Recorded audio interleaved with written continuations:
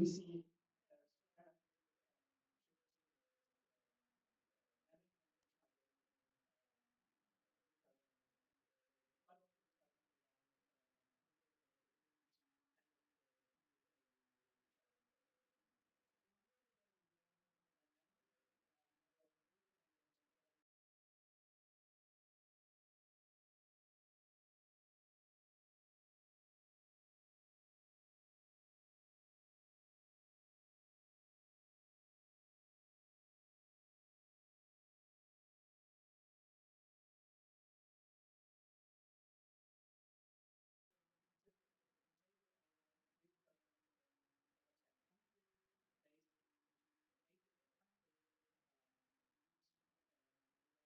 in Kiel in Germany, partnering with ECDPM in Maastricht and Brussels, the University Institute in Italy, University of Luxembourg, Middlesex University, Alizé University in Nigeria, Amat in Nairobi, Kenya, and Mohammed VI Polytechnic University in Morocco.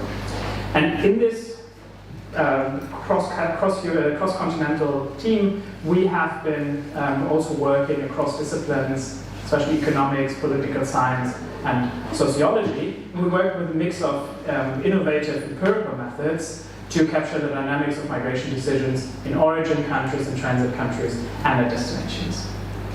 We designed DYNAMIG specifically to generate research relevant to policy.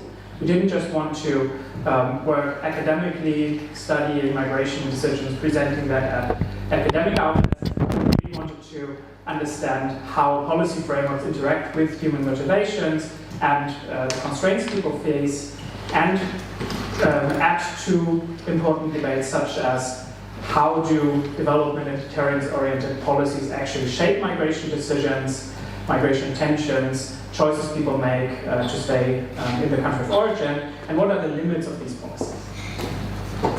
Yes, and today we'll share our findings from the project and also their relevance for policies, and we hope we have a good discussion on that. We'll talk about new evidence on how migration decisions take shape long before their journey, 2 insights on where policy assumptions diverge from people's lived realities. We'll also explore how individuals navigate migration possibilities through information networks, digital tools, intermediaries.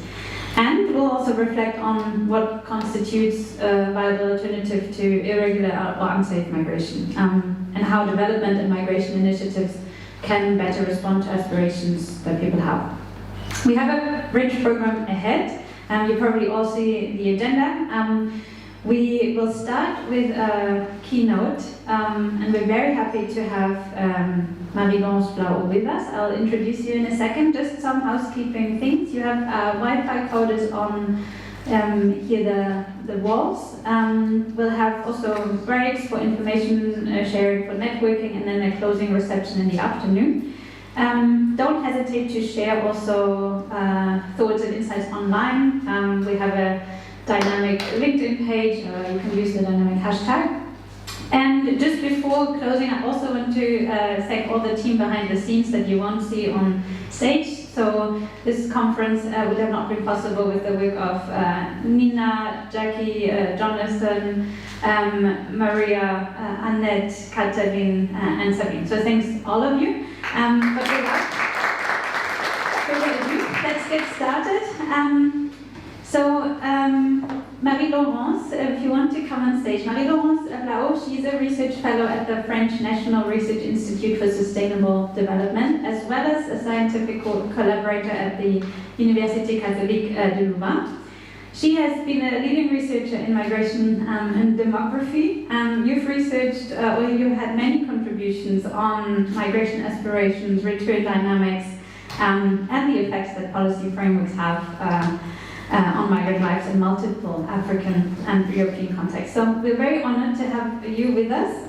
Without further ado, I'm looking forward to your keynote. Thank you very much, Hannah. Thank you, yes. And thank you very much for this invitation to this dynamic policy and research conference today, and for giving me the opportunity to give this opening keynote. So I have been invited to reflect on how people make make migration decisions, and how the decisions are sometimes or often misunderstood or misrepresented in the policy debates, which is, I think, particularly the case in the context of African migration today. So my presentation is subtitled Deciding to Move, Deciding to Return, Rethinking African Migration Beyond the Policy Lens. So I was asked to reflect on 3 questions based on my own research and my own experience. The questions are: how can we understand how people make migration decisions? What is the gap between academic insights and policy narratives on policy drivers? And how can governance better reflect migrants' lived realities? So actually, I would be very interested in knowing what policymakers would respond to these questions. But I am not a policymaker, I am a demographer, using quantitative and qualitative approaches to better understand the realities of African migration. So in this presentation, I will give some insights from my perspective and from my own experience. So here I would like to present very briefly my research on African migration. So in the past 15 years, I have been studying different topics. It was from migration trends and drivers, return migration, the effects of migration policies, migration aspirations, family strategies, all in a life course perspective and using qualitative data. So I did quite a lot of fieldwork in different countries, including in Africa. And my research is also based on quantitative surveys. So I worked in I participated in different international research projects, like the MAFE project, Migration Between Africa and Europe, that I am going to talk a bit more. I will present some results from this project later. And so this project, MAFE, carried out surveys in both in Africa and in Europe, so in 3 origin countries in Africa and in 6 destination countries in Europe, among Senegalese, Congolese, and Ghanaian migrants, non-migrants, and return migrants. I also participated in the DYNAMIG project on the determinant of international migration, with a focus on the role of the state and the effect of migration policies. I also worked on the family strategies of migrants in Africa, on the implementation of migration policies in Morocco, and more recently on the Romri project, which is a project that consisted in the realization of a face-to-face survey in Belgium among more than 900 people from sub-Saharan African countries. And the survey was finished just a bit less than 1 year ago, and the results are just available now, well, from last week. So, I will focus on the understanding of migration decisions and drivers. So, I will make a distinction between how they are framed in the policy discourse and what does academic research show. And I will focus first on departures and then on returns. So first on departures. So I'm going to talk about migration from sub-Saharan Africa to Europe. So what seems to be believed by policymakers is that irregular migration is significant.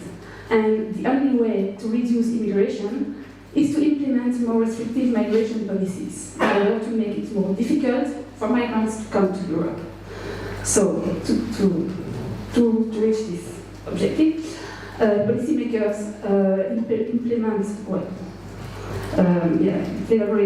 implement stricter entry rules to migrate legally, like more visa requirements, tougher conditions in terms of income, housing, job, to get a visa to go to Europe.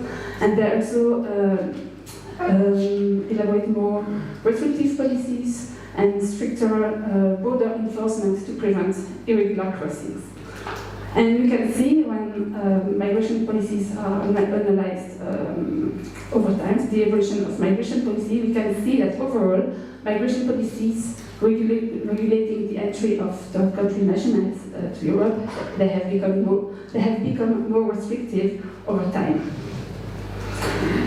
And here is, so can ask, so why do really people migrate from Africa to Europe, and how do they do so?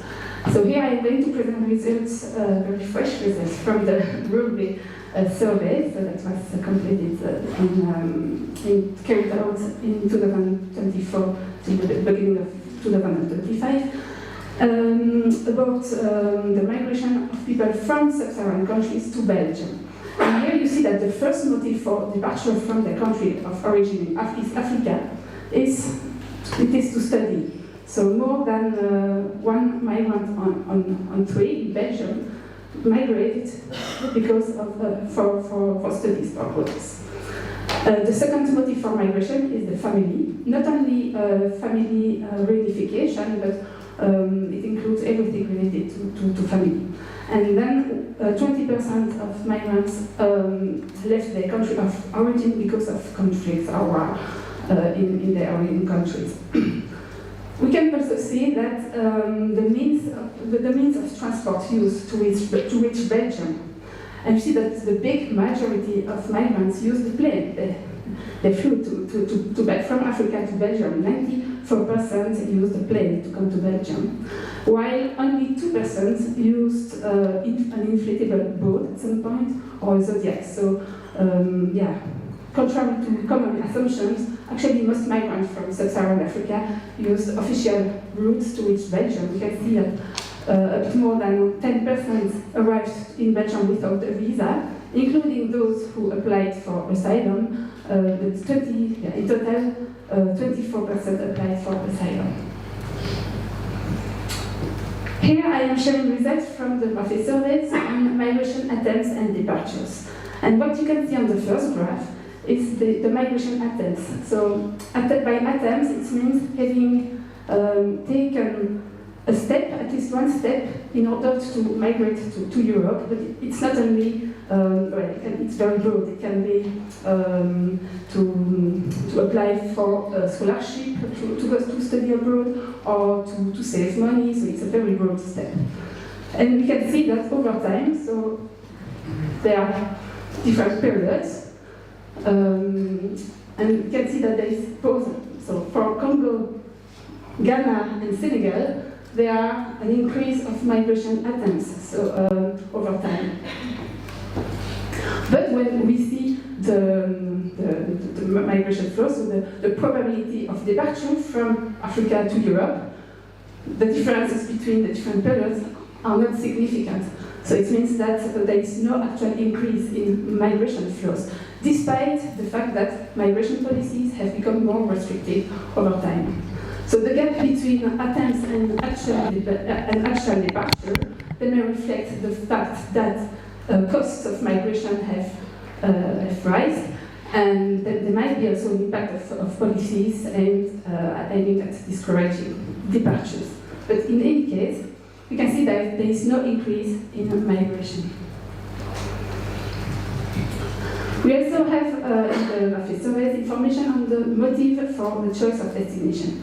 So we know that there is a reorientation of migration flows from old to destination countries. So all destinations are, for example, for Belgium, for Congolese migrants, the old destination is Belgium, the country that colonized it.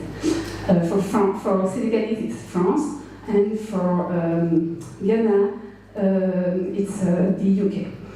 But Congolese migrants not only go to Belgium, they also go to other countries, including the UK, where the Murphy surveys also took place. For Senegal, the new destinations are Italy and Spain, for example, and for Ghana, it's the Netherlands.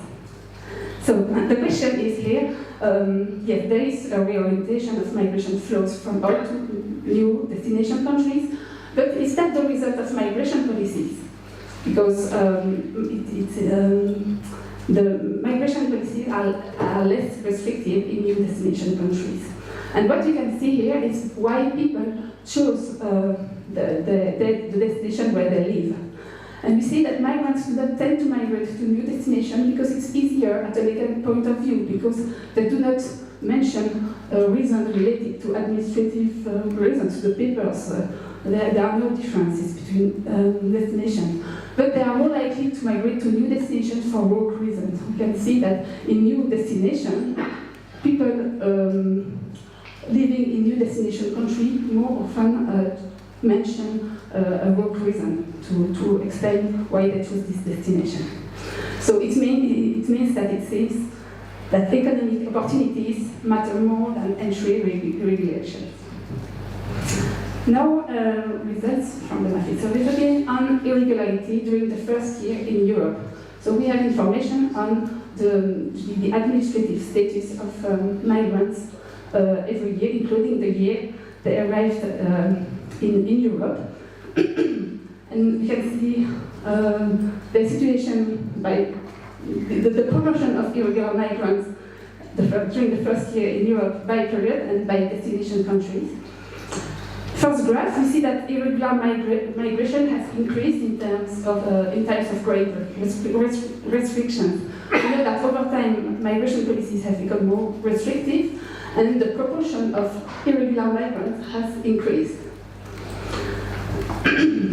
And there are more irregular migrants during the first year in Europe among migrants arrived in new destination countries. You can see that in new destination countries, so in the UK compared to Belgium for Congolese migrants, there are more irregular migrants in new destination countries. The same for Ghanaians in the Netherlands compared to the UK, and same for irregular migrants from Senegal, in Spain, in Italy. They are much more often living in irregularity the first year of their arrival in Europe compared to those who arrived in France. So we can see that the proportion of irregular migrants varies by origin and destination countries, and that even the same policy context can lead to different levels of irregularity. So that's the case of Congolese migrants and Ghanaian migrants. They were both surveyed in the UK, but the level of the proportion of irregularity for the same country is very different by according to the country of origin. Now I am going to talk about returns. So talking about people return of sub-Saharan migrants from Europe, those who lived in Europe, to Africa. What does seem to be believed by policymakers? It seems to be believed that migrants travel one way and intend to settle permanently in the European countries. Often, it seems that policymakers think that migrants do not return, except if they are forced or encouraged to do so. And when analyzing migration policies, we can see that there is an increase of readmission agreements and programs of assisted voluntary return and reintegration over time, so to encourage and force migrants to return, especially irregular migrants or asylum seekers. And here, a very new result from the Rumbe survey on the intentions to stay, to return, and to migrate. So we asked people whether they intended to or not to stay in Belgium, to return, or to migrate elsewhere. And here is the proportion of people saying that they are very sure about their intention. And we can see that so half of migrants coming from sub-Saharan Africa living in Belgium in 2024, half of them have the firm intention to stay forever in Belgium.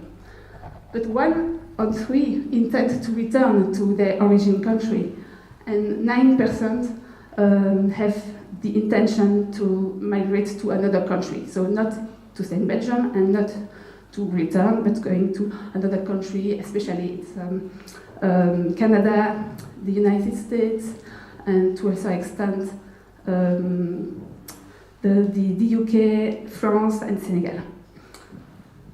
So it means that return is still a project for many migrants. In the Murphy survey, we had a question that was asked to people who had returned, why they had returned. And we can see that there are differences between Congolese and Senegalese returned migrants. While Congolese returned migrants mentioned that most of the time, well, a bit less than the half of them mentioned work-related reasons, it's much less the case for Senegalese. For Senegalese, it's the family reasons that are the most often provided. And here I would like to share 3 life histories. The first one is the one of Gloria. Gloria is from DR Congo. She left the country when because she was deeply disappointed. She had completed her studies, she faced economic hardship and political instability, no job opportunities, and so she decided to leave because she had no hope for a future there. And her brother at that time lived in France, and he encouraged her to join him. She applied for a visa, but it was rejected, so she decided to use an informal route through Morocco, and then she went to Cameroon, but at some point she was advised to go via Angola and Portugal to reduce risks. And she spent 2 years waiting in Angola before arriving in Portugal, and she says about her journey that it was very difficult. She says, both physically and emotionally, she struggled a lot, and she says, I really wouldn't want to go through all of that again. In France, she met the father of her child, who was also undocumented, and she says that about the fact of being undocumented, that's a nightmare. We are in a process of trying to regularize our status, but we have no idea how it will turn out. We have been waiting for years, it's stressful, the future is uncertain, and we are stuck. We can't leave France. My mother is ill, but I can't go to see her. And she concludes that her priority is to fight for her son, but she doesn't want to go back to Congo because there is no future and nothing works there. The second history is the one of Abdoulaye. Abdoulaye is from Senegal. He has been in France for almost 2 years. He has 2 children, a wife, but he doesn't want his family to live in France because he thinks that it's better for his children to grow up with Senegalese values. So he's an artist, but in Senegal he couldn't make a living from it. So he used to work in street to support his family, but he didn't earn enough. So he decided to try migrating to Europe to earn something and start a business back in Senegal. He says that his dream is to open a concert hall in Dakar, and he says that he loves Senegal. And from the beginning, his idea was really clear. It was migrating in order to return better.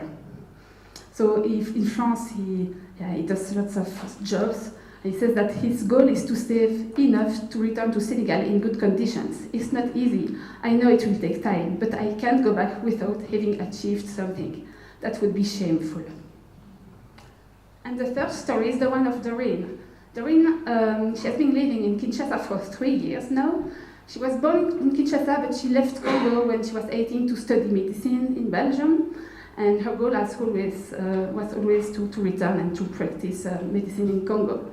So after 7 years, she became a doctor, then she specialized in cardiology. She met her husband, a Congolese doctor too, and together they developed a long-term plan to return and to open a private clinic in Kinshasa.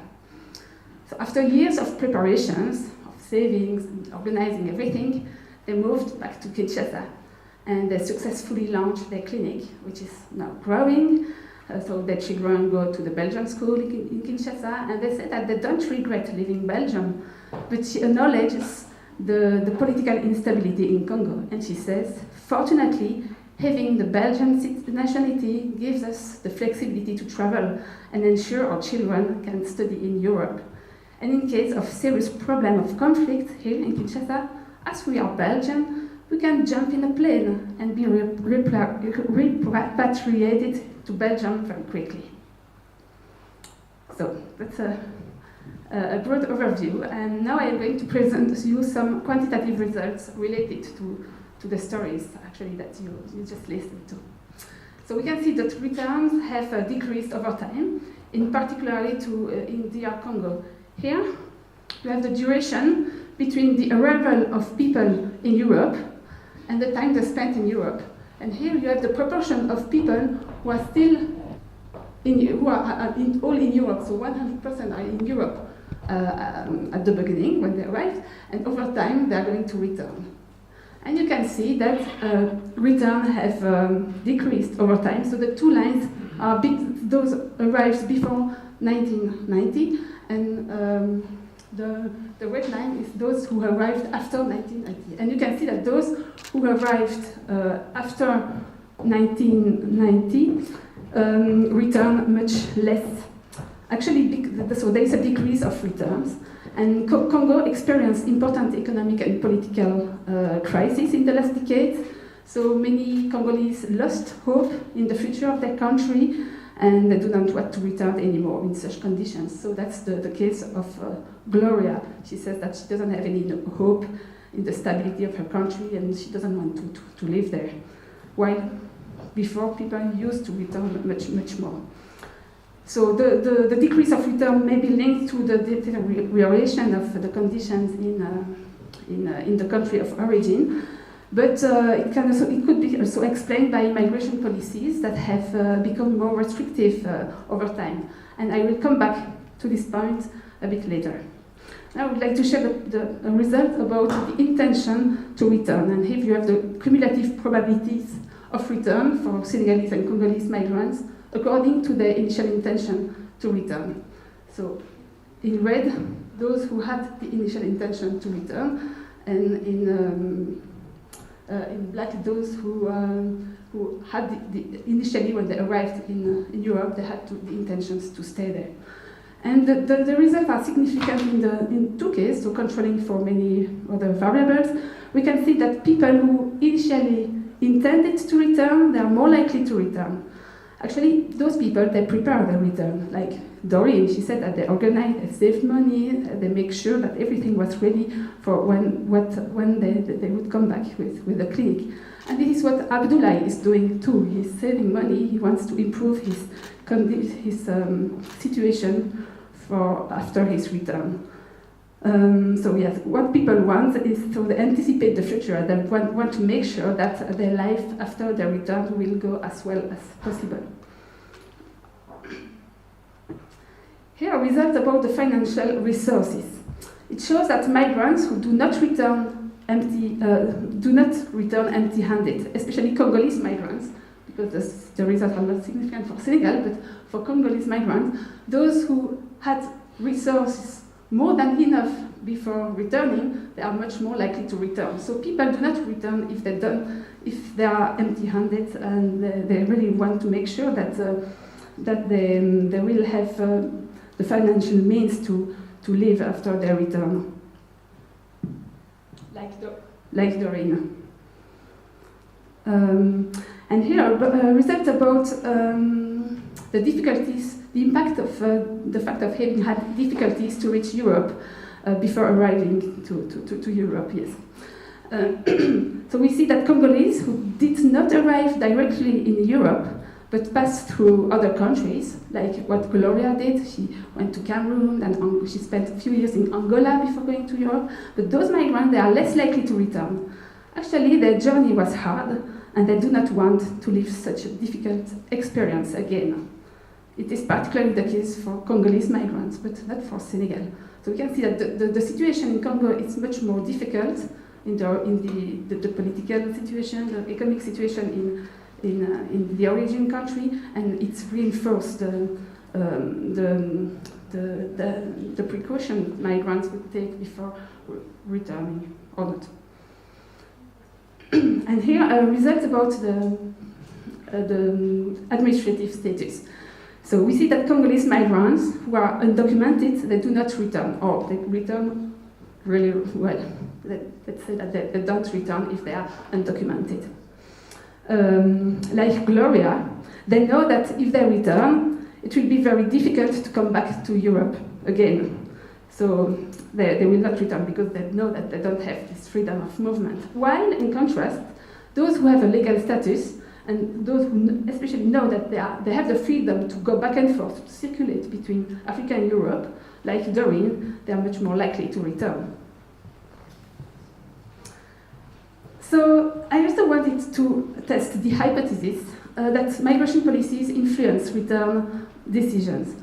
And for that, I used the DYNAMIG policy data on the evolution of migration policies in several European countries. So those policy data they allow me to quantify how restrictive immigration policies have become over time. So actually, for example, if you have a policy is considered more restrictive when it, for example, introduces a visa requirement, but another policy is considered as less restrictive when it removes conditions to obtain conditions for obtaining a visa. That's something that states might do to attract foreign labor, for example. So I merged those policy data with the survey data on individuals from Mafé, Senegal. And so I merged those data based on the country, on the year, and on the migrant's administrative status. So I don't have the time to go in depth with the methodology, but I can tell you that the results of the quantitative analysis are very clear. That the more restrictive the policies regulating entry into European country, the lower the probability of returns. So in other words, the harder it is to migrate to Europe, and the less likely migrants are to return. So actually, European policymakers try to build a wall to prevent arrivals from Africa, but by doing so, they prevent migrants who are already there to return, which is quite paradoxal. So in conclusion, I would like to go back to the 3 questions I was asked. First, how can we understand how people make migration decisions? So I think that you can say that people make the migration decisions by taking into account their own aspiration, their intention, what they want for them, for themselves, for their family. But at the same time, they also take into account the various constraints and opportunities as well that they have at the family level, meso level, but also at the macro level, in the country of origins and in the country of destination. So I would say that migrants anticipate the future and they make decisions accordingly. So that migrants, they are not passive recipients of migration policies. And this is maybe something that policymakers sometimes forget, do not really consider. So how are migration decisions affected by growing migration restrictions? As I showed you, despite the growing restrictive migration policies that are decided and implemented, there is no decrease of departures from Africa to Europe. But we can see that there are more steps to migration, more irregular migration, especially in new destination countries, and less returns. So I don't think we can say that there is a complete failure of migration policies, no, but there is some evidence that other factors are more important, like the economic situation in the destination country, the work opportunities, the context at origin. You saw the difference between Senegal and Congo. You can see that the context in Congo is much more difficult and it affects the determinants as well. And as I showed you, there is an heterogeneity of African migration. Second, what is the gap between academic insights and policy narratives on migration drivers? So I would say there are 3 types of gaps, but I probably, well, there must be other things, and I think the discussion and the conference today will help maybe to bring some response to this question. First, I would say that there is a gap regarding how migration is considered. My feeling is that for policymakers, they most of the time see migration as a problem, while researchers more often consider migration as a normal social process. There's a gap regarding the perspective that is adopted regarding migration decision. Policymakers tend to focus on short-term solutions because there's a problem, we have to find a solution. They look at the national interest, and too often they seem to ignore the broader regional or historical context, while researchers have more time to go in depth, to they analyze migration across extended time periods and in different countries, so they have a broader horizons. And finally, an epistemic gap seems going to me, but let's discuss it later. That policy is often driven by public opinion and political agenda, and so policymakers seems to focus more on the emotion, on assumptions, and not on the realities, while research is driven by the need to better know the realities, the need of evidence, based on the analysis of empirical data to better understand the realities of migration. So the problem, according to me and other researchers, is that governments persist with policies that are ineffective and even counterproductive sometimes, as I showed you about return. And in 2020, 60 researchers wrote a letter to the president of the European Commission. I don't know if you know that, but they highlighted the contradiction that they have funds from the EU, so the EU funds with public money, research projects that aim to improve migration governance and that aim to enhance the protection of refugees and to improve migration governance in a broader way. But at the same time, the EU and European states, they seem to completely disregard the results of the research findings, and they don't really take them into account when drafting crucial new policies. So how can governance better reflect migrants' lived realities? That's the beginning of a reflection. I think it's important to continue to develop a real dialogue between researchers and policymakers that really have an impact on the making of policies. Because sometimes we discuss with people working in the policy, but they are not those who really take the decision. So how can we reach the real policymakers? There is a need to develop more collaborative research policy initiatives. Keeping in mind that the role of researchers is to inform on the realities, and the role of policymakers is to take the realities into account when designing and migration policies.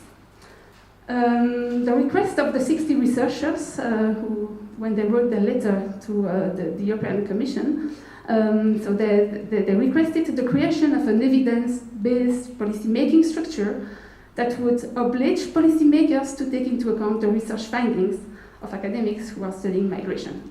I don't know what the response of the European Commission was. I even don't know whether they responded or not.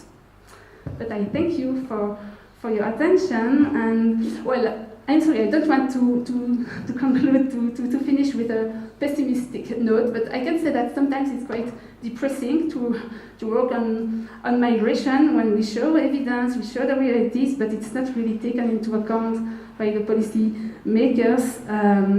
But well, let's try to be optimistic. Today is a research and policy conference, so maybe things will change. Thank you.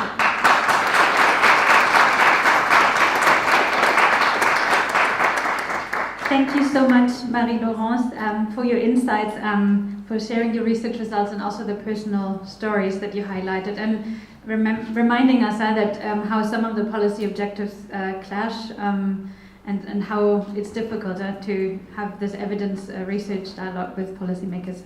But now we move from this data and insights to the diplomatic and political level. So I'm handing over to my colleague Virginia Mucci. She is the head of outreach and impact at ECDPM. Welcome, Virginia. Thank you, everyone, and please have my two guests joining me on stage.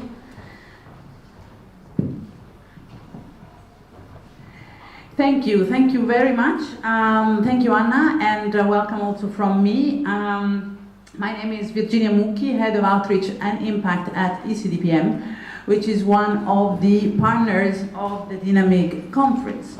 What we are starting now is what is called, and everybody here in the bubble knows, a fireside chat, which is a conversation rather than a proper panel that is meant to be slightly more political than what we've just heard and what we probably will hear for the rest of the day. The reason being that at the heart of the research that DYNAMIG has been conducting is the idea that policies and people's choices are and should be deeply connected. And as what we heard, probably they're not taken into account as much as they should. One of the key messages, we've heard it from Marie-Laurence, and again, I think we'll hear it all the day, is that policymakers need to consider the motivation and the push factors that drive people to migrate when they are making migration-related policies. However, what we've seen is that there are other people that are influencing policymakers and are not necessarily the migrants, but are the voters. And migration has been for a long time already, and probably will continue to be a very politicized and very divisive issue, both within the EU and member states, but obviously also between the EU and partnering and neighboring countries. To discuss these ramifications and political ramifications, I am delighted to have here with me His Excellency Ahmed Reda Chami, Ambassador of Morocco to the EU and NATO, and Francisco Gazzello Mesquiris, I hope I pronounce it properly, Director for North Africa of the New Ish MENA DG, Middle East, North Africa and the Gulf at the European Commission. Thank you both for being here with me. What we will look is in the frame of the Europe-Africa and Europe-North Africa relations, we'll look at the broader political context in which migration policies are made. And this will hopefully also help to see how the research that the DYNAMIG team has done will fit into the whole thing. Let's start maybe with you, Ambassador Chami, a bit looking at the state of the relationship. As we heard and as we know, migration is very politically sensitive and a strategically important issue in the EU-Africa relation. How has it influenced the way that Morocco and the EU engage with one another? Yes, I think. Well, thank you very much for the invitation. Hello, everyone. Well, it's obvious that migration is high on the agenda of the EU. Maybe I can say that's maybe the top one, item in the EU, because it's creating so much noise, and politicians use the migration as one of the key topics when they're running for elections in every single country, and not just in the EU. Outside the EU it's also true outside the EU. Not maybe in Africa, but in other countries. Maybe because Africa is one of the continents that will have a migration out, that is bigger than other areas of the world. But it's important also to put some numbers really on this issue so we can understand what we're talking about. If you consider, for example, inside the EU, what is the total population that is born outside the EU, it's 6% of the population, almost 6-7% of the population. If you go to Australia, we're talking about 31%. If you go to Switzerland, we're talking about 31%, 30%. Iceland is really also a big number. So at the end of the day, you might say, well, it's not that much finally, or maybe the 6% is very high, depending on how you look at it and where you stand. But it's important to compare what's happening in other parts of the world. The other thing that I believe is important for you to understand, and let me break the news to you, Africans don't want to come to Europe. In fact, 85% of the migration is intracontinental. Mm-hmm. True that 15% go outside Europe, but they go outside Europe because they don't find a decent life, decent job. There are still some wars happening in the region. So if we fix those issues, people will prefer to stay home. And another evidence of this is, for example, in Morocco, we are seeing a lot of Moroccans that had successful careers in different parts of the world that are coming back today to Morocco because there are more opportunities for them. So this is something that is worth mentioning. Another topic that I would love to make is that things that are shaping the relationship between the EU and Morocco, because here I talked about in general. Well, people were crossing Morocco to come to Europe, then now they are staying in Morocco. So we have become a country of destination. And now we have our own strategy for migration, even asylum, since 2014. But why is there this idea instead in Europe that still numbers are effectively going down, but there's still this idea that numbers are huge? Well, as you said, the numbers are really going down.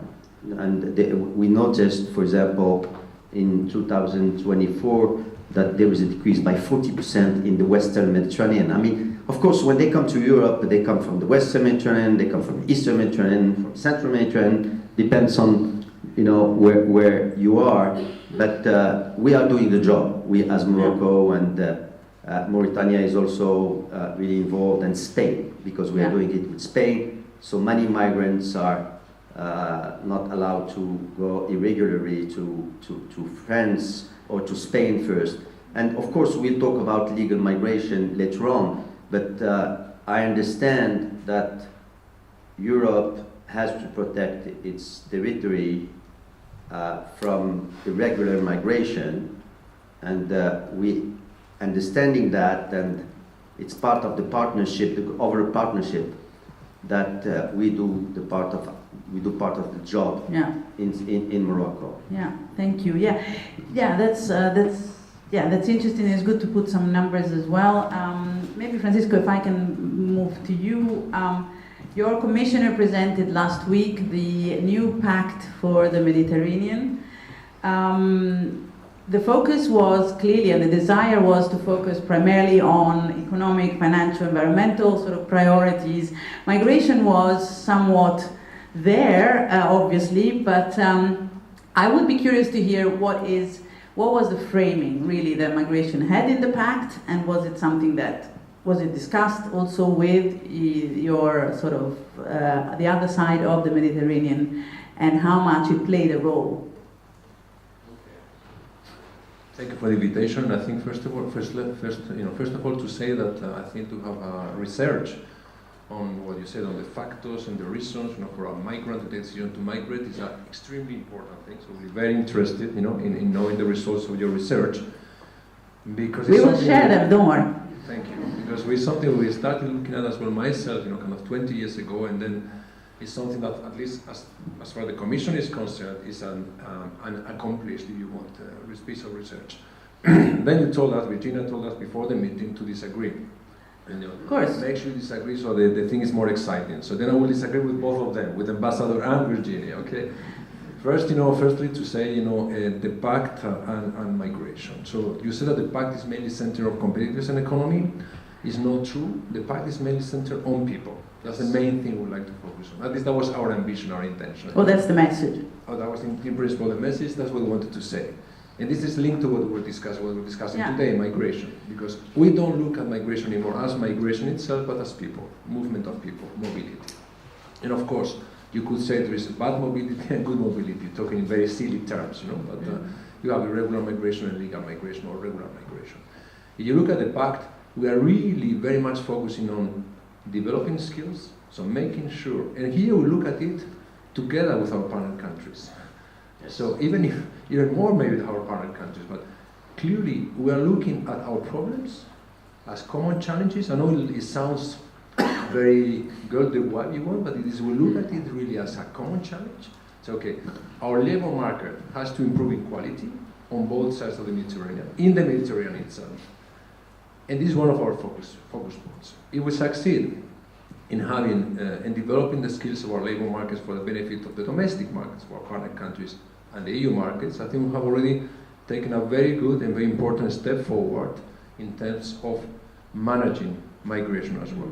Because of course, as part, when you have a very well-trained labor market, and you have labor market needs which are evident on the EU side and on our partner countries' side, then of course these people can address the shortcomings of the labor markets, but can also be natural subjects for mobility, because they already, let's say, have the skills, have also probably been trained by common projects, vocational training projects, which are jointly conceived and managed by the EU member states and by our partner country authorities with the support of the private sector. This means as well that we need to link investments to development of skills, and then when these people have been trained on these skills, which are good for, in this case, Morocco and the EU labor market, they are natural subjects, to mobility. Then of course you have to address a number of issues, such as the visa issues, as well the circular mobility and many other things, but I think this is a little bit the focus of the path. And then when I saw that the ambassador was coming here, for this meeting, I also was a bit surprised, saying, okay, why are we talking about migration? I was thinking. I was surprised too. I'm still surprised. Because it's a migration conference. Of course, yeah. But then, of course, because our cooperation with Morocco, our partnership with Morocco is much larger than migration. Absolutely. Of course. For example, I would find it obvious not to discuss about energy, about digital world, about academia and things like that, and not so much about migration. Because indeed for us, and just I finished with this, migration is really very much streamlined in the way we want to work with our partner countries. But in a sense, you're doing what the European Commission is meant to do, which is sort of depoliticize the topic, right? And trying to look at how and concrete steps. But effectively, you can't deny that migration has been a big source of friction between the EU and partner countries and neighboring countries on many grounds and for many years. Is there a way of looking at this, and is the pact the solution, but then is it kind of enough to find a way to have a kind of cooperation that looks at migration really like a driver for shared prosperity, like we all hope it could be, rather than a constant source of friction? Because this, frankly, at political level, it still is. Maybe I can just add one thing to clarify the topic about the migration that is being handled by the EU and Morocco. There is one thing that you didn't mention, that, and in fact it's there, it's obvious. It's the bilateral relationship. Yeah. So when you come at the EU level, well, we're talking about so many different things that are much more positive than just talking about migration. That's why when he talks about energy, it excites me, because we can do so many things on energy. When you talk about talents, about AI tomorrow, about so many decarbonation, these are the topics that are the topics for the future, that are positive for your populations and ours. And the pact is one of the tools, not just the only tool, where we can explore all those issues. But for the migration, it's there, because EU has also this concern about what to do on an EU level, especially because the different countries want, for example, solidarity when migration happens in Italy, and then the other EU members have also to take in part of the burden, if I can say that. But if you look at the country, for example, in Morocco, we have very strong, partnerships with different countries in the EU, and I talked about Spain. But then we have, for example, the tool for the return of illegal migrants. So, and this maybe we don't have it at the EU level because we already have it at the bilateral level. Yeah. So just you can get that one. Okay. So now we can move to the second question. Which was basically how to make sure that migration doesn't always become or is a source of friction. Let me again. I like numbers. I am an engineer, by construction. So, and talking about numbers, of course, makes sense. Migration, first of all, will increase in the future. There are some very respectable institutions, for example, that are saying that by 2050, 216 million of Africans will be climate migrants. Doesn't mean that they will come here. No, of course. As I said, 85% already go to. But Definitely. climate change is impacting, migration inside Africa. Then let's project ourselves in the future, and it's all about demographics, and demographics will answer, the point that you made. How can we look at it? I mean, if you take 2100, well, of course I won't be here, but it's just like question of really looking forward. The numbers that are given by the World Bank are saying that Europe will be around 300 million people. Some countries like Italy, like Spain, will halve the population.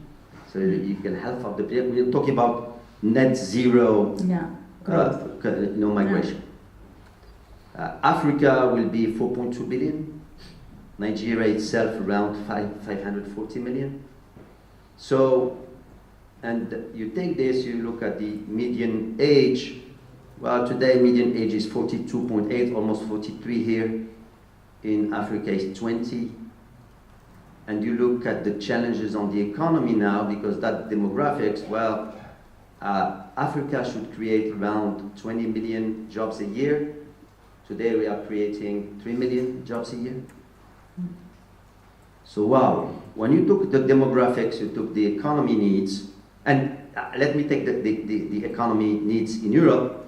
Who is going to pay the pensions? Yeah. Who is going to develop the industries, the services, and so on? So it's obvious that there must be a match somewhere. So for you, it's inevitable. Inevitable that Africa and Europe will cooperate in a very positive manner on the migration. The migration now becomes an opportunity. It's not, just a challenge. But how do you convince European politicians that this is the case? Yes, this is the challenge as well for Europe now. I think because the numbers that the ambassador is mentioning are absolutely clear, and it's obvious that the demographics with net zero migration are the ones that the ambassador has just exposed. And I think it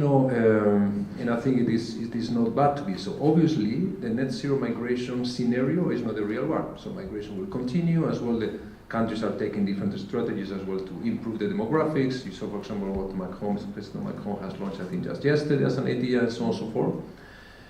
And there are also other trends. For example, I think there is, the Comité d'Action pour la Méditerranée, which actually is making as well a research on how services delivery and provision could actually be done in third countries. In this case, for example, Morocco, just to say an example. Health services, for example, could be provided in Morocco, as for example is the case for, many North Europeans, for example in Spain, Portugal, and other countries. Yeah. So you could also have this situation where the economic needs, or some of the services needs of the Europeans and European Union markets might be provided directly from the countries as well of our partner countries. It means that there are different trends and different economic dimensions that can of course influence these demographic scenarios, but nevertheless the demographics are there. And the issue in Europe indeed is how illegal migration, irregular migration is dealt with, and how this is politically addressed as well. And I think we can all see that sometimes that is not entirely rational what is going on there. Sometimes. Exactly.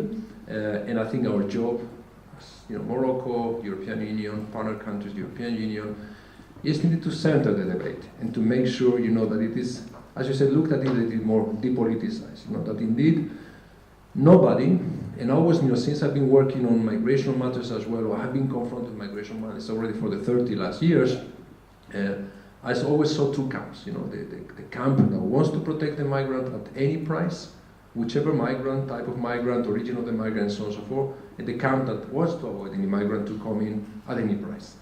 And I think none of these perspectives is right. Nobody can be happy about someone migrating regularly to the EU. Neither those who want to protect it, because it's not a good way of protecting someone who comes irregularly. I can tell you, I've had witnesses many cases. And of course, there are people who, even if arrive to Europe successfully, from their perspective, they are in all cases, in all cases, traumatized. Yeah. A little bit or a lot, but traumatized. But how do we convince politicians for the third way? This is to be on a third camp, which is the middle camp. Which I mean, that doesn't seem to be very popular these days. Yeah, but I think we need to be firm and clear about that. It happens. Yeah, where? Well, I mean, take Italy for example. Before Madame Meloni came, I mean, it was obvious that migration was such a bad thing. When she came, I think she legalized more migrants than any previous government. Yeah, but so the rhetoric is still very anti, though, no? So the point is, Madame Merkel, when she was in charge, really, she brought 1.3 million, I think, Syrians, if I remember correctly. It created a lot of problems. And maybe the biggest challenge you guys will have is the cultural adaptation. Yeah. That's really the main integration challenge that you will have. Integration. Well, integration, adaptation. You have to also to adapt to it. Yeah. Okay, it's just not that they have to integrate. Yeah. So that's really the main challenge that will be there. Because which is less. Which is, for example, in Morocco, we do have some problems with the. I told you that we have legalized 50,000 migrants that wanted to stay in Morocco because they found it, I would say, interesting for them to stay. They had a job. We opened to them schools, health centers, the health system. But at the end of the day, you still have sometimes some frictions with Moroccans who are Africans. And that's why when you think about those people coming, you better have great, planning to not to have these people live in just all together in one certain point, in one location. So you have to make sure that you take that into account so they can really integrate and they adapt to you and you adapt to them. Yeah, but if I may say, sorry, on Italy, it's true that that the government has increased the number of legal migrants, but the narrative and the message out there is still incredibly against migration and against irregular migration and kind of with the boats and all the scenes that we've seen on the Mediterranean constantly. So she has been doing it a bit below the radar. Which is the only way to do it, it seems to be, because otherwise, so it means that people, and this is where at the end of the day, what we're talking about is this balance between people that want to have a better future, and especially young people that want to move and want to work elsewhere, but also people that are asking their government to say, okay, you need to keep control here because we feel out of control. And so there is a clash there, and the point is, how are we actually gonna find the right balance? And this is not by rhetoric that we're going to address this issue, and this is linking to what you said, is we need to develop the third message, which exists, which maybe sometimes is done under the radar screen, but should be really over the radar screen. So we have to be very clear and firm about the possibility of doing both things, really addressing regular migration and investing much more and much more intelligently in other things, like, for example, integration, legal migration, and opportunity. And again, this is, for example, central to the pact. You look at the pact, it's precisely what we're trying to convey as a message. And there is a chapter in the pact about hard migration, border management, and so on and so forth. Of course, it takes as well its place, because it needs to take its place. But I think we need to be very clear. We're not clear enough and firm enough, if you want, about this third message that I'm talking about. I sounded a bit like Tony Blair 30 years ago, but this third message that we need to talk about.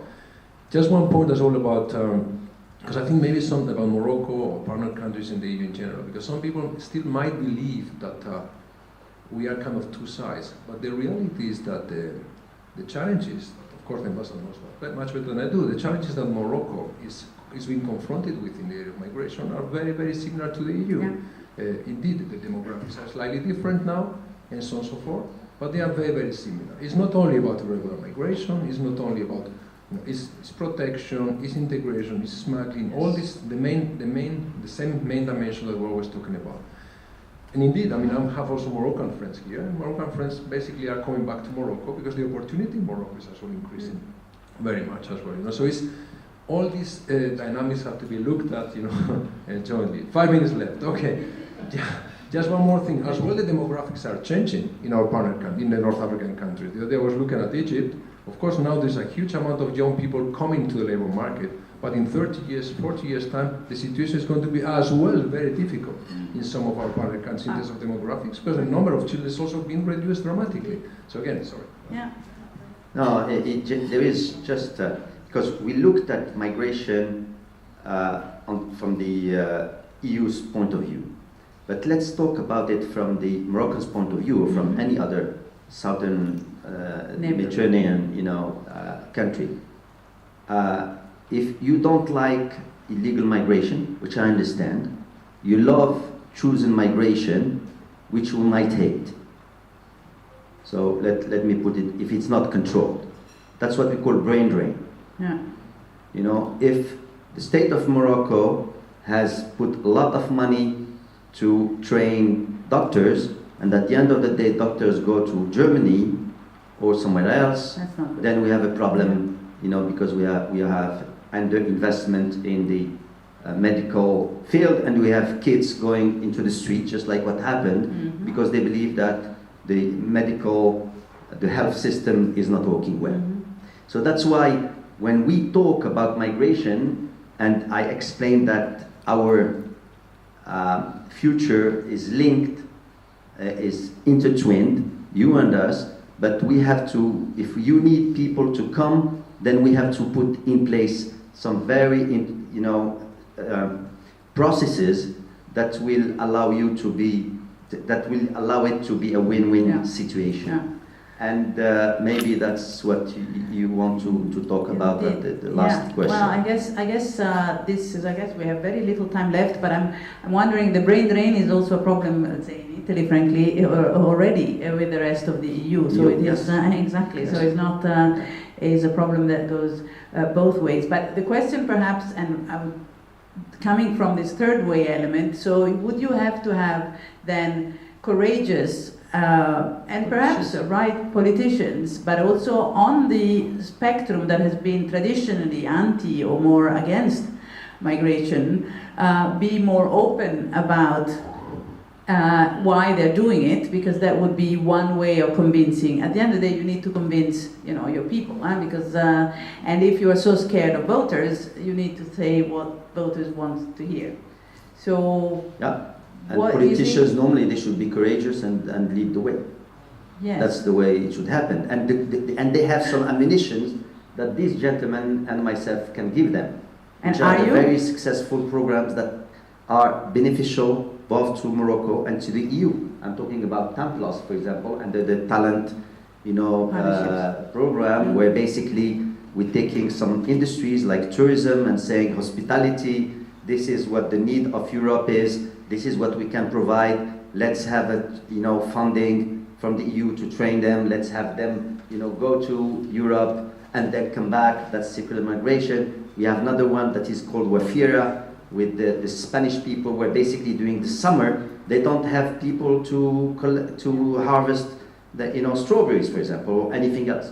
So we are scaling up. It worked really nicely. 250 women before coming from rural area. Now we are going to 3,000 people. So they are, very good examples, very successful stories that can be taken as a model. And should be probably communicated a bit more broadly. Absolutely. Would you want the last... Just very quickly, it does not only belong to politicians, it belongs to all of us.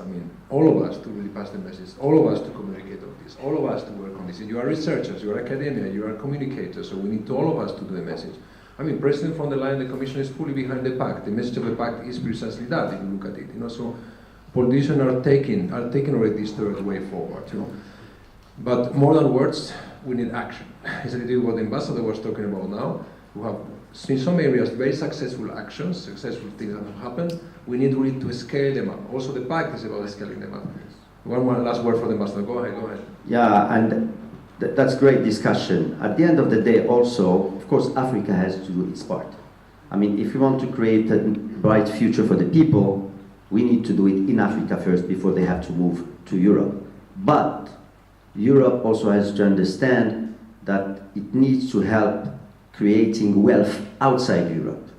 If you don't want all these people to come to Europe, then you need to have a strong southern part of the Mediterranean where there is wealth created, and that can be also something that where EU can help.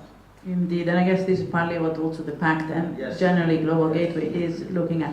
I think we have no more time, so I want to thank my my panelists here, and hope you have an interesting. Thank you so much.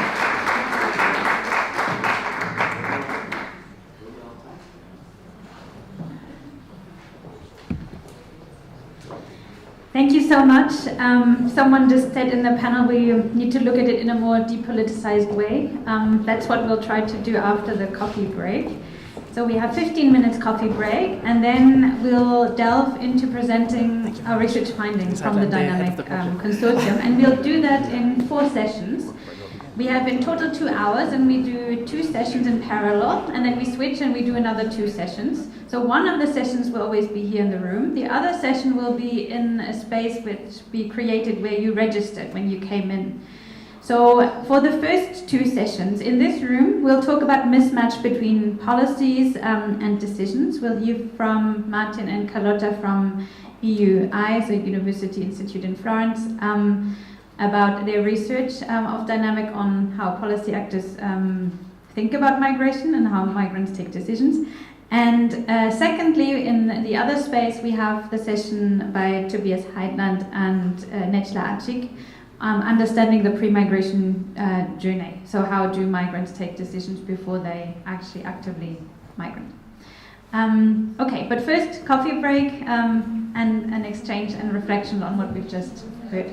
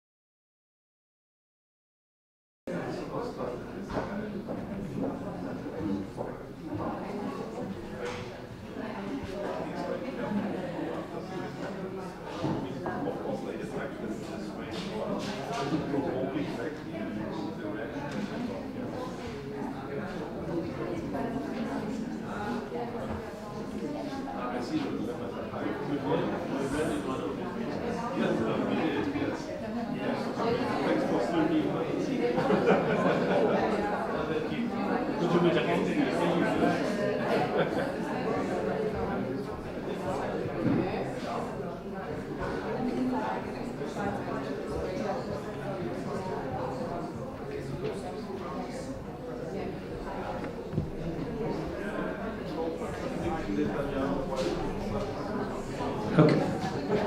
Okay, you're welcome to this session. I think we'll have to start, given that we're under some time constraints. So, thanks for joining us.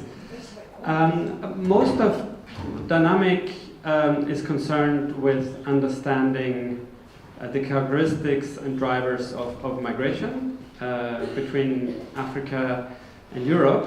But what our work has been doing is look at how policy actors and policy-making processes consider the driver of migration. So rather than just saying what actually drives migration, is what do policy actors think about the drivers of migration, and to what extent do policy documents consider the drivers of migration. And this matters, obviously, because the people who make policies have ideas about cause and effect in the migration field. And what we want to look at is how these ideas and how these cause-effect ideas vary across different types of actors and what that might mean for policy making. So this is joint work with my colleague Dr. Carlotta Minella and also Siegfried Mannschein, who is not here today, and also many other members of the DYNAMIG consortium. So we'll speak for maybe 15-20 minutes, and then we'll have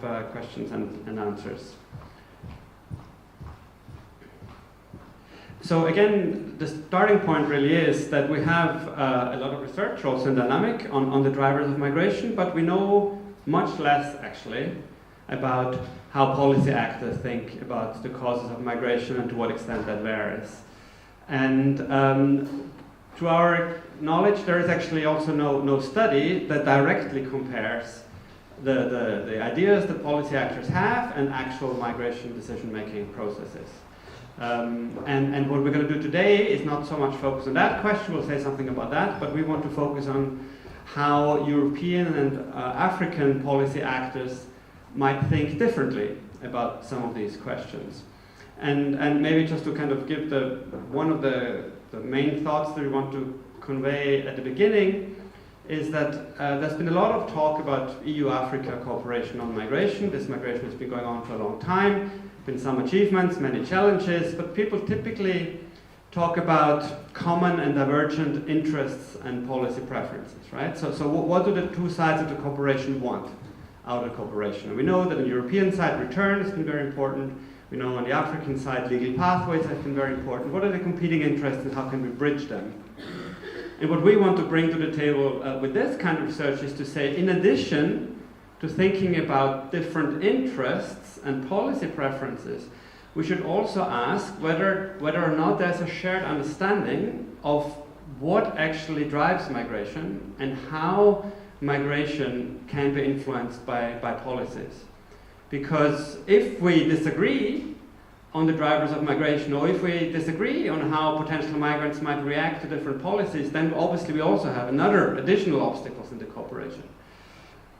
So the first kind of study that we want to present briefly is a work that looks at the assumptions that policy actors have about what drives migration and how that varies across European and African policy actors. And the second strand of the research looks at policy documents, African policy documents, European policy documents related to migration between Africa and Europe, and we try to explore what kind of ideas are present in those policy documents, and again, is the variation across Europe and Africa.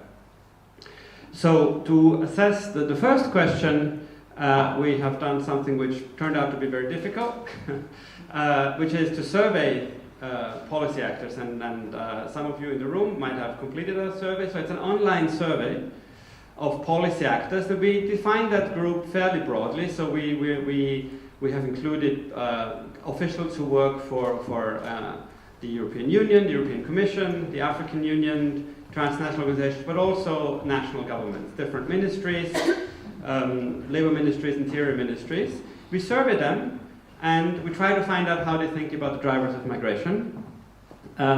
There's a second piece of research in progress where we also survey citizens in 4 African countries about their migration evaluations and intentions. I'm going to talk about that later. And we do text analysis, large-scale analysis of policy documents in Europe and Africa, again, to see how these differ in their understandings.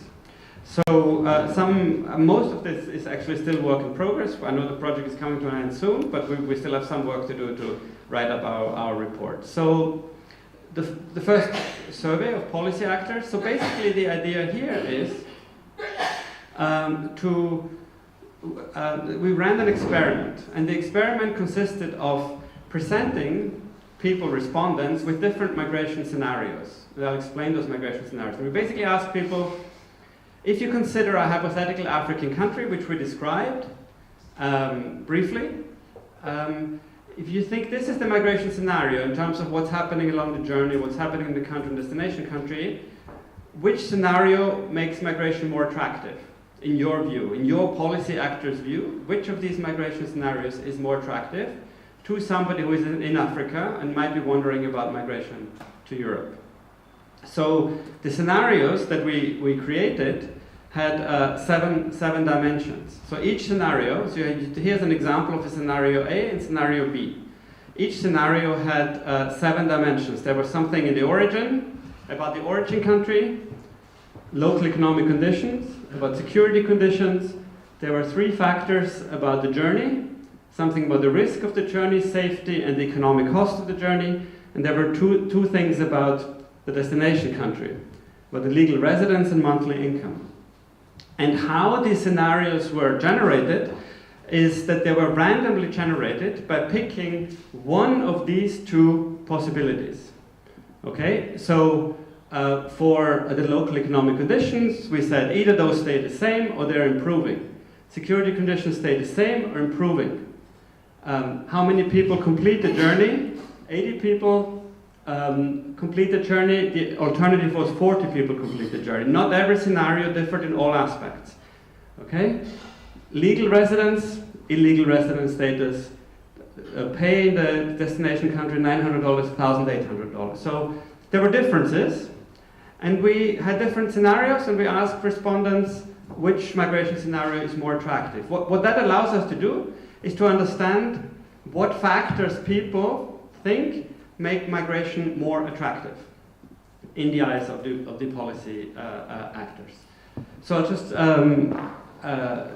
so we had over 300 respondents, but we had 272 specifically from Europe, and 182 from Europe and 90 from Africa. So I'll show you some preliminary results. So I'm not going to go into the details, but I'll just explain again. What you see here is the different dimensions of the migration scenarios.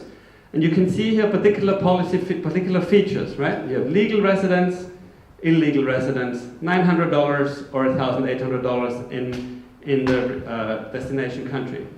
And what you see here are estimates of how the presence of these features affects the perceived attractiveness. So everything that's to the right of this 50% line are things that policy actors think that this increases the attractiveness of migration, of the migration scenario. This increases migration. And these things here, this decreases. This makes things less attractive on the left, right? And so many of the results are, I think, as you would expect, but there are some interesting factors as well. So if we start at the bottom, maybe this is most. So as we might expect, if the expected pay in the destination country is $1,800, this is a lot more attractive than a lower pay. So higher pay is something that makes migration more attractive than lower pay. Legal residence status makes migration much more attractive than lower residence status. So when I say makes migration more attractive, it's always in the eyes of the policy actors, right? This is the ideas that people have in their heads. Now, if we go to the top, and maybe these are more surprising findings, that in the ideas of our policy respondents, the origin factors do not matter. Okay, make no difference to the attractiveness of migration. So whether or not conditions stay the same, economic conditions or security conditions, does not affect perceived attractiveness of migration in the eyes of the policy actors. We can have a discussion about that, why that might be. And the journey factors are maybe all again as expected. So journeys that are more expensive, 10,000, are less attractive than journeys that are cheaper.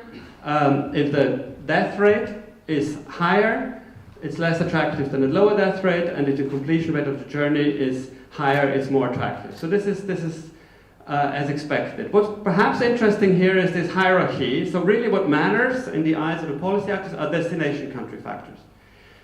Right? So from this we can basically conclude that based on our survey, our policy actors in general think that what happens in a destination country is much more important than what's happening in the origin country, and the journey matters as well. The one other kind of preliminary finding I can share with you is that there are some differences between European and African policy actors.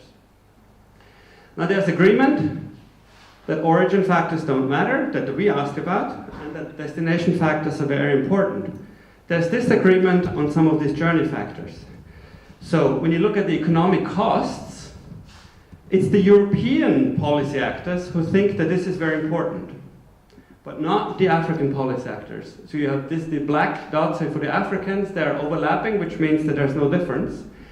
So in the eyes of the European policy actors, changing migration costs make a big difference to attractiveness of migration. African policy actors don't think so, at least the ones that we interviewed. Same with the completion rate of the migration journey. So in the eyes of the European policy actors, if there's maybe restrictive control policies in place along the journey that kind of lowers the completion rate, this makes migration much less attractive. Again, African policy actors do not think that. So Europeans put a lot more emphasis on these journey effects, specifically on costs and completion rates. And we'll get now to the text analysis and come back to some of those findings a little bit later. Thank you, Martin. Okay, so the next step of our research was then looking at whether these assumptions held or did not within the documents, so the policy instruments, both European but also African member states, so the African Union, but also European African states, develop on migration cooperation. So specifically, again, we focus on Europe-Africa cooperation on migration. What I should say is that at this stage, this is very much still work in progress. So the corpus of documents you see for Europe are pretty much representative. The corpus of documents you see for Africa are not representative yet, but we have some interesting sort of tendencies and differences already. And we divided the documents in three sort of categories. So the ones that are Europe authored, these documents will be very familiar to you, but also the ones that are member states authored. And then African authored, 100%, so both at the sort of Pan-African level, but also for example, EU member states. And then Europe-Africa jointly authored, because we wanted to be able to map if there were differences, and also in the jointly authored documents, with respect to who was driving, in a sense, the discourse and the narrative. Okay, so before I got into the preliminary results, just a couple of words about how we went about to map drivers in the documents. Okay, so we use natural machine learning and large language model analysis, and we developed a conceptual, let's say, coding strategy or a dictionary in order to be able to capture the existence of drivers within the models. So we differentiate between the contents and the individual level drivers. So what is, for example, relative to a country's structural conditions, the economy, security, and so on, and what is specific of individual migrants, gender, education, and other factors that we can talk about. And then we sort of cross-references those with origin, journey, and destination characteristic factors, and some cross-spatial factors that we think apply all along, let's say, the migration journey. So, for example, social norms that can, for example, touch different levels. So out of this, we developed some cluster keywords, basically, and then identified specific words that the computer programs could look for in the text. So what does it look like? So this is a chart that basically represents the major themes that are taken into consideration in the various documents. I don't know how well you can see it. Maybe there is also the screen on the right-hand side.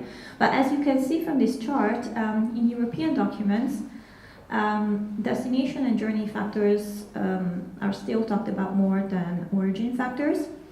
And in African documents, specifically, destination factors tend to outweigh origin factors and journey factors. So this is something that, if you remember from what Martin just said, is similar to what we found in the survey. So again, there is a focus on destination, and then the focus on the journey is differentiated between African and European, also documents, not just the survey. Though in terms of contextual factors, so if you go specifically into the details, this chart basically summarizes, so you see what you see in green is the contextual factors, what you see in yellow is the individual level drivers. So, and the contextual factors are more frequently mentioned than individual factors, and this we basically control for all different authors and all different spatial categories, and this is just a summary chart. Then if we zone in on each level of drivers, so contested level driver associated with the destination country. So what does this table represent? We calculated the raw frequency, so how many times a certain item was mentioned in each document. Then we calculated the relative frequency because we wanted to, in a sense, harmonize the frequency based on the length of documents. Documents will have sometimes very different lengths. And what this chart represents is a measure that's called keyness, that basically tells you how frequently a given keyword is present in a corpus of documents compared to another corpus. So we are comparing European and African, and it's a way of comparing the relative frequency, and it shows you that, for example, welfare is much more present in European documents when you are talking about context-level drivers associated with the destination country than it is, for example, diaspora in the case of African documents. So in parlance, you would say that welfare has a higher keyness than, for example, political factors, and diaspora has a higher keyness in African documents. And then we repeated this analysis for context-level drivers associated, for example, with the journey. Again, migration networks stand out for European documents, but for African documents, you see more of an interest in protection and search and rescue policies of migrants. And again, context-level drivers associated with the country of origin. Remembering that country of origin is still less important across all the documents. African documents stress the importance of the economy as a driver, but European documents are focused on security, which is perhaps a narrative that is familiar to some in this audience. So, just to recap, in terms of thematic focus, European policy documents tend to focus more on irregular migration and asylum, whereas African documents put more emphasis on labor migration.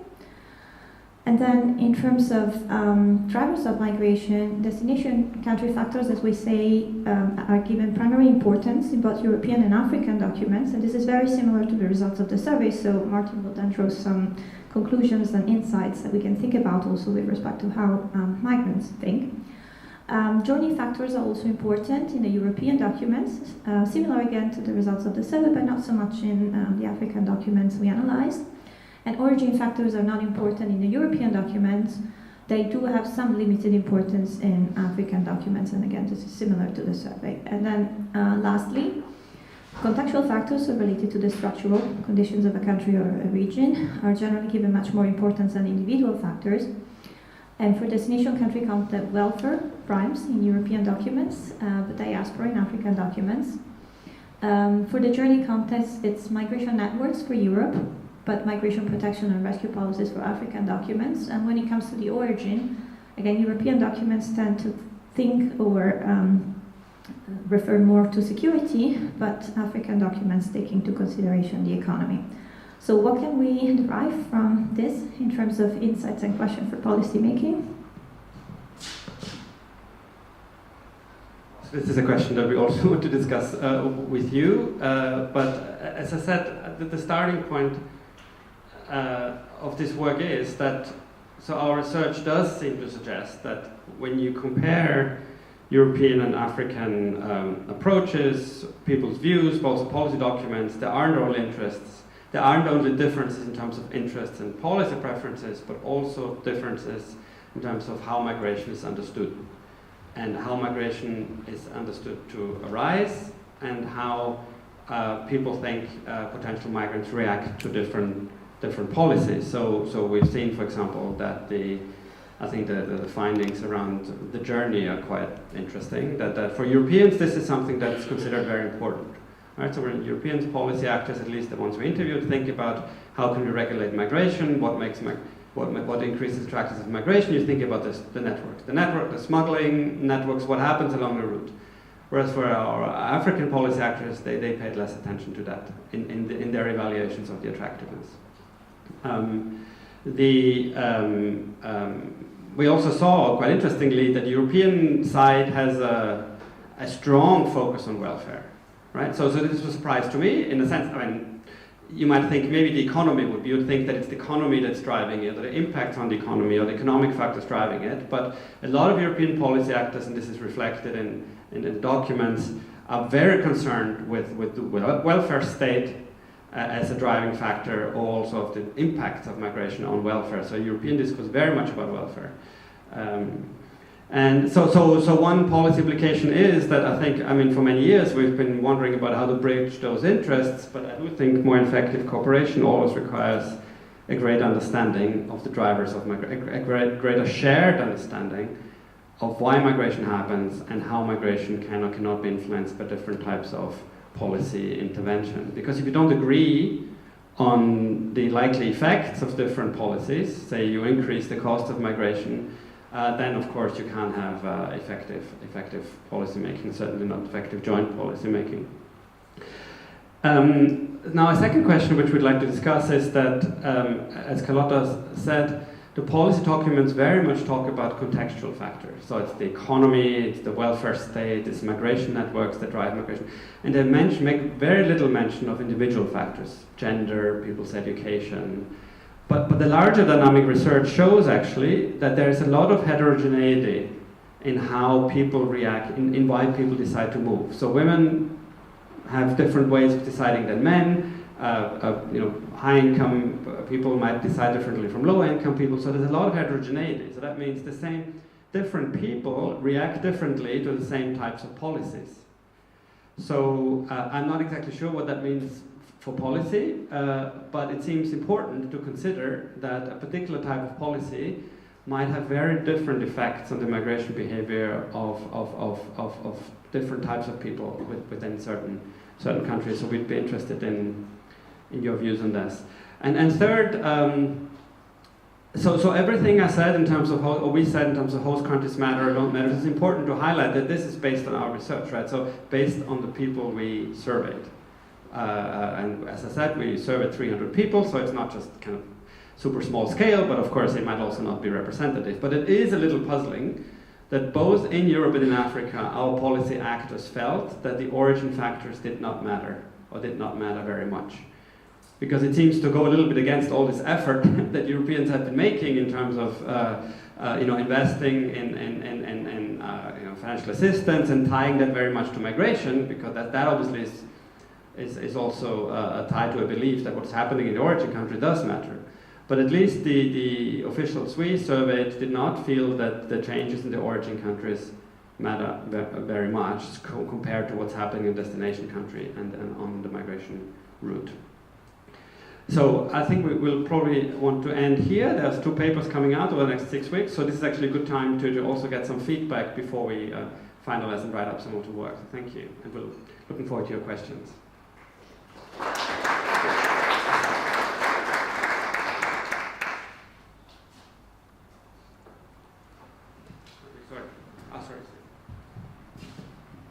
Thank you. Hi, I'm Victoria Rietig. I'm with the Center for Migration at the German Council on Foreign Relations. We're a think tank in Berlin. Thanks so much. This was fantastic. I really enjoyed you going into the depths of the methodology and the findings. I have a few questions and comments. First, you mentioned just now, well, perhaps some of the findings is because in the end the 90 African respondents that we got were not representative. And I wanted to drill down into that. How did you get your respondents? Because I'm thinking if these are kind of snowball effect in your network, I'm wondering, is perhaps the findings here that there isn't such a big difference between the African and the European policymakers? And the fact that even African policymakers seem to say, the origin country factors don't matter that much. Is that perhaps just one more example of the fact that Africans know European debates so much more than vice versa and are actually thinking inside of those debates, especially when they get perhaps a survey coming from, a European research institute? So that's question one. And then the migration texts that you analyzed. There was this big gap between the Europe-authored ones, nearly 300 and only 40 African documents. Perhaps you can say why that was. And then I'm wondering whether perhaps those origin country factors would be just covered in different policy texts, right? They wouldn't be covered in the migration policy text so much, but in the development policy texts or in the security policy texts. So I'm wondering in how far your selection of the documents might have influenced this, skewed result you got. And third point, you pointed out how much more importance was given to the contextual factors than the individual factors, even though, of course, then the question would be, well, then why not focus more on the individual? But I think it makes sense that you would have more mention of contextual factors because those are the ones you can influence, right? You can't influence the individual level as much as you can influence the contextual factors. And if you're asking policymakers, it's always about what can I do to change something? And usually policymakers look at the context more than at the individual level. So those are my 3 points. Thank you for everything you can say in response to that. Yeah, thank you very much. So we were speakers and chairs at the same time, so we'll try to make sure we get to all the questions, but there was quite a lot in that, so we'll maybe try to answer right away. So yes, I think those are all good questions that we also ask ourselves. And so whenever you do this research, you want to understand to what extent this is actually representative of what's going on. So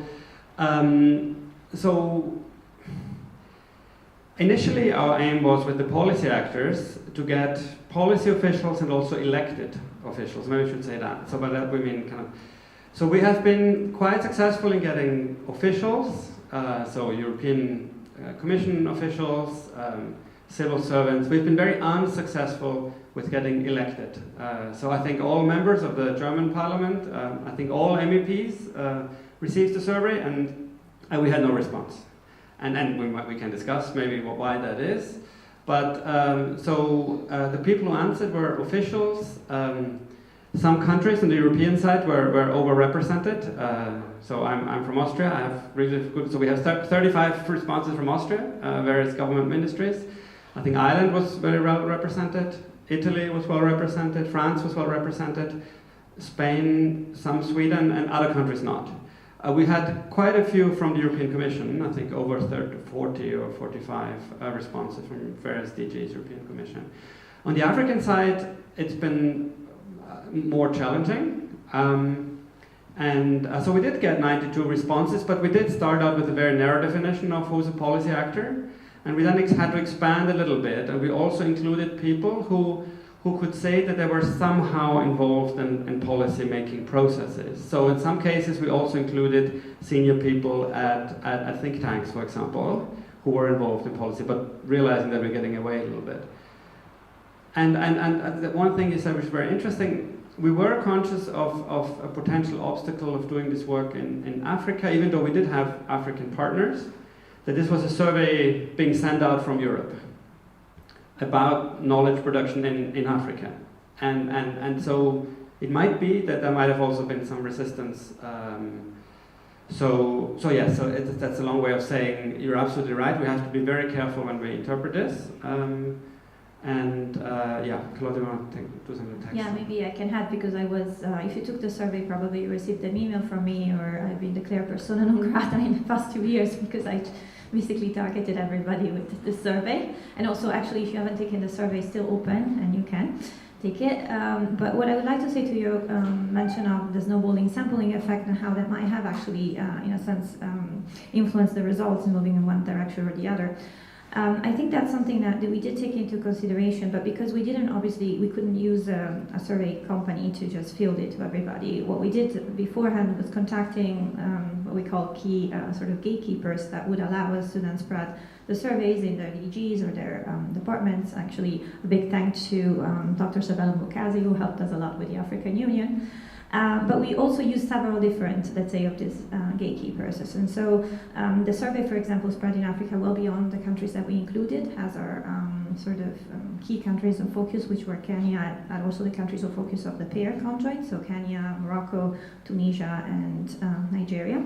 So we had respondents from other countries that we had not included because it was just circulated autonomously, and because all our the members of the consortium meeting also helped with that particular effort. Now we should also say we reached 700 people with the survey, but we lost about 300 and something in the conjoint because it was a bit of a sort of interesting intellectual exercise, I guess, and so it required a lot of time. It was a sort of time-consuming survey up to a certain extent, but we try to be, in a sense, as careful as possible, given the constraints of doing surveys with what we in social sciences call elites, which it's very different than actually doing surveys with the general public, because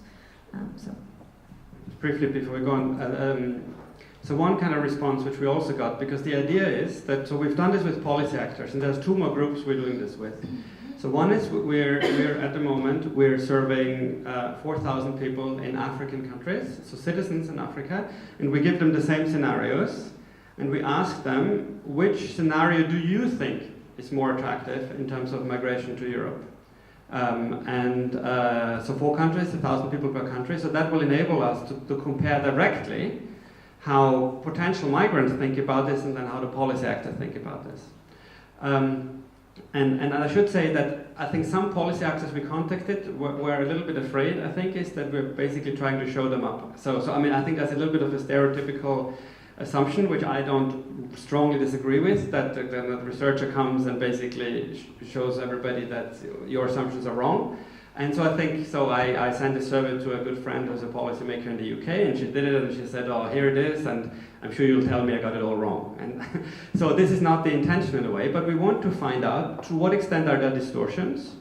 But what's interesting to us is, how do people vary? So why is it that people have different views in Europe and Africa? And we're also doing this with academics. So we're also surveying academic researchers to understand why do different academic researchers think about this differently. And the hypothesis is that we all socialize differently, right? We're all socialized in our different ways of thinking about it. So we have some preliminary evidence that economists think about these things very differently from other social scientists.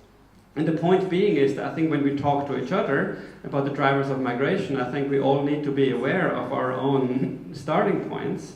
And actually our normative starting points also influence how we perceive reality, right? So the normative starting points matter, not only because we disagree what should be done. We have some evidence, for example, is that people who very strongly prioritize human rights protection as a goal answer this differently.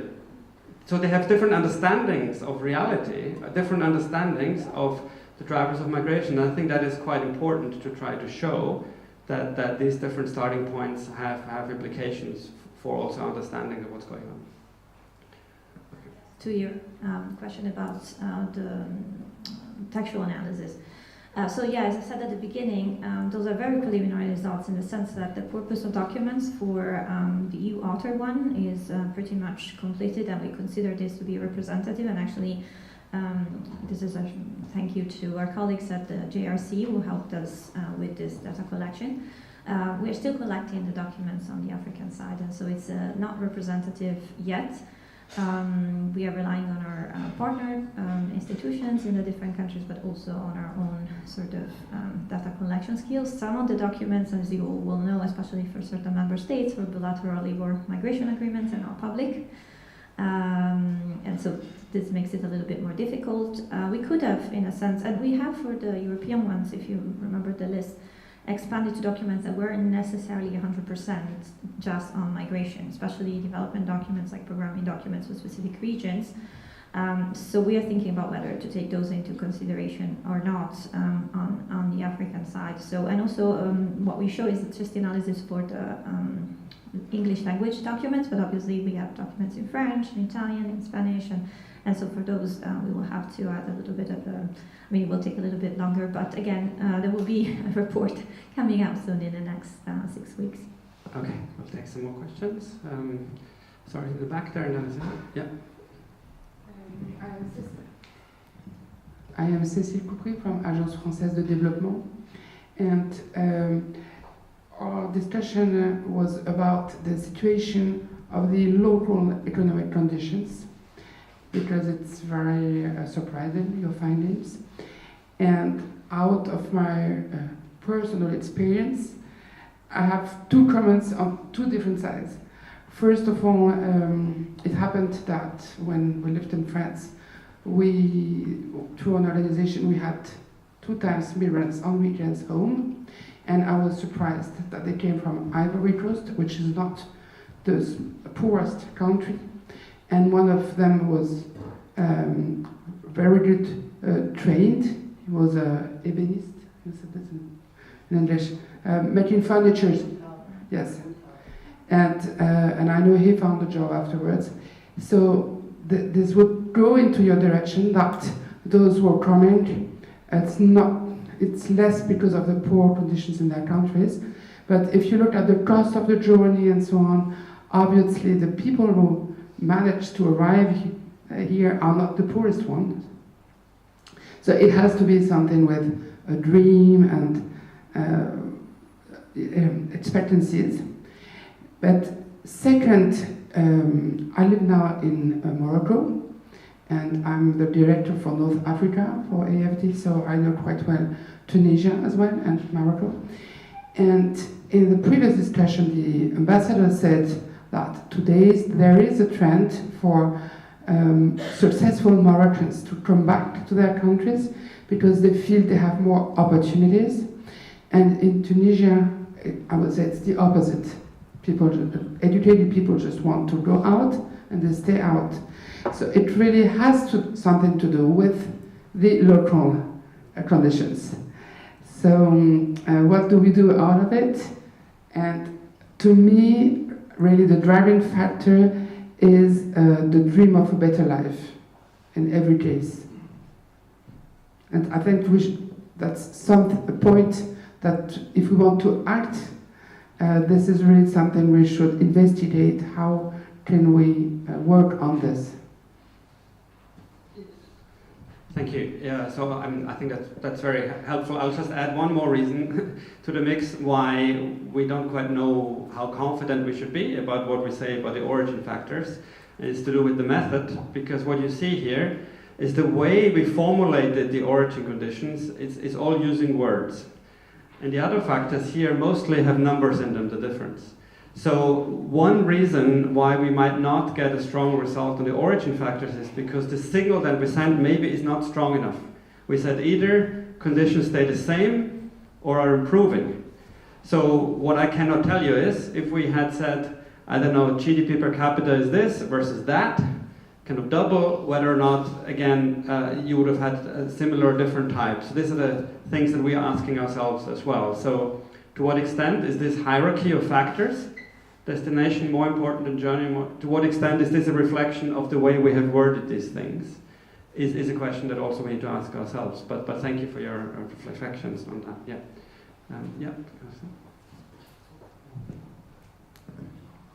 Thank you.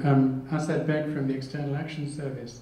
3 questions. One is, how similar or different is this compared to other migration routes, like the route to the Middle East or to Southern Africa or to the US or elsewhere, based on academic research? Second question is, what's the reception been in Europe and Africa? What's the feedback of this? And thirdly, it's next steps. I mean, what's next? Do you expect, also looking at research, you've done the research on the drivers, what about the consequences? And all of these 3 questions, it's really looking at it from a policy point of view. I mean, so what? What does this mean? And coming back to the presentation at the beginning.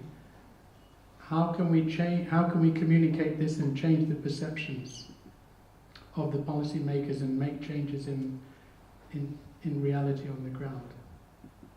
Thank you. Yeah, maybe we'll collect a couple of questions in the interest of time, and Dr. Sabelo. Yes, I could just. My name is Sabelo from the African Union Commission. I find interesting that you studied the policies from Africa side and from European side, and then you find that the European side, they tend to emphasize more the security issue, and the African one that emphasize more the economic and development issues. Well, I just want to say that collaborates the actual reality on the ground. So that's great, but the question I would then ask is, did you find that these two divergent emphasis in terms of the policies from two continents, did you find that those translate into divergent policies as well? Those premises. Thank you. Yeah, I'll start with. So yes, I mean those are good questions and difficult questions. I mean on the first set of questions. So if you ask me, what do I know about this kind of analysis for others? I think the answer is nothing, because I think this has not been done before in this way. So I think, well, we know a lot about the drivers of migration. We know very little about how policy acts. There's been some qualitative research in the US that talks about to what extent people think about push-pull dynamics, and the people who think about push-pull, they tend to have certain ideas about policies then as well. There's been a little bit of that, but there's been nothing systematic and comparative like this. How can we, how does that matter? So I do think, there's a lot of talk about research and policy nexus, and so my concern a little bit is that the researchers don't understand the policy actors very well, I think, because there's been very little work on this. And so I think this helps as well to try to understand. And I think the point that we're trying to make with this, we also want to try to understand a little bit what causes these variations. And as I said, I think where people are situated, what organization work for, what country they're in, what organization, Ministry of Interior, Ministry of Labor, matters, I think, for how the way they think about this. But as I said, we're also doing the academics, because in academia there is big debates about these things. So there's no one. And there are some people who think about migration as a normal social process, and there's others who think differently, and there's some people who do economics, some people who, and they have different ideas. And the point is, which is I think very important, is that when we as researchers try to present reality, we have to also be conscious of our own starting points. And so just like policy actors might be socialized, if you're a Ministry of Interior, you tend to think about a certain way. If you're trained economist, sociologist, you're also thinking about a certain way about this. So it's about trying to encourage more of a conversation about our understandings of the drivers of migration and the effects of policies, because there's great differences, and I think that's important to discuss as well. Do you want to?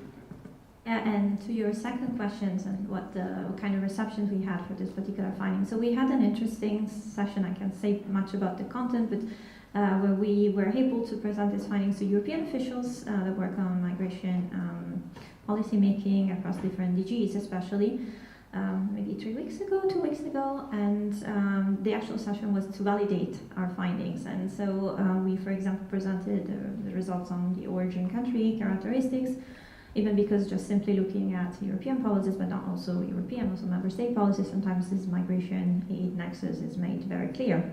And I was kind of puzzled because of the results, and I asked them, why do you think that's the case, given that's maybe it's your day job? And the answer, because it's fatigue, in a sense. Like, we've been there, we've done that, we got the t-shirt, and we're moving on to something else, or maybe to a different narrative to a different construction. I mean, this is interesting to us, but I guess what we should say is also that once we complete this document analysis with the purpose of obviously polishing the article, we started already conducting some interviews to ask actually policy actors in depth, why do you think this is the case? Off the records, but can you try to think about and explain? And a lot goes back, especially from the European side, to how the policies in this particular case have been evolving from, the UTF model to the global gateway model to whatever will come next. On the African side, we haven't had any pushback on the findings, I guess. We presented them the day before, Monday and Tuesday actually, to a group of African policymakers that came to the UI for a research policy dialogue. And I think there was generally agreement. We have some hypotheses on why there are differences.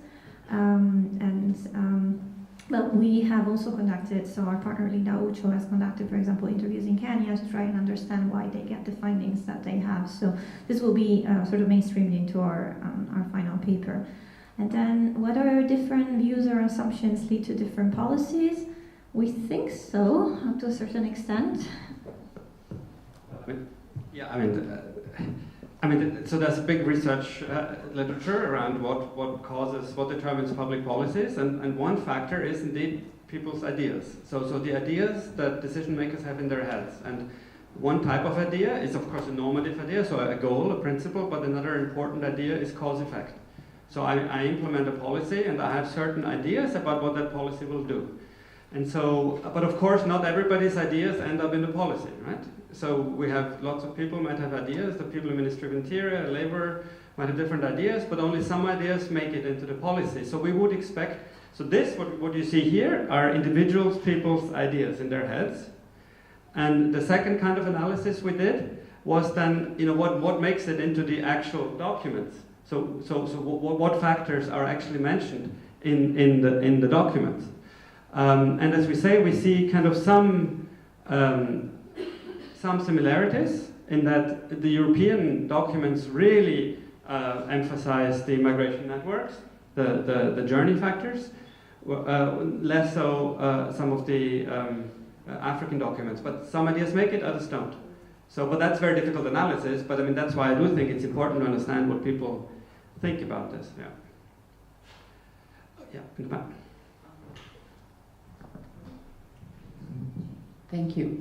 This is a good point, and I'm thinking, can we unpack the political economy of things a little bit more, especially for the journal articles you had. If I want to be published, I go with the mainstream and I say something that's slightly sexy about it, but I do not go against the prevailing paradigm. That's well known.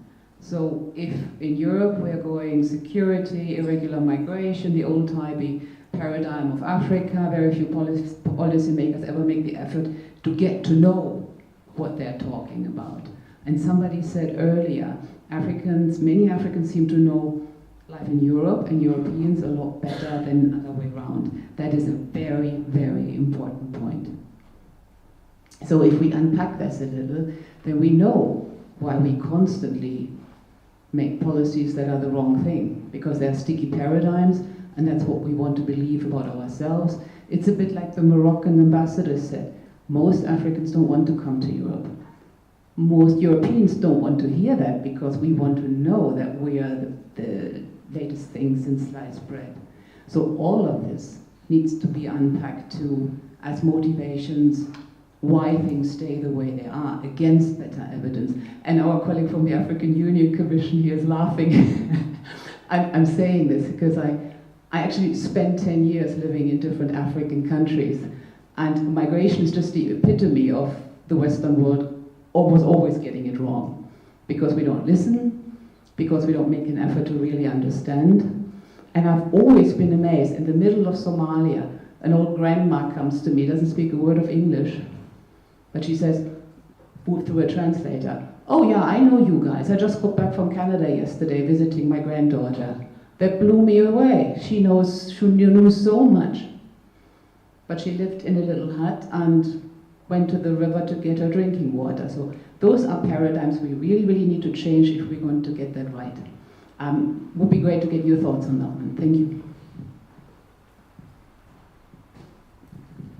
Yeah, okay, so I can have a long discussion about academic publishing, but I would actually disagree. I mean, if I want to publish this in a high-ranking academic journal, I will not mention the word policy, because we're not supposed to, if you mention policy as a motivation, that will not get published. So, that's a different story. But I think the more serious point I want to make is that I do think that one reason, so how much of this is in a way is wishful thinking, right? So if you ask me, what do you think drives migration? I do think that sometimes we get answer goes to Victoria's point, is that maybe sometimes it's the thing that we think we can influence, right? So why are the contextual factors mentioned so much? Because as you say, yeah, those are the things, the policies, the welfare state, migrants' access to the welfare state, those are the things that can be changed, and then there's a little bit of a kind of dynamic then that people tend to think that really drives migration. And so actually just 2 days ago I spoke to a policy official from a European country, I won't mention it, who kind of also explained to me very clearly, we've done X, and we know X is not the first best thing to do, it might even be not so good, but this is what we can do. So it's one thing that we can do, it's kind of third or fourth best. So there might be a bit of motivated reasoning behind those answers as well. So I'm not sure, if I was to receive this survey, how do I answer? I mean, I think I'm answering what I think, but what I think might also be influenced by what I think I can influence. So I think this is also goes along with what you were suggesting. Do you want to add?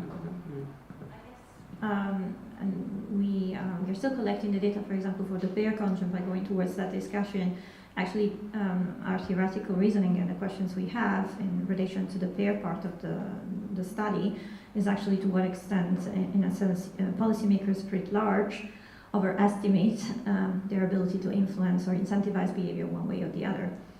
And so we don't know yet, because of course we still we need to see the results yet.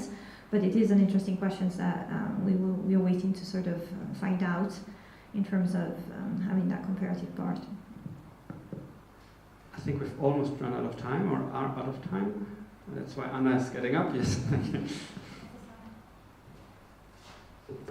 Yes, thank you so much, Carlotta and Martin, for these results and the discussion. So we have another session now, 2 sessions, for those that want to learn more about our research on the EU Trust Fund and how it sort of creates alternatives for irregular migration or migration decisions, as well as how TVET programs influence migrant decisions. They stay here.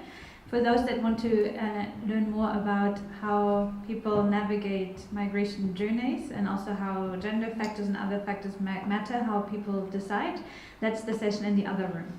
For those who can't decide, maybe it helps that I can say that we're also recording the sessions, so the other one that you missed you can watch online later. Thank you. And the lunch is already set up, I see it, but please, for those that switch past it, we'll have the lunch after another input session.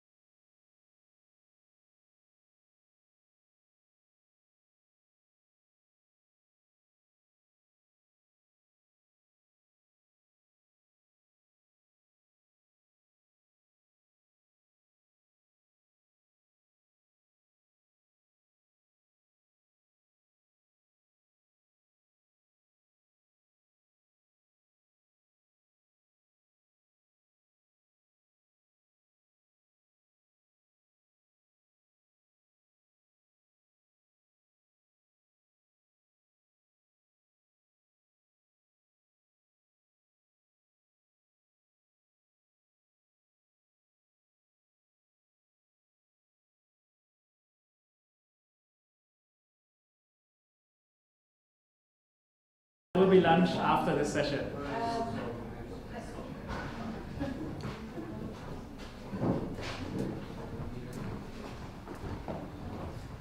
So from the formation of migration preferences in the other room and the policy misconceptions that you heard about in this room, we'll move to what are alternatives to migration. This will be presented by our colleague Michel Ben from the University of Luxembourg and myself. And we talk about specifically two elements. Michel will be talking about a randomized control trial in Senegal that focuses on entrepreneurial coaching and what this means for migration intentions. And I will be talking in particular about a study of the EU Emergency Trust Fund for Africa. And then, of course, we will talk a little bit about policy implications and have time for your questions and our answers or answers from the rest of you. So why do we study alternatives to migration? I think for all of you the answer should be fairly obvious. But one important finding also from previous projects is most people do not want to migrate. In some African countries, this rate is relatively low by global standards, but still most people would prefer if they could stay with the people they love in the conditions they like. We've seen examples of this with Marie-Laurence's keynote in the morning, for example. And if you think about development researchers such as Amartya Sen and his idea of development, then the absence of a feeling that you have to leave the country would be considered also an important development success for countries. If you talk to someone from Ireland, for example, very often they will tell you that this really was a change to how people think about their country, from transition from an emigration to an immigration country, and that is important for your welfare.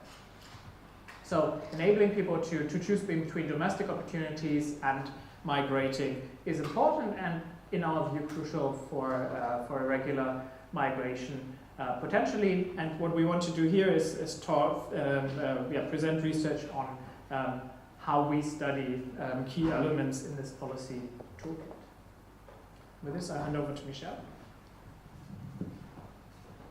Thank you, Tobias. So the first part of this session is about two projects with the same global aim. So the first project that we conducted at the University of Luxembourg with some colleagues, Arnaud Bourguin, Melissa Tornari, and Elisabeth is over there. And it's an RCT, a randomized control trial that we conducted in Senegal. So why in Senegal? Because it's a very interesting context to study this type of labor market intervention. So first of all, it's a country in which you have a lot of very high migration intentions, especially among the youngs, and this is also up for irregular migration. So you have a lot of irregular migration, undocumented migration, starting from different places, including Dakar, when we conducted this RCT, and this is in connection with some difficult economic situation over there with high unemployment among the youth. So in fact, what we wanted to do is that this combination of high migration intention and high unemployment raises the case of maybe the impact of to try to capture the impact of labor market intervention at origin and how it's going to affect these intentions. And we have also to say that the economic situation that is prevailing in Senegal is quite similar to many other African countries. So I think that for the external validity of the findings, this is something which is important. So in fact, what the key objectives are to gather insight on the dynamics, the trajectories, and the heterogeneity of migration decisions. And one big emphasis is to try to have the causal to try to uncover the causal effect of active labor market policies. And for that, this is why we are going to rely on this particular methodology, which is the randomized control trial. Okay? So something that I also would like to emphasize is that it's not only about the impact on migration intentions, but also on the type of migration intention, and also the emphasis on the impact on irregular migration, because we all know that irregular migration leads to suboptimal outcomes, either for the migrants or for the people at origin and destination. Okay, and we would like also to capture the heterogeneity across individuals about these impacts.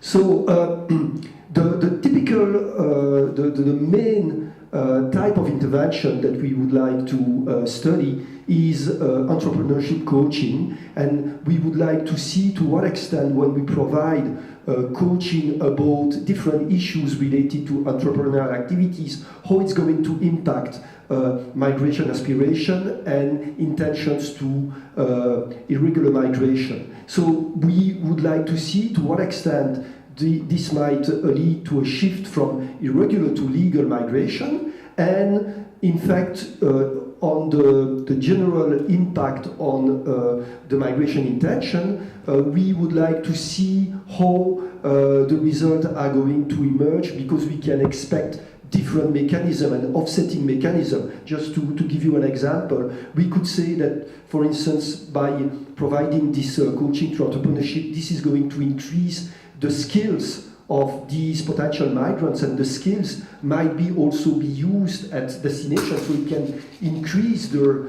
intention to migrate, but at the same time it raises the local opportunities for these potential migrants. So this is the type of offsetting mechanism that can lead to some uncertainty about the result, and this is why we need some sound empirical studies to see that.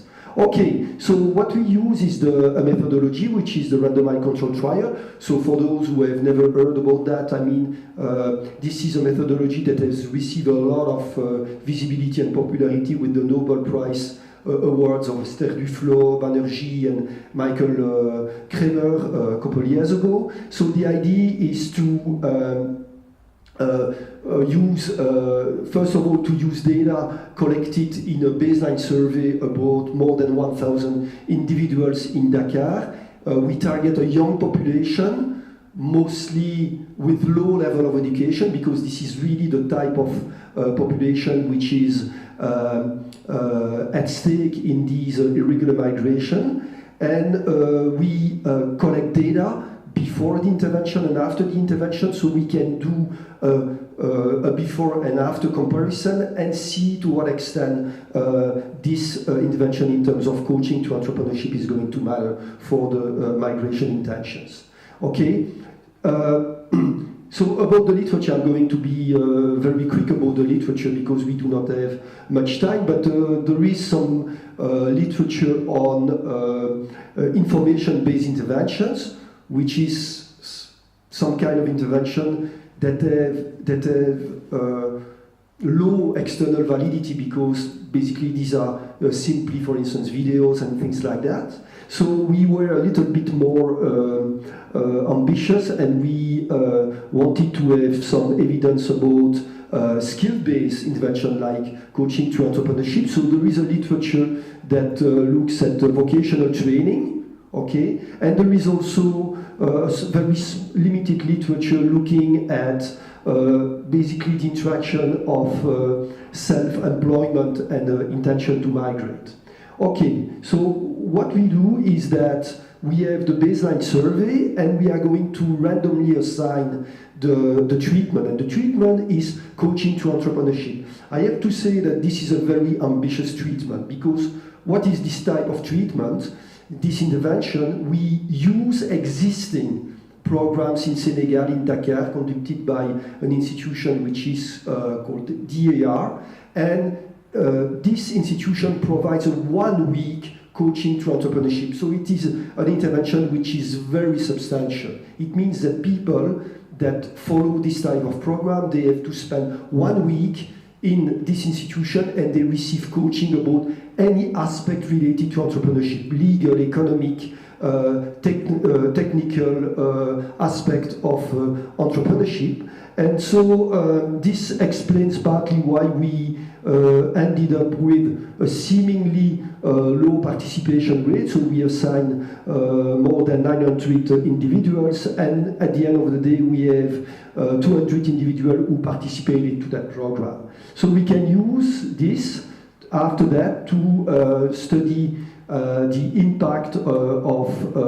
this coaching to entrepreneurship. So about the characteristic in the baseline survey, what we have a sample that reflects the status of this population. So we have a lot of people in the informal sector. We have sorry. Okay.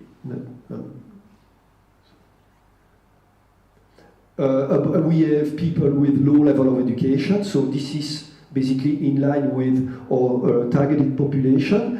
And in fact, for the moment, I mean, we have just finished the collection of the data, and we are going to start the statistical work, the econometric work, using this RCT methodology. But we have basically preliminary findings that are, for the moment, only descriptive, but it gives you an idea about the type of findings that we are going to find with the statistical method. So the first thing that you see is that, first of all, we had a lot of people willing to migrate, and this is not very surprising because of this type of population. And in fact, we see that between the baseline survey and the second survey after the invention, there is a general decrease in the intention to migrate, but this decrease is much stronger for those who receive the treatment in terms of coaching to entrepreneurship. This is for the general intention to migrate, and about the intention to immigrate without the legal documents. What they say in Senegal, this is, they say, migration à l'aventure, so without the legal document, irregular migration. We see that this decrease in the intention to migrate irregularly is stronger for those who receive also some coaching to entrepreneurship. So these are, for the moment, the main findings that we are going to refine with the statistical analysis. And what I have presented is not typically the causal estimates that you have from the RCT, because we need this statistical work. We have a flavor of what we can find. I have to emphasize that this analysis, because of this methodology of random assignment to treatment, is internally valid, but I think also my view is that there is also a strong external validity given the nature of the intervention that we conducted. I mean, this is not giving a video to people or maybe showing a couple of pictures. It's really receiving a 1 week treatment for this, so it matters a lot. And I think that I'm already done, Tobias. So. Thank you, Michel. We'll now move from very detailed, very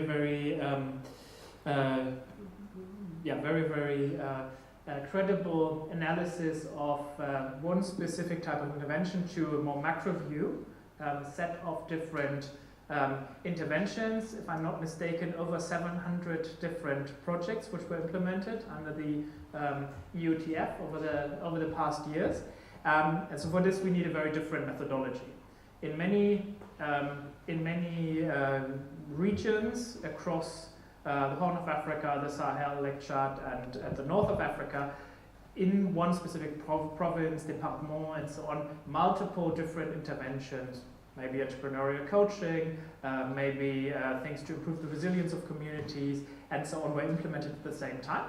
So the way we study this cannot be with a randomized control trial, but with an alternative method.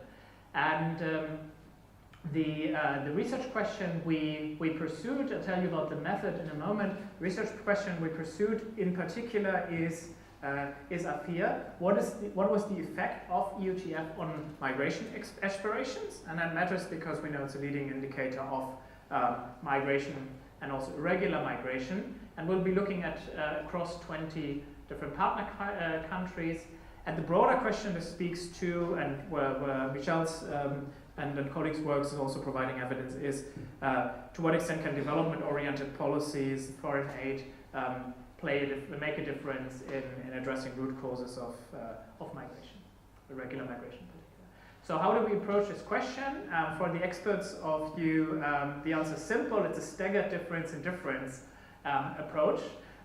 For the non-experts who don't do a master's or PhD in economics, what we do is we have well over 100 different provinces across the northern part of Africa, northern and center part of Africa. And over time, so it's a time dimension, you can think of migration aspirations and other indicators moving around. These regions are not identical. They will have different levels of migration aspirations that we need to be aware of. Now, what EUTF did was, in any specific province, we know the quarter of the year since beginning of 2016, when EUTF activities started, when the first projects came in.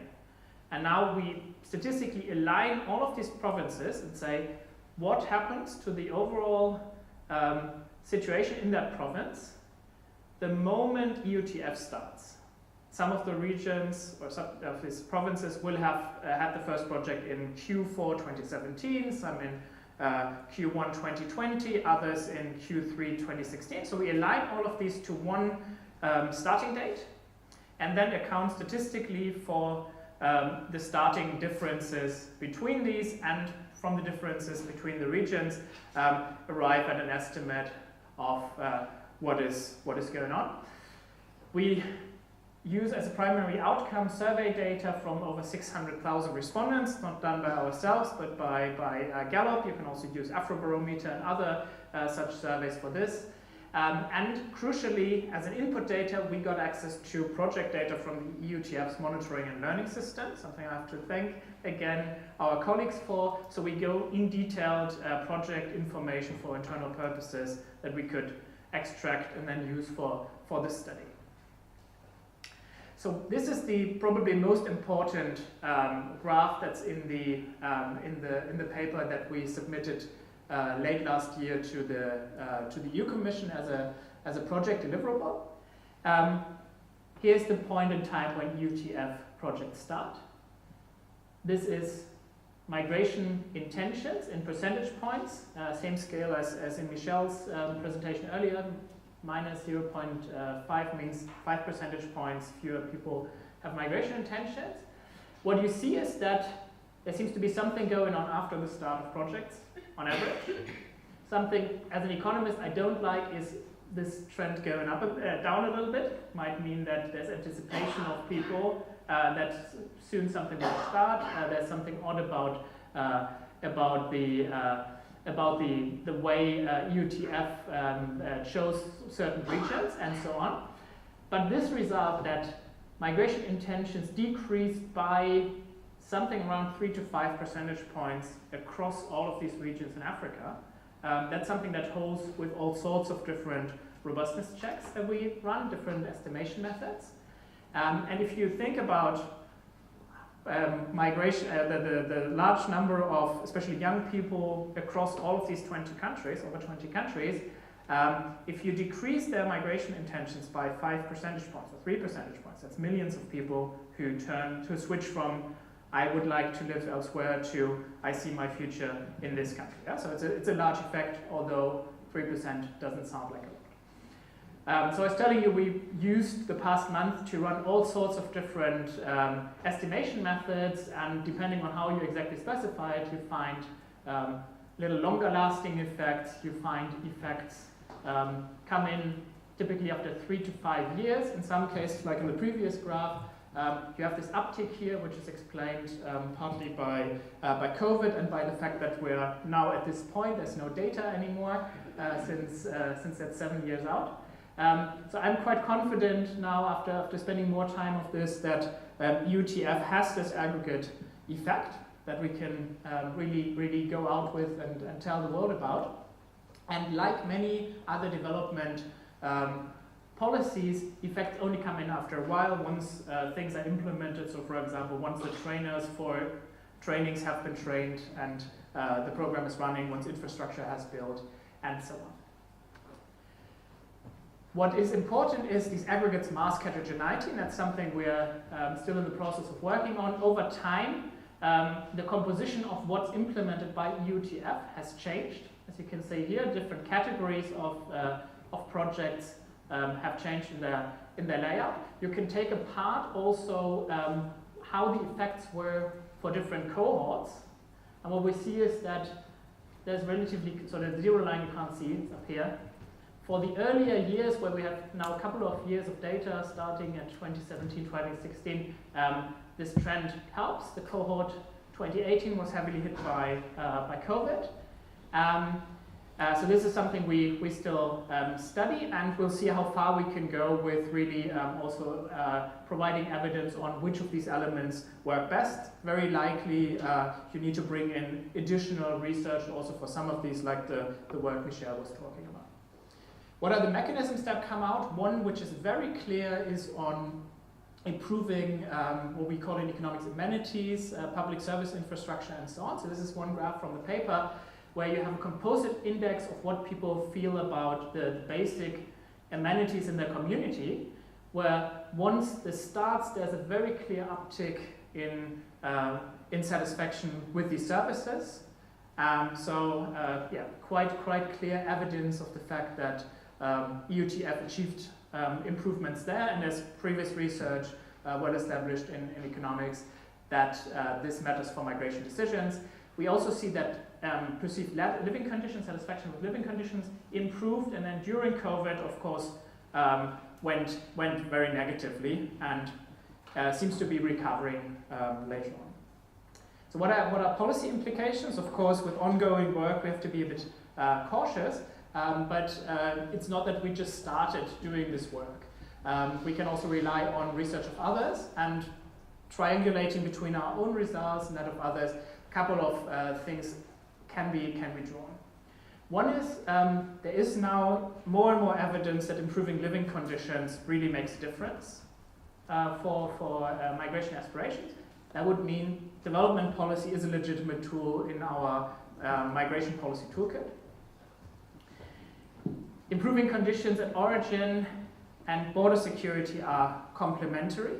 We shouldn't think of just this very simplistic migration hump argument that by improving people's lives in the origin country, you're making your life harder in terms of deterrence.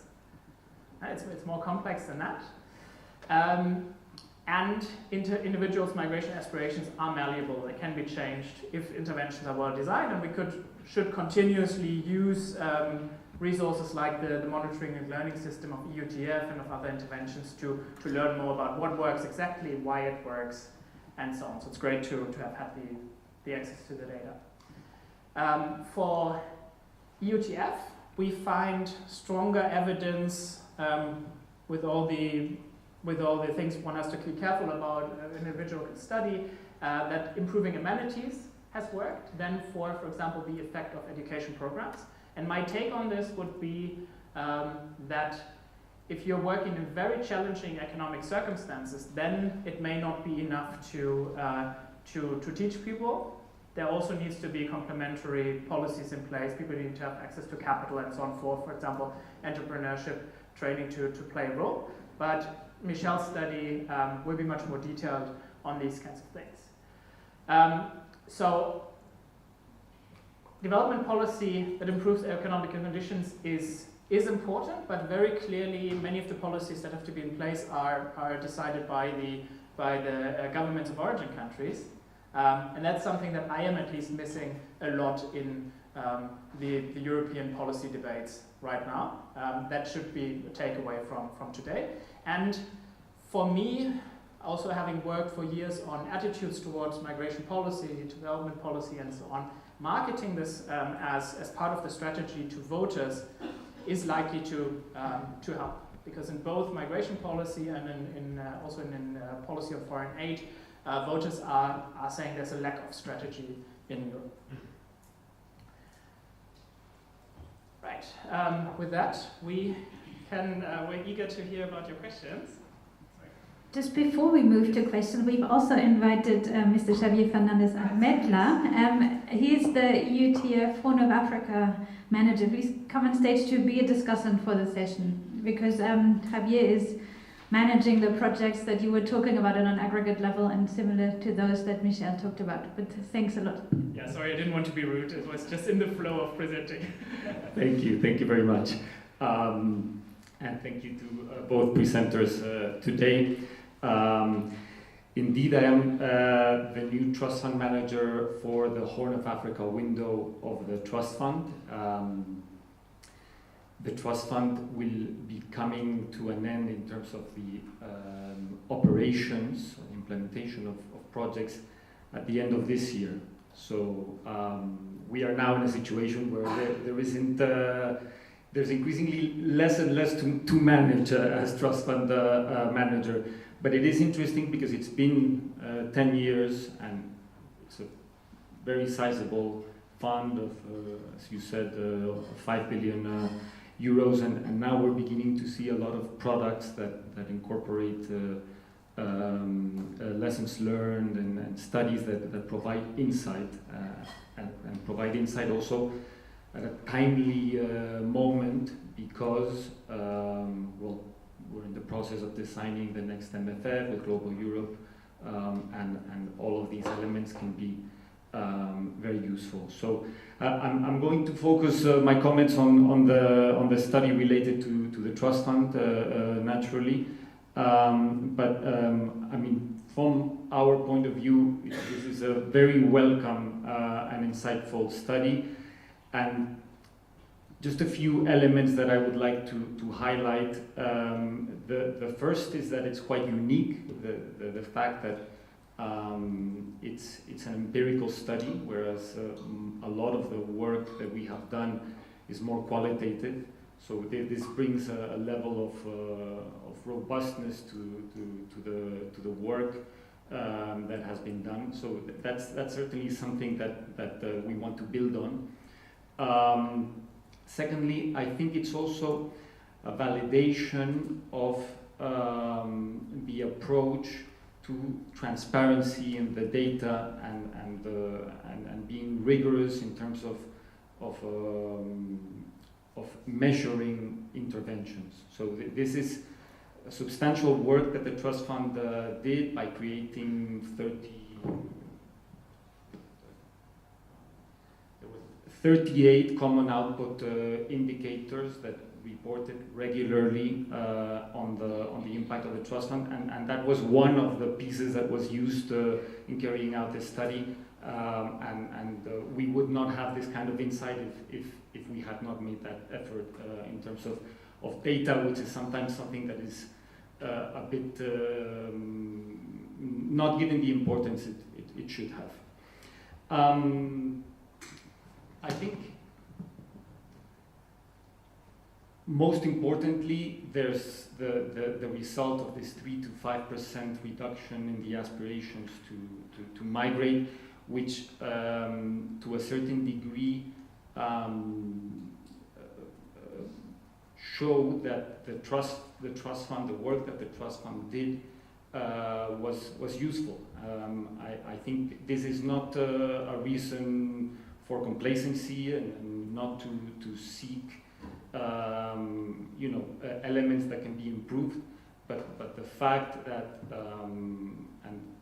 as I understand it, particularly on the resilience work,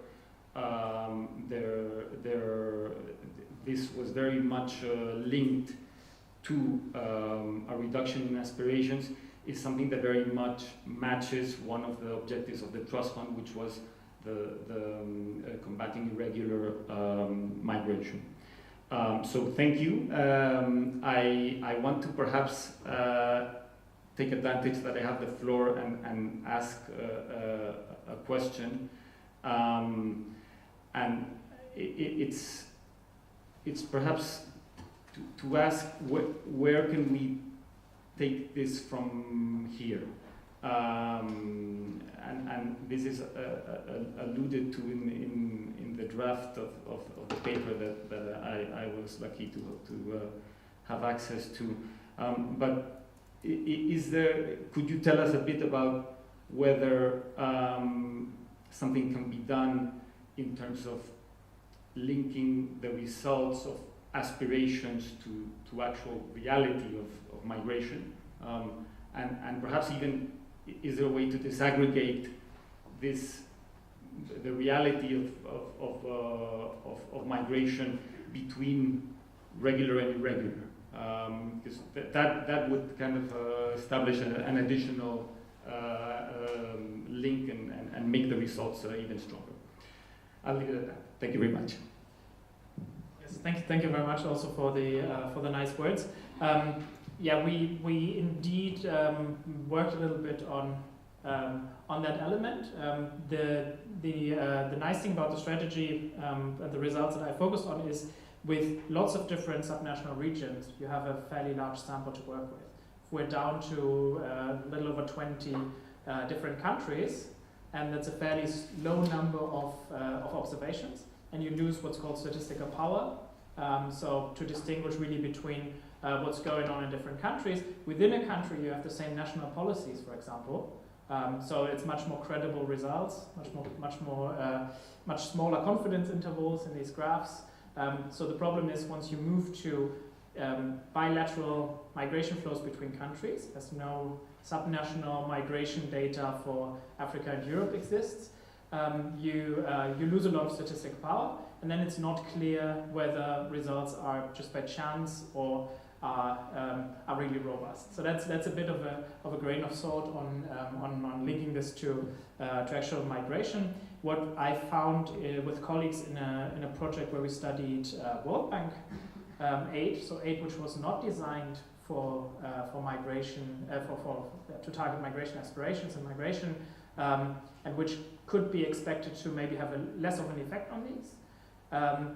Despite that, we found that irregular migration is reduced in places which received World Bank aid, and after a while, after 5 years or so, regular migration from these places increases a little. So people are channeled to some extent into more regular channels. I would expect it's not the same people, but some people gain opportunities and can then migrate regularly, while others are discouraged from migrating irregularly. That would be also in line with other research done by colleagues in especially economics and political science. Yes, with that, I'll look around the room. Questions? You have to press the button. Do you want to start? Yes, thank you very much. My name is Paolo Leotti. I'm an external evaluator. I used to assess EU-funded projects on migration. And well, I have many questions in mind, but I would like to be short. Concerning the first presentation, the RCT experiment, my question, well, by experience, I know that one of the aspects that make the difference in entrepreneurial programs is the access to funding, to credit, and the capacity to sustain businesses a long time. So I don't know if you also analyzed this variable in your research. Thank you.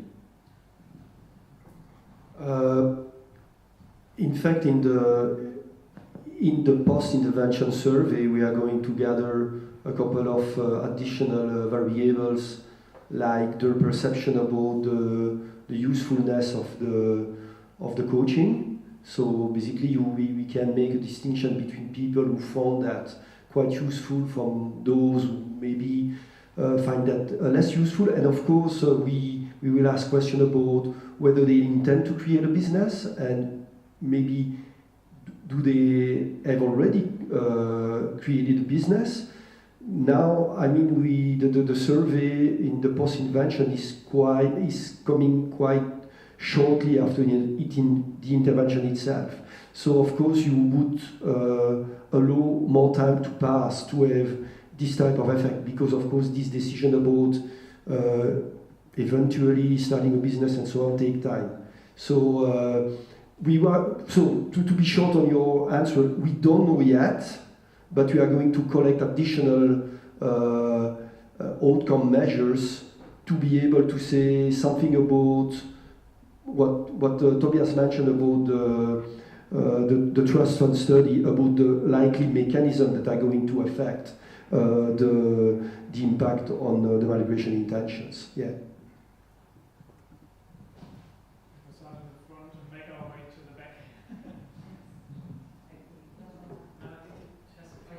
That's it now, yeah. Thanks. So 2 questions, if I may. So the first is, you skipped over a very interesting looking slide of the different sectoral sort of impacts. If there's anything more that you can say that you felt that was significant from your study about which kinds of interventions may be more impactful. And the other one is, if you can say a little bit more about this development hump issue, because sorry, I'm Annabelle, I work for the British government. One of the real problems, I'm 3 decades of development professional and new to migration, is this narrative that if we do work on development, it's bad for migration. You've clearly distinguished what type of migration we're talking about, but from the EU study you're finishing off now, it looks like you're reducing irregular intentions, at least for now. And so if you can say a little bit more about that, in terms of, is that, do you think, sustainable, or do you think then that is then going to be a switch from those people, those individuals, switching later to regular migration? And what do we say about the development hump, because it's being used as an argument, another argument to not do development assistance?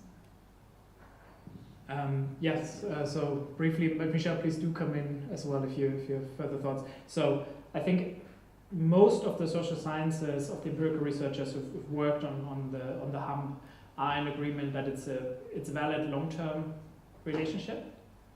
If countries develop, people get access to more capabilities, have higher education outcomes, and so on, that increases mobility. Whether it's really across the board short-term fact is, I think, more contested. Very clearly it's been shown for a context where irregular migration is easy. There's a fantastic study from the Comoros to Mayotte. It's just 50 miles on a boat. You just have to pay one of the fishermen basically to make it to France. So in these settings where irregular migration is fairly easy, if people get cash in hand and they don't see opportunities at home, they use it and they migrate. What I've been talking about is not giving people cash in hand, but improving the conditions in the community, the resilience part that Javier also mentioned. And there the question is, or there the situation is a bit different. So I think where the frontier in terms of research is beyond just, for example, cash programs where you have cash handouts that immediately give you liquid funds. Where exactly do we draw the line, and what's the role of all of these other factors we've been talking about today, like intermediaries, information situation, narratives, and so on? And there we need further work. But we don't see across the board that it's always the case that richer people migrate more. We had a former colleague who showed that, for example, for Mexico, very clearly there's evidence of that. For many other countries it doesn't hold. It's a statistical artifact of the fact that countries are in the Francophonie, are closer to Europe, and so on. Once you start controlling for that, the general relationship on a macro level starts breaking down. So I'm not refusing it exists in certain cases, I'm quite convinced. But it's more difficult than that, and that means learning which kind of policies, which kind of interventions really reduce irregular migration is important. Instead of just saying, no, let's not do anything because there's this stylized relationship with a hump. you want to add anything? No, I think that you made an excellent summary, but if I may, I had the chance to participate to a survey a couple of years ago about the impact of these local interventions of different kinds. So we did a large survey of the literature with 2 colleagues of the United Nations. And what comes out of this survey is that, first of all, the impact is very context-specific. The second thing is that it's very heterogeneous across the types of interventions. So you mentioned cash transfer. So for instance, you have subsidies to agriculture. So for instance, there is some evidence in some countries that these subsidies to agriculture are going to help people in the agricultural sector. So some people are going to stay more, but they can also use some part of the money to subsidize immigration of family members. So this is just an example. So a lot of heterogeneity across types of interventions and across individuals. So it might be not the affected individuals themselves, but maybe the relatives. And this is why I think that maybe the questions that we addressed might seem to be a little bit narrow, in the sense that we focus really on one type of intervention, but given the heterogeneity that we found in that literature, I think that it is more important to focus on one specific type of intervention and to look closely at the impact. And I think that, as you mentioned, the distinction between regular and irregular migration is key in this type of story. And, Victoria, I think?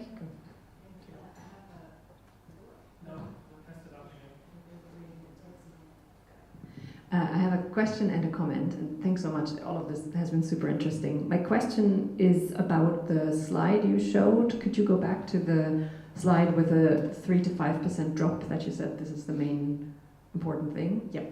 No, one further. Yeah. One further. This one, yeah? Yes, this similar one. Yes, sorry, thank you. This is the accumulated across all 200 provinces. Can you break that down? Like, where was this fall the biggest when you actually look on the province level? Because obviously that, you know, a policymaker would want to know, okay, so where did this money have the most impact? That's the first question. And then the comment, you said at the very ending, well, we need a marketing strategy of kind of justifying these investments to EU voters. And my immediate reaction was channeling my inner right-wing voter, who would say, what are you talking about? You've shown us here that with the investment of all the investments of the EU Trust Fund, which 5 billion? 5 billion euros has gotten us this. So if I'm, you know, a right-wing person, I would say, well, okay, so this is basically a few million people that say, like 5 years later, okay, I might not want to migrate. How many walls can I build with 5 billion? How many countries in our neighborhood can I pay off to do all this for me? And I say that, I'm not saying that kind of to shock, but because I myself, I'm really struggling to find a good answer to this argument that it's not just about if something works in politics. And I'm really glad that you found, yes, this works, because this is, you know, a yay moment for development people, right? But in politics, it's not just about does it work, but also how well does it work compared to other tools I have at my disposal. Yeah, no, it's an excellent question. So, on the first part, that's the main limitation, I would say, of our study.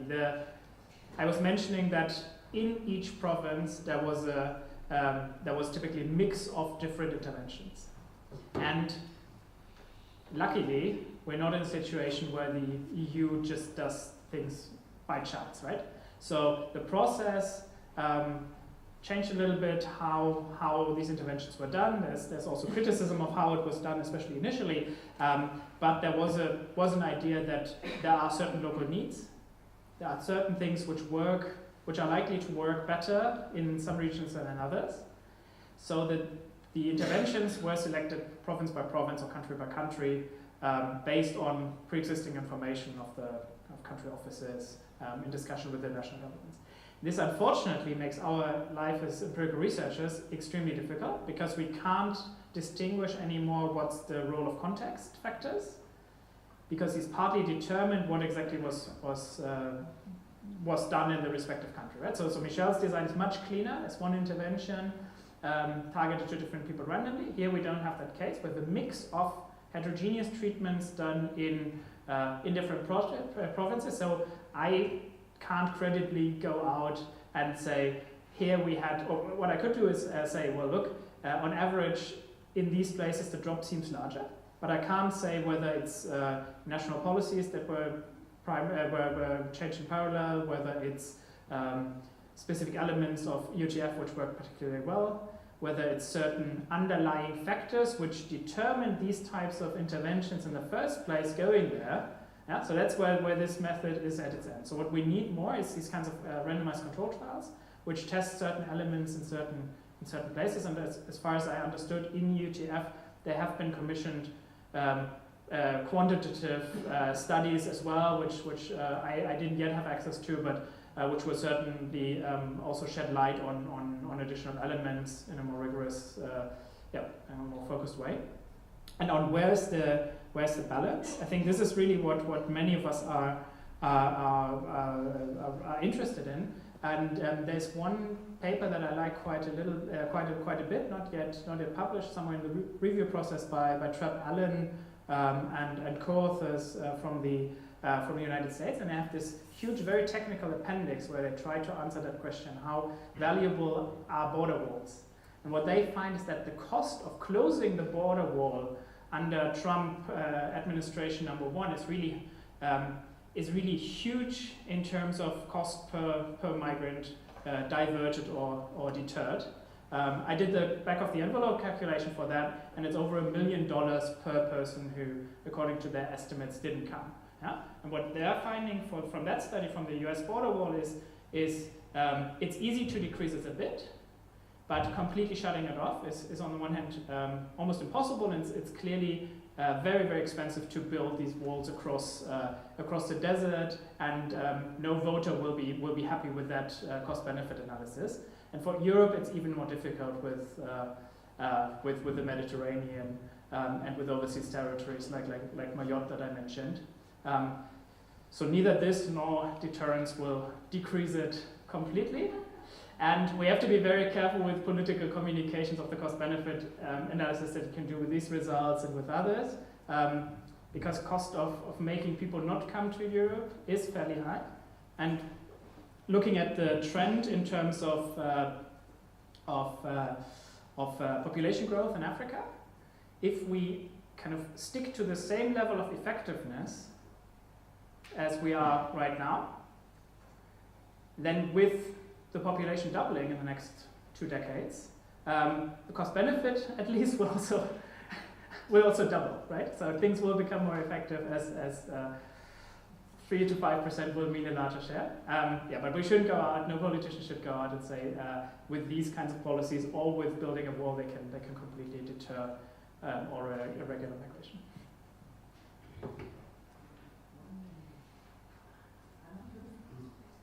Yes, okay. I think my questions were partially already responded to. My first question, linked to what the gentleman over there said, is to how quickly did you conduct the post survey in Senegal? How much time was between the training and the survey on your intention to migrate? And also, to what extent did you take into account the business environment and the practicality of going from a training into a real sort of income situation? But I think you mentioned that already. Also in the context of, and I'm a former economist in the African Development Bank, and we work quite aggressively with the IMF, also working on formalizing the informal sector. If you look at this aspect as well, which is something very, very big now in Africa, looking at the debt situation of many countries, is that a driver also towards more migration? Did you look at this aspect as well? And then, well, the EU Trust Fund question was a bit related to that. And I'm actually quite happy to see a graphic like this, because if you look at the audit report, it paints a quite negative picture on how we did actually invest, and we, all of us, I'm now with ICMPD, how we did implement the project, and that this is not enough. And I hope this will sort of motivate us that there is something that we indeed tried to really pinpoint on what worked and what didn't work, and try to learn, because that was one of the criticism, that there was insufficient analysis, beneficiaries' needs were not taken into account. There was so much analysis, evaluation already done before. Why are we repeating the same mistakes or inefficiencies? Thank you. Yes, thank you for the question.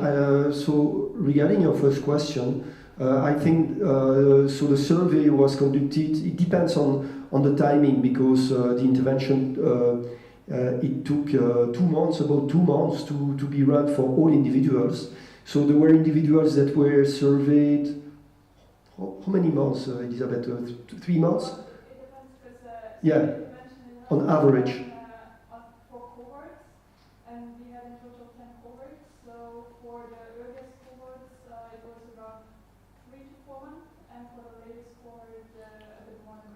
So you see that it's very quick. But it's why I think that, okay, most of the action, if there is an action, but it seems that there is an action, will affect the migration aspiration. Now, as Tobias said, and we had the chance to work with this type of data, this is quite predictive of future migration movements, whether they will be regular or irregular. So, yeah, this is the best we can do.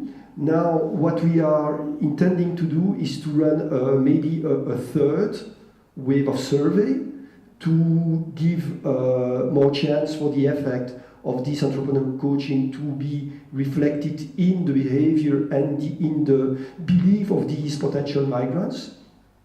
About whether we capture business environment, be aware that everything is conducted at the individual level. So we could use proxy variables to capture this type of business environment, like the location of the individuals. We are talking about low educated individuals, because this is our target population. Now, there is not a lot of variation across location, because we focused on the Great Dakar, which is a big area, but still, I mean, I don't know to what extent this is an homogeneous area, and if there are significant differences in, for instance, the business environments that these people face. If there are, we could make use of that through the location of these individuals. Yeah. I meant like access to finance, for example, access to programs that promote, that support. This is what I meant with business environment, like understanding of the legal framework of actually being able to grow a business. Yes. So this is why we ask these additional questions about for instance, the perception about the usefulness of this program. I think that this is the first proxy variable that we can use, and maybe we can collect additional variables as well. Yeah.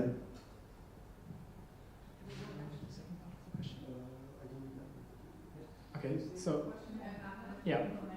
We're trying to remember the second part of the question. Maybe we can do that over lunch, because there's one last question before we have to close. Oh, do we have to close now? No. Okay, just very, very brief question, and then I hand over to our master. You have a question? Okay. Yeah, I think Tobias in the back.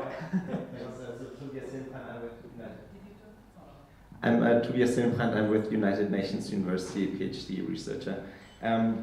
Maybe one comment, almost more common question on that second presentation, because I feel like the interpretation of how effective it was, as we discussed it here, almost equated migration aspirations with actual migration patterns. But I think there might also well be effects on capabilities of migration, right? So I think it's ex ante a bit unclear whether this actually reduces migration or increases migration, but of course we can have hope that with capabilities comes more regular migration, and irregular immigration actually goes down. It reminded me a bit, I was also interested in the spatial aspect on spatial heterogeneity.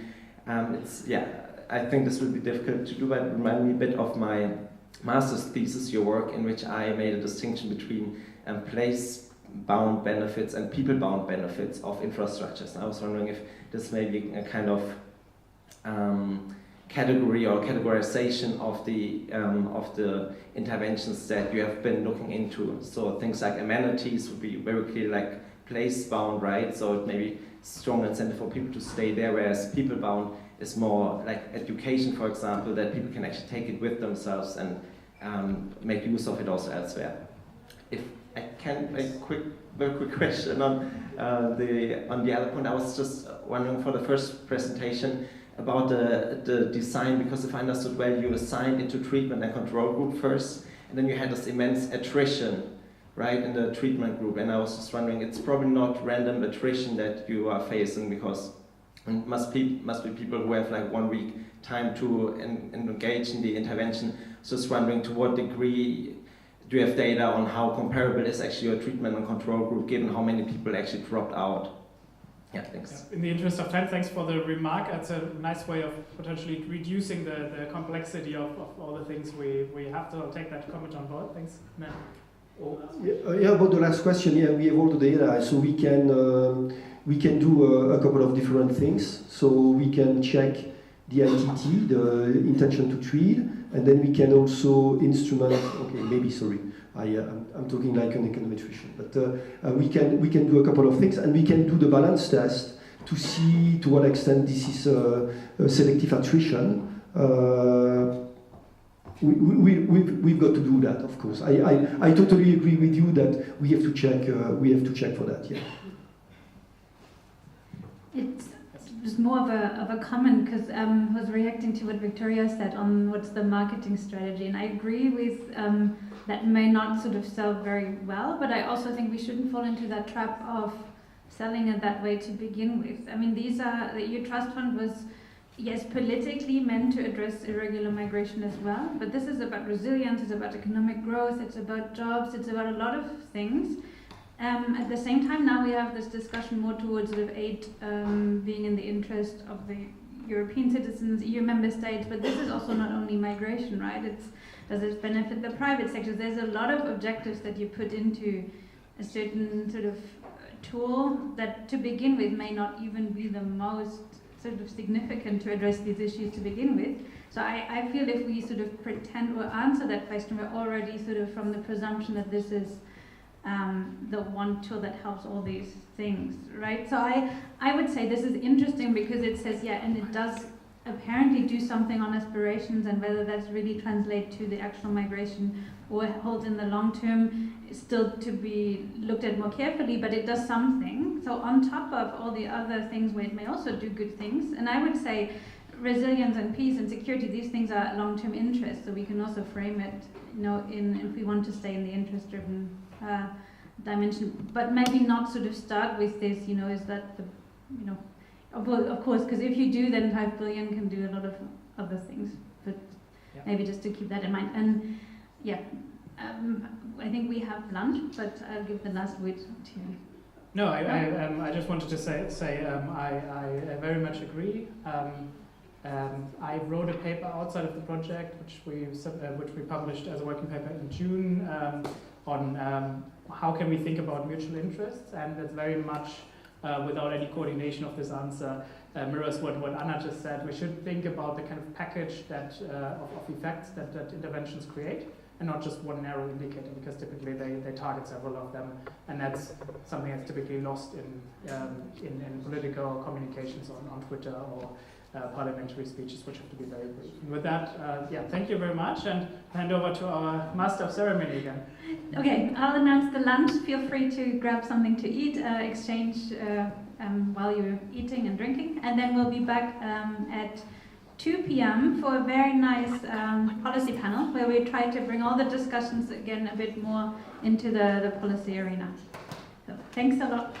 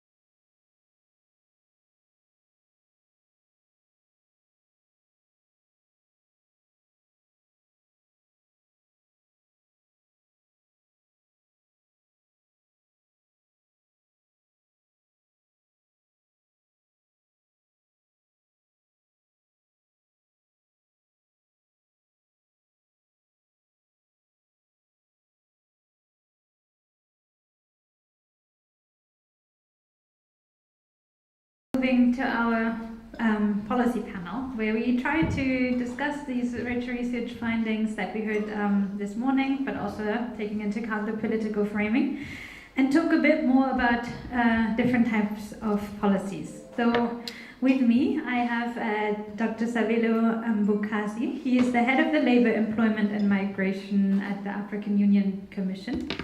I have to my left Dr. Victoria Rietig, head of the Center for Migration at DGAP. Then Mr. Robert Rubicki, welcome also from DG Home, the European Commission. He's International Affairs Officer.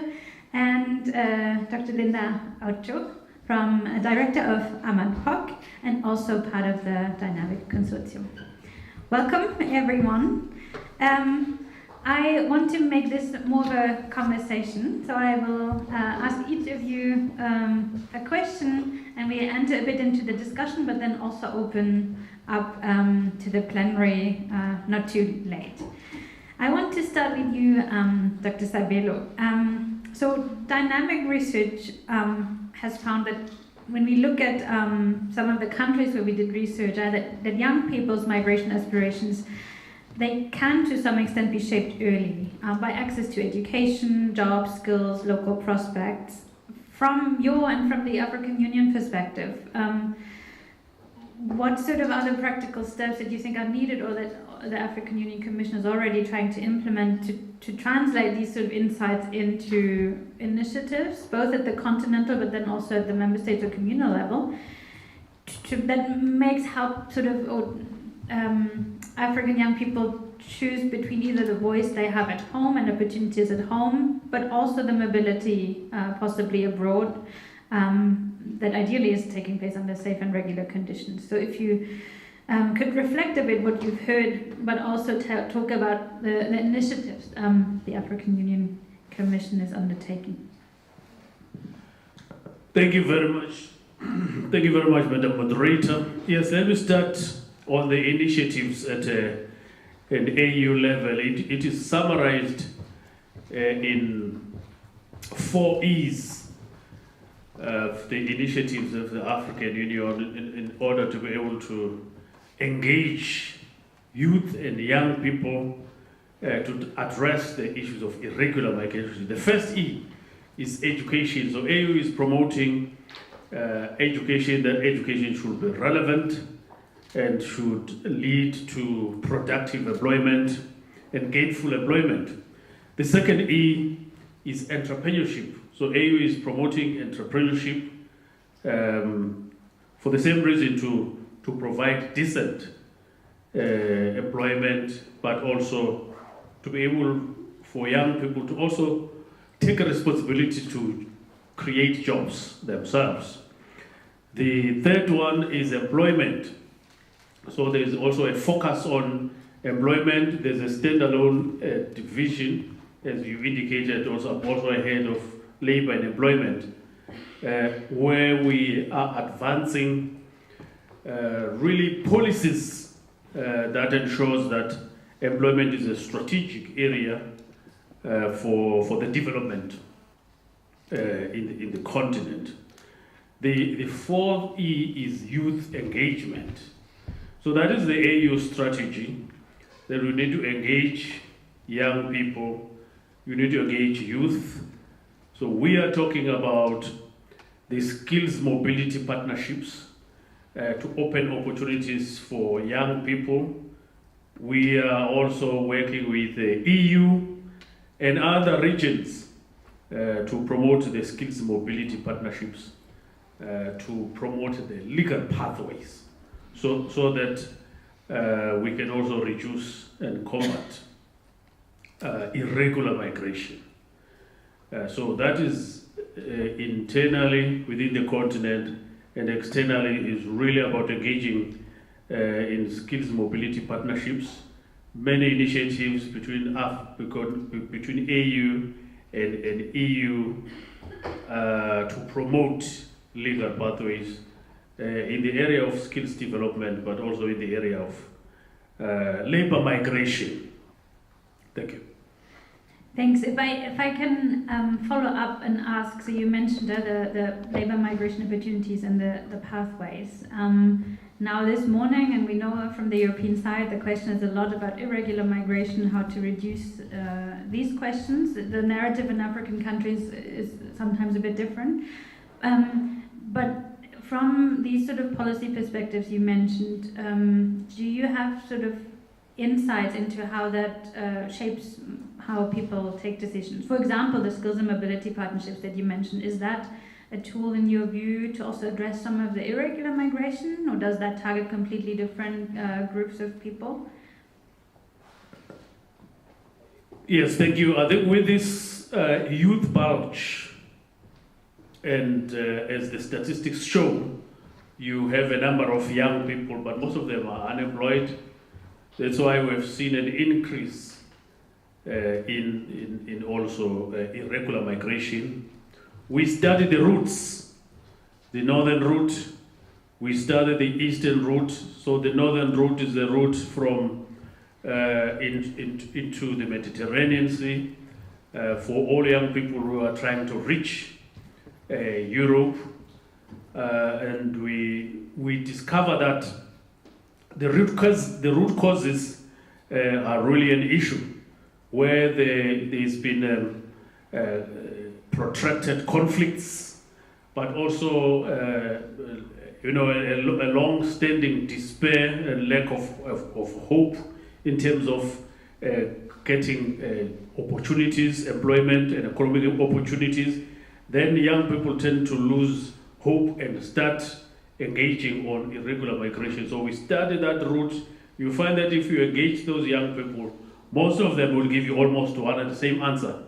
There is nothing happening in my country, I've lost hope, so I want to try elsewhere. We studied the eastern route, those who are moving to the Middle East, and we find that we find the same. And therefore the skills mobility partnership and talent, harnessing talent, is an initiative, however, which is good, but I think the absorption in a number of youth that might get opportunities there are very few opportunities compared to a number of thousands and thousands of youth that are looking for good opportunities. So these inequalities are real. Okay, thanks a lot for these insights into your approach, Victoria.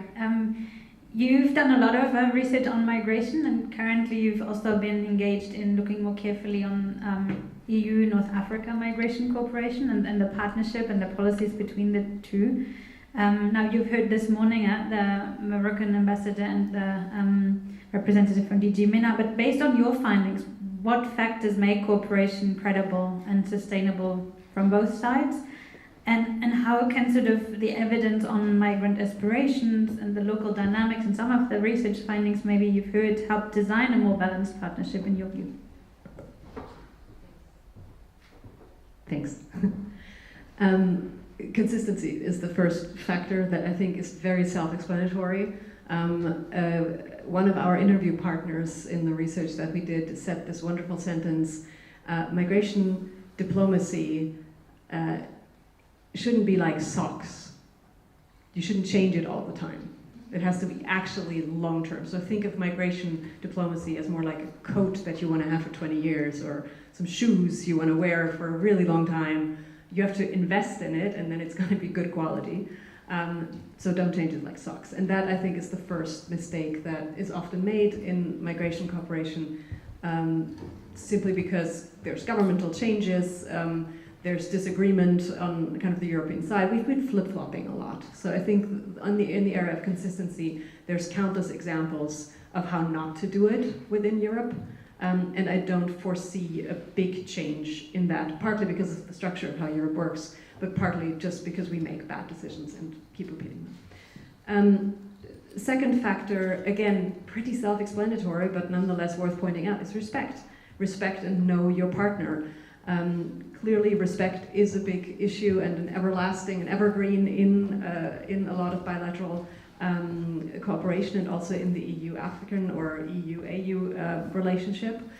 One thing that I think came also out this morning in the conversations we had is just how much knowledge there is on the African side, both on the policy maker level and on the people level, about kind of how Europe talks about migration, but vice versa, we really don't return that favor. So the knowledge amongst European policymakers about conditions in Africa, how African countries talk differently about migration, how some of their terminology is different from ours, really, they often don't do their homework sufficiently before entering into negotiations. So that makes it quite easy also for the other side to exploit that, because if you know more about your negotiation partner, then obviously you're going to usually leave with better results than when you go in not knowing so much. And I think that is one of those, dirty underbelly truths about migration cooperation. We often think about power relations, and there's a great inequality, but there's also leverage inequality.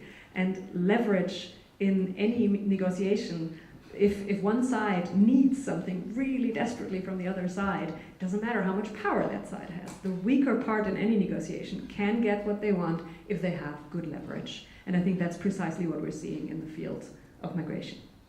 You wanted to interrupt me, so I can do a full stop here, but I could also continue. No, I do want to continue because I want to talk also more later about your research on conditionality, which links sort of to the leverage. Because in this new multi-annual financial framework, we have sort of a hardened conditionality clause, but I'm going to come back to that and also on your research. But I turn to Robert. So is the EU flip-flopping too much? So the EU has the approach to migration management or governance also with partners tries to combine different elements from mobility partnerships to return agreements, support for local opportunities and sort of addressing the root causes that we've heard this morning. How do you see the right balances between these different pillars? And yeah, maybe to respond to Victoria about the flip-flopping question.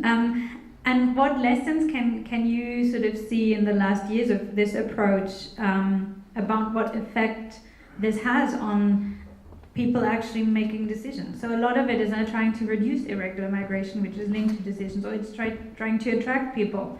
So if you could talk a bit about what lessons you've learned from DG Home's perspective.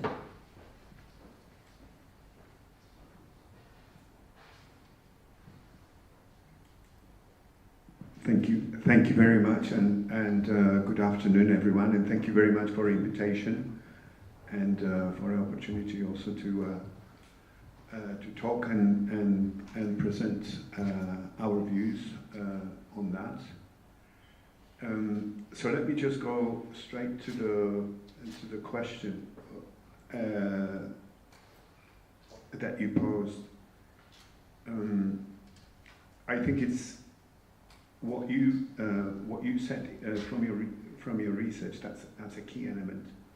The partnership, understanding and building and making sure that this what we do lasts for longer than from one meeting to another. I think what we've learned from the migration crisis and from our cooperation now in the last years, as far as I remember, is that we should avoid a situation where we only turn to our partners in Africa or anywhere else in the third countries because we have a problem and we need to react, but there is either a migration crisis or there is something else popping out, and then we need their help because that's the response our politicians expect from us when the crisis appears on our shores.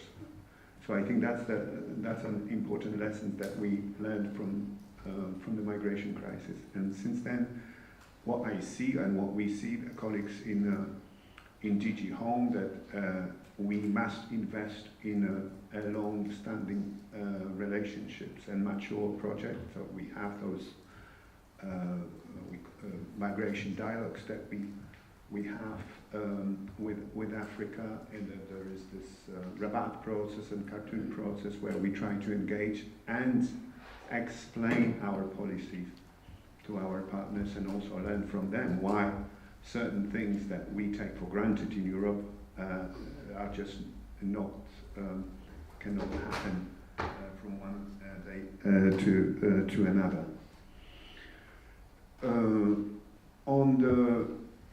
On the second part of your question, what I think it's also linked to the first observations, because you, in the last year, and especially now, we do see that what everyone, I think, wants to avoid is the irregular part of the migration management. We just want control, we want legal pathways, we want mobility, we want to explore options for the youth.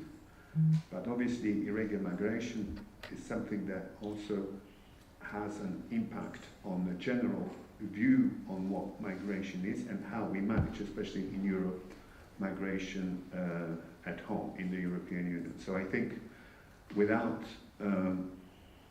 looking into that part, it's very difficult to have a good and comprehensive approach to migration management. And I must say that with the first part and taking seriously our partners and investing in cooperation, in the last year or so we see a substantial decrease in irregular migration. This is something that I think is helped us to look at those other areas of migration management, as I said, the mobility and legal pathways and so on, and also protection of people who are really in need in a sort of less stressful manner. And with that, we don't have to panic. We are not in emergency mode anymore. We can focus on what really brings a result and might bring results in the long term. So that would be for now. Thank you. Thank you so much. I have just one quick follow-up question, because you mentioned something interesting about there has been the reduction in irregular migration. If we read sort of the framings from von der Leyen and the Commission on that, why that is, the success is credited to certain partnerships. From your perspective, what elements of these partnerships makes it work? Because there is this question of, do we now invest more into hard capacity border governance aspects in these partnerships? Is that doing the trick? Is it a broader diplomatic partnerships where there's goodwill also because we invest? So what is it that actually, or is it also partly due to other factors that influence migrant dynamics? What would your view be? And then I'll turn to Linda. Thank you. So I think in that sense, what we see actually corresponds to everything that we've said before, because it's just basically understanding and trying to understand and respond to what the particular need or desire or effective measure might be to reduce that. This could be we have to, that's why perhaps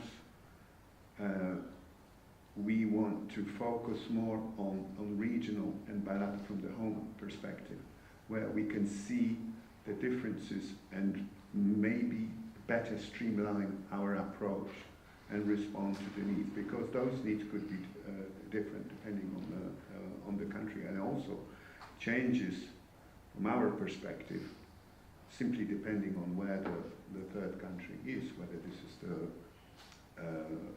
the West African coast country, whether this is where the smugglers and traffickers use an opportunity in Libya to transfer people, whether this is a part of the security element that we need to first focus on, because that has a strong link to the migration dynamic. So that is just a better understanding on the dynamics within I think helps us to better respond, because not always financial assistance helps to focus on the problem that might have might help us to solve what we need to be solved. Thank you. Moving from the partnership or the policy level to the migrants also. Linda, you've been doing a lot of research talking to a lot of migrants, specifically in the Kenyan context, how people sort of think about the policies that exist, options for labor migration, how they navigate maybe choices of irregularity. What do you want, or what do you feel sort of policymakers that you also speak to often misunderstand about the way people make these decisions? Thank you for that question. This is an interesting question, because I feel like when you talk to policymakers, they focus on the primary reason that takes someone to a particular destination, which is obviously economic, and that's all the papers we get. Economic, better employment opportunities. But when you listen to the narratives and the stories behind their decision making, there's other aspects that are social, cultural, environmental, that are driving them to move out of a particular locality. And sometimes this drive is because they have tried, because we find young people are always thinking about opportunities within their locality, then to the next country if it's available to them, and then the next region, and then the next continent. But in Kenya, we do find there's a huge culture of migration, because I remember back in the day, in the 90s, everybody was going to the UK, everybody was going to US, Canada, because of what we saw in the media. Because we saw it was a lot of opportunity of milk and honey, and we wanted to also drink that milk and honey as well, and enjoy it. And we saw the results of that in terms of housing, clothes, material things. So I think that young people were driven by what they were seeing as an impact, the monetary returns. And also I remember at some point, the young people were saying, if you get a second passport or second citizenship, you'll be more valuable when you return. You'll get a better job, a better pay, a better everything, better lifestyle. But I feel like that is shifting at the moment. Younger people are seeing value in their countries of origin. Even in the decision-making process, they're looking at it from the aspect of, I need to start a business, but I cannot raise the revenue to run that business here. So let me go to the Gulf countries, generate funds, because I saw someone has been able to start their cafe business, or their boda, which is a motorcycle business. And for them, they just need something to start a business. So it's always that aspect where younger people are looking at that circular migration aspect that is happening. I'm going to get what I need to come back and start something else. So I feel like when we're looking at decision making, let's not focus on the economic. Let's focus on the social aspects. What is driving them from their community? And it's not even driving, it's just like, what do you need as a person for you to get to the next stage in life? And also the life course or life stage matters. Because if you're young, you want adventure, you want opportunities, you want to see other aspects of it. And culturally also there's that aspect of, there's that expectation, as the elder child, you need to take care of the home. As the elder male, you have to take care of the home if there's a male child in the house for those communities. So I feel there's so many factors that we need to look into, and how does that come into policy? How do we frame that into our policy? Because all labor migration opportunities are economic related. What about the social cultural element?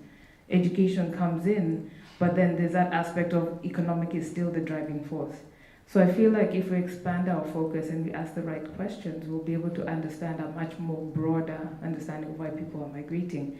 And when we add gender, class, age, education, it even complicates it even more, but we have a better understanding of who's migrating at that point. So decision making is not a single reason, it's multiple reasons. And I think it still has to be looked at holistically in terms of going and coming back, not just one-way street. Thank you, Linda. Indeed, the social aspects, and partly also the question of hope that we examined through the dynamic research.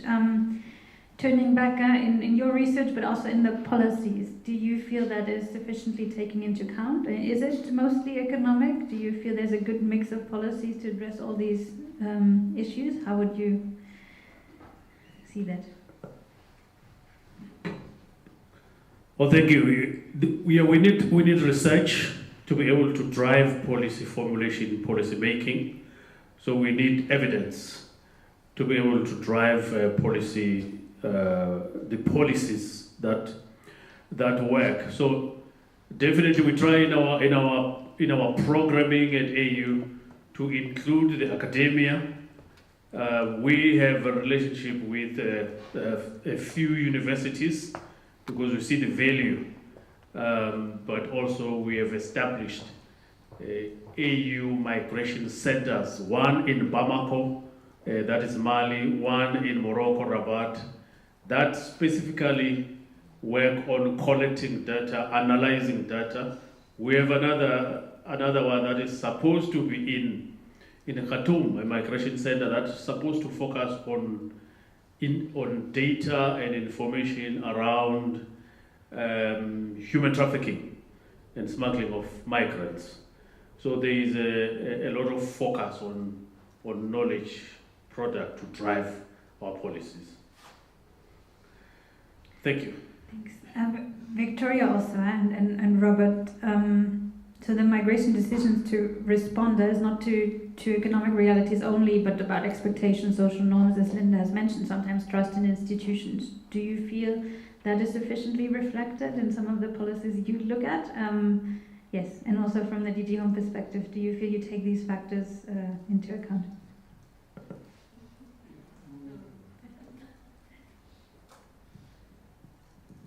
I see everybody's very courteous or hesitant to answer the question. Either of the two.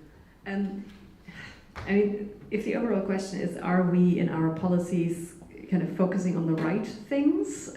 I think the first part of this conversation has already shown probably not. But then again, what the right thing is very much depends on your perspective. What I found interesting in what I just heard here is that we focus on knowledge production and we want to have more knowledge, and we talk to academics because we would like to understand better kind of how to create our policies and make them evidence-based, right? We all love our evidence-based policies, at least on paper.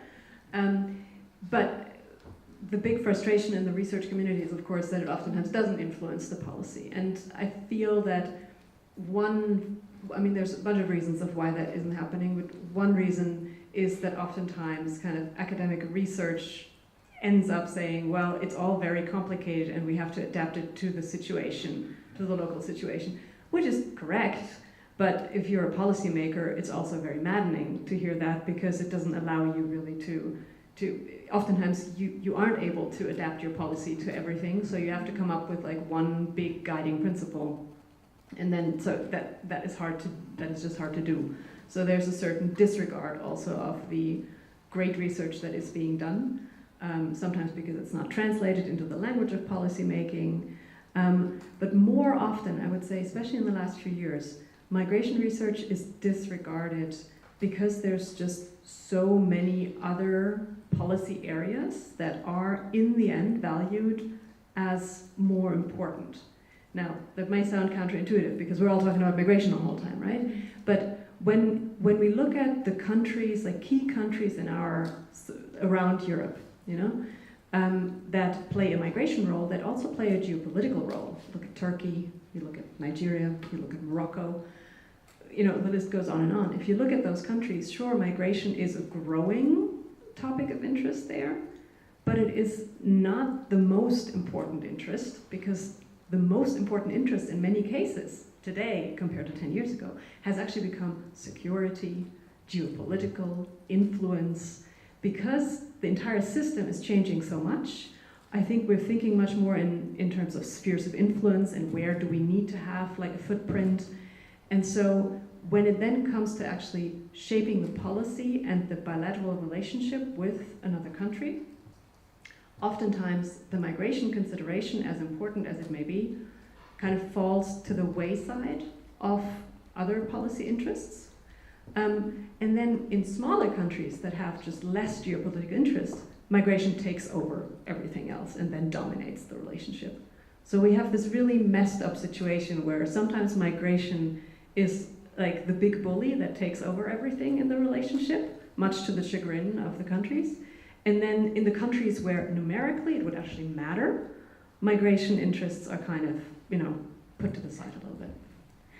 I'd agree, but I would add a point on countries that are important both geopolitically but also from a regional migration perspective, let's say North African countries. I would say that indeed other topics may be even more important than migration, but migration, I would say, also crowds out even less important things. And this is maybe the sort of more normative aspects of rights, of governance, and I would say here, this is interesting because it comes back to some of the drivers of migration, the hope, the inclusivity, where I feel this is an interesting paradox because on the one hand you want these sort of impacts on stability, governance questions that influence migration. On the other hand, the sort of, let's say, cooperation or deals that you have on migration actually crowds out certain other things that you don't raise. Would you see that similarly, and what may be your reflection because you're involved in these partnerships? And that is, I think, an excellent question. And let me start with what I think was one of the key lessons learned from the migration crisis and the way we operated. So we have understood now that on our own, and this would be DG Home, different DGs that have different files, we cannot really respond effectively to any challenges that we might have. So that's the big lessons that we wanted, and we have been now tapping into the resources that we have, which is colleagues in development, in INTPA, where they have hundreds, if not thousands, of people around the world who are observing the dynamics in the countries that are obviously, this is not the constant situation, that things change all the time. And we need to make sure that we respond to the actual needs, which might be changing. And I think that's one of those elements that are vital. And I think that's, it started with all this, our vision of how we can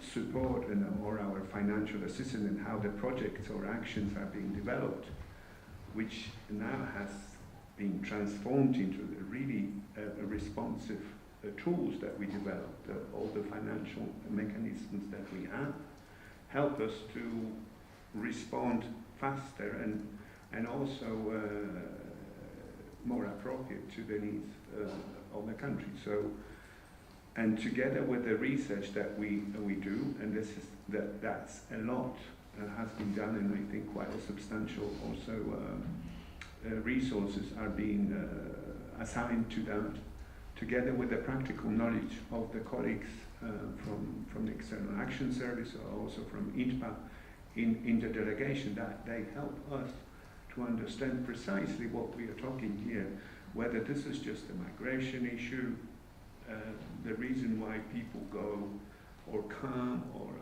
leaving the country or coming into countries as refugees, whether this is just a migration issue or this is an issue that is a political issue because there are certain dynamics that we don't understand here in Brussels. So that I think it's an element that we are trying to understand better and better, and hopefully we're getting there. Thank you. Thank you.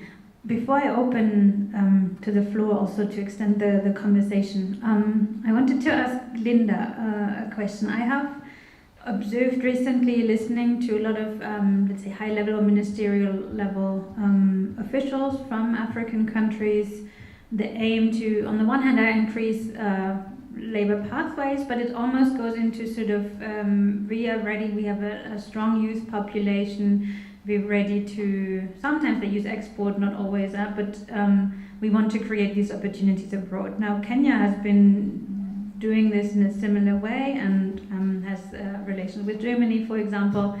But then the young people actually sort of increasingly stand up and say, this is not what we want. you should be, as a government, you should be focusing on creating opportunities at home. Can you expand a bit on that? So what's the kind of societal, political, economic dynamics of these, creating these opportunities both abroad and at home? And also, Sabilo, if you want to come in, because you're managing the labor migration sort of from the African Union perspective, feel free. Thank you so much for that question. I think it relates to what's happening in Kenya at the moment. I don't know if many of you watched the news last year. We had the famous Gen Z protests that has kind of led to the next kind of Gen Z protests in other areas. And it was a simple thing that happened where the government introduced a policy that basically was not in agreement with the youth. And they stood up to protest, because what has happened in the past 20 years is that the environment has become economically conducive, that people are seeing opportunities of working and developing the country, that they do not see the need to go abroad unless it's to build their capacity and skills. And that's a good thing. It means that whatever the government was doing at that point in time was actually now changing people's decision that they have a choice to migrate. And now we're in a situation where the economic policies are not in favor of young people who are creating jobs in the digital space where they're working online. So in a sense, the young people are saying we have the skills and capacity to build this economy, but you're making it very difficult for us, and we want to stand our ground. And they're not, the reason there's a pushback is because the type of jobs that were being advertised to them. You find someone has graduated from a university, and then they're going to be, the jobs that are being advertised in another country is a security guard, a domestic worker. And it's not to look down on those jobs, it's just that they were not giving them enough options of what they can do outside. And they're basically saying there are many jobs being created, and there are many jobs being created in the country, but they're not expanding the options, and they're all centralized in one major city. So it's not distributed. You'll find someone coming from a town in northern Kenya, and that town will be in need of labor, but they're all the jobs are in the city. So you're actually now encouraging more internal migration. So they're like saying, why not find a way to distribute or create opportunities across the country where young people can contribute? And young people want to contribute in an innovative way using their skills and how they can use digital technology to improve productivity. So I think there's a disconnect in that conversation between the young people and the government on how they can actually be involved in the development process. So the pushback is for them to say, we have an opportunity to build our economy and we want to stay, so you should actually be creating more jobs instead of disrupting the economy and making it difficult for us to find jobs. Most of them found jobs online. There are lots of social media jobs that they're doing campaigns, they're working on even with government offices, they're doing the tweeting and everything, and LinkedIn. But now it's getting increasingly difficult because now there's a digital tax, or there's some tax measure being put in place. So young people are trying to push back to be able to say that create opportunities here, so migration is a choice when we're making the decision to go abroad, and it has to be based on what we need and not what the government needs. Because now there's an interest in remittances.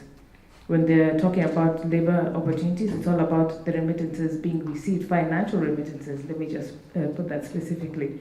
But they're not interested in, or they've not created pathways for those who develop skills abroad to come back and contribute to emerging economies, whether it's in agriculture, whether it's in health, it's always in real estate, something tangible in the private sector. So I think they need to open up opportunities in that way. If they want to facilitate that, then at least look at it as a full migration cycle, not going and not being able to come back with the skills that they've attained abroad. Thank you. Yes, labor migration is one of the key priorities for the African Union.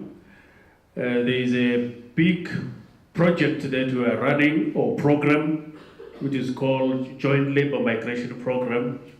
It's usually abbreviated as JLMP, which involves the implementing partners as ILO, implementing partners, IOM. This is coordinated by African Union. So as the ambassador indicated in the morning, most of the migration is within the continent. About between 80 and 85% is within the continent. And through the Joint Labor Migration Program, we are building the capacity and supporting member states on labor migration governance. both for internal purposes but also for external. One of the areas is that we have focused on to build the capacity of member states. It's negotiation, if it's external labor migration, negotiation with other countries who maybe require labor migrants or migrant workers.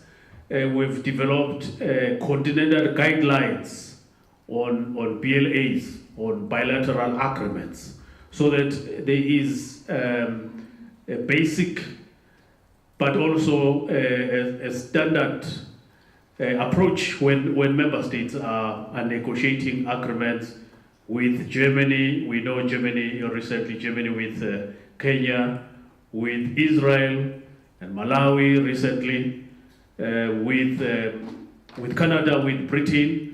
There is an increase signing of agreements by AU member states, the African countries with other countries in the northern hemisphere, and therefore we are supporting member states to be able to do that, to ensure that there is compliance to basic international standards, including human rights when they are negotiating. But as we do this, we know that there are also restraining forces. We work with EU as well. We've done very well in negotiating, for instance, in areas like return, readmission, and reintegration. Although we are still working on shaping the understanding and convergence on returns, there are some areas where we've got strong convergence, where we talk about remittances and diaspora engagement. There's a strong convergence there between AU and EU.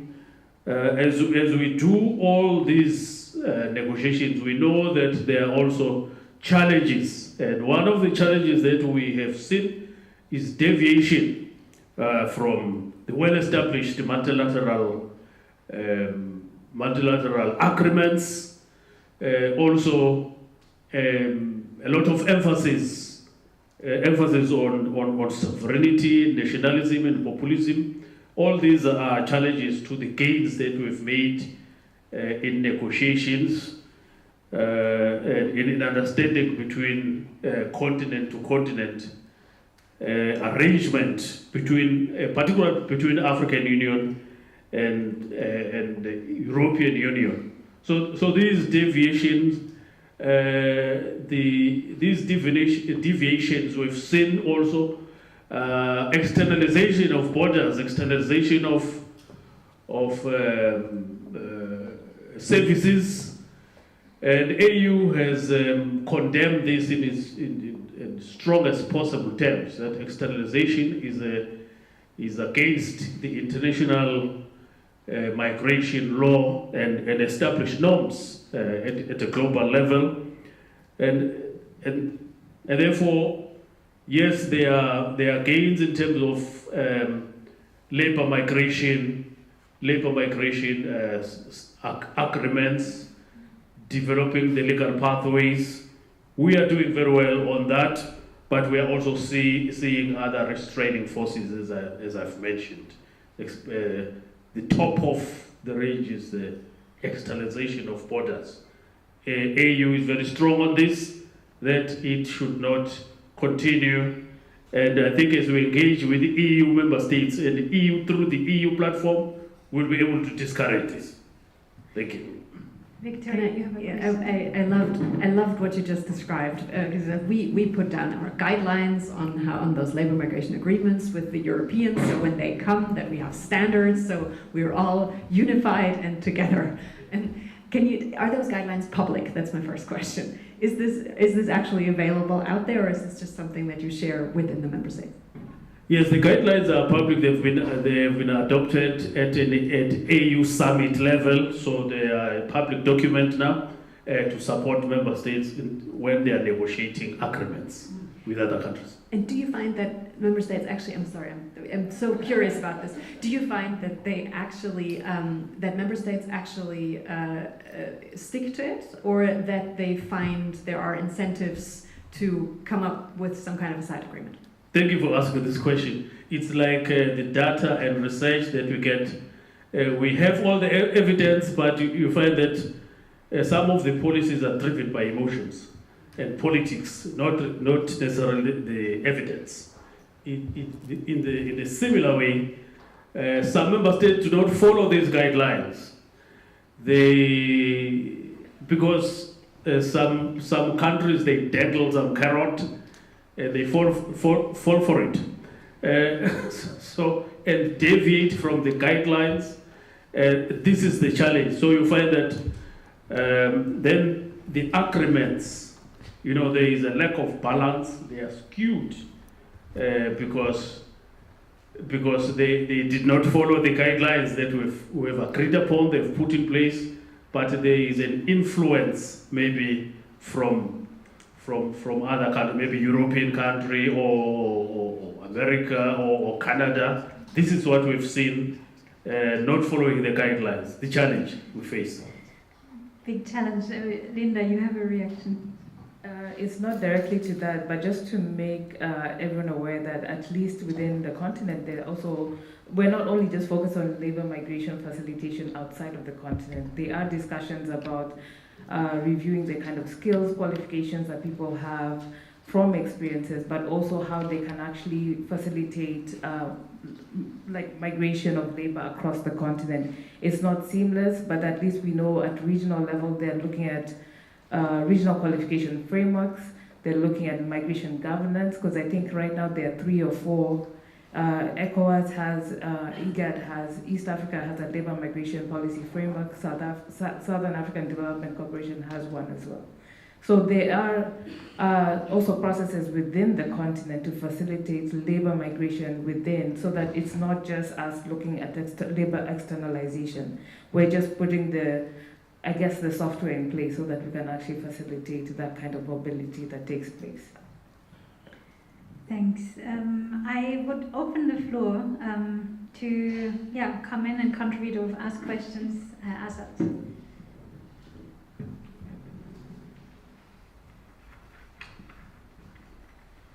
Thank you. I like the 4 E's that you mentioned, Sabella. I'd like to add a 5th E, empathy.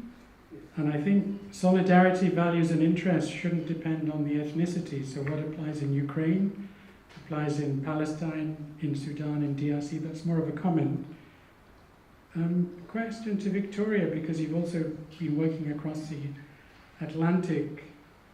How can you compare and contrast the views of migration and how this is being emotionalized and politicized in the US, but also in Germany? We saw the statements of Chancellor Merz.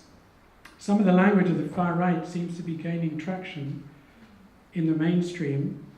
There's been a reaction to that, but how can we move from an emotional-based policies to a fact-based policies? How do you convince the stakeholders?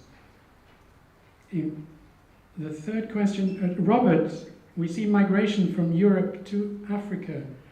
According to the statistics, 1.5 million people are moving the other way. We talk about the blue economy, the green economy, but there's also a grey economy.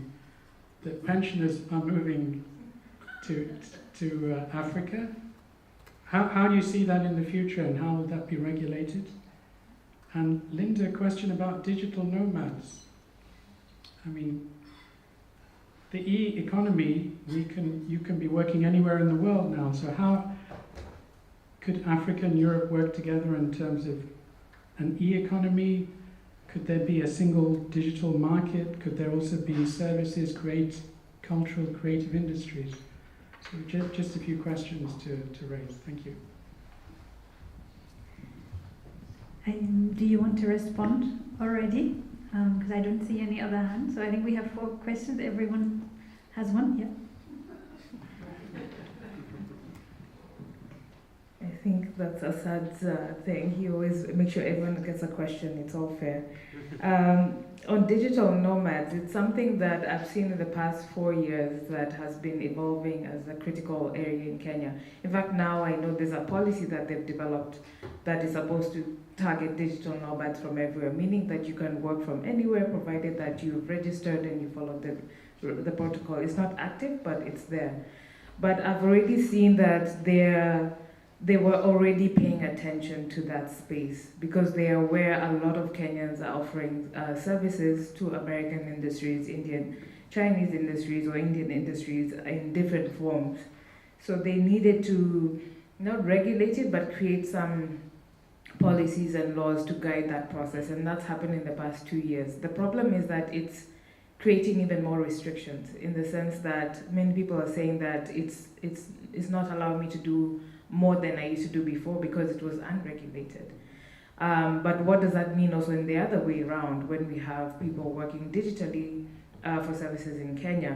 We've not had that conversation, and I've seen now research is building or interest is building in that space to kind of like talk about what does that look like, because we're looking at digital skills without you migrating. So what does that mean for the future of migration? Are young people going to be working from Kenya and not migrating at all?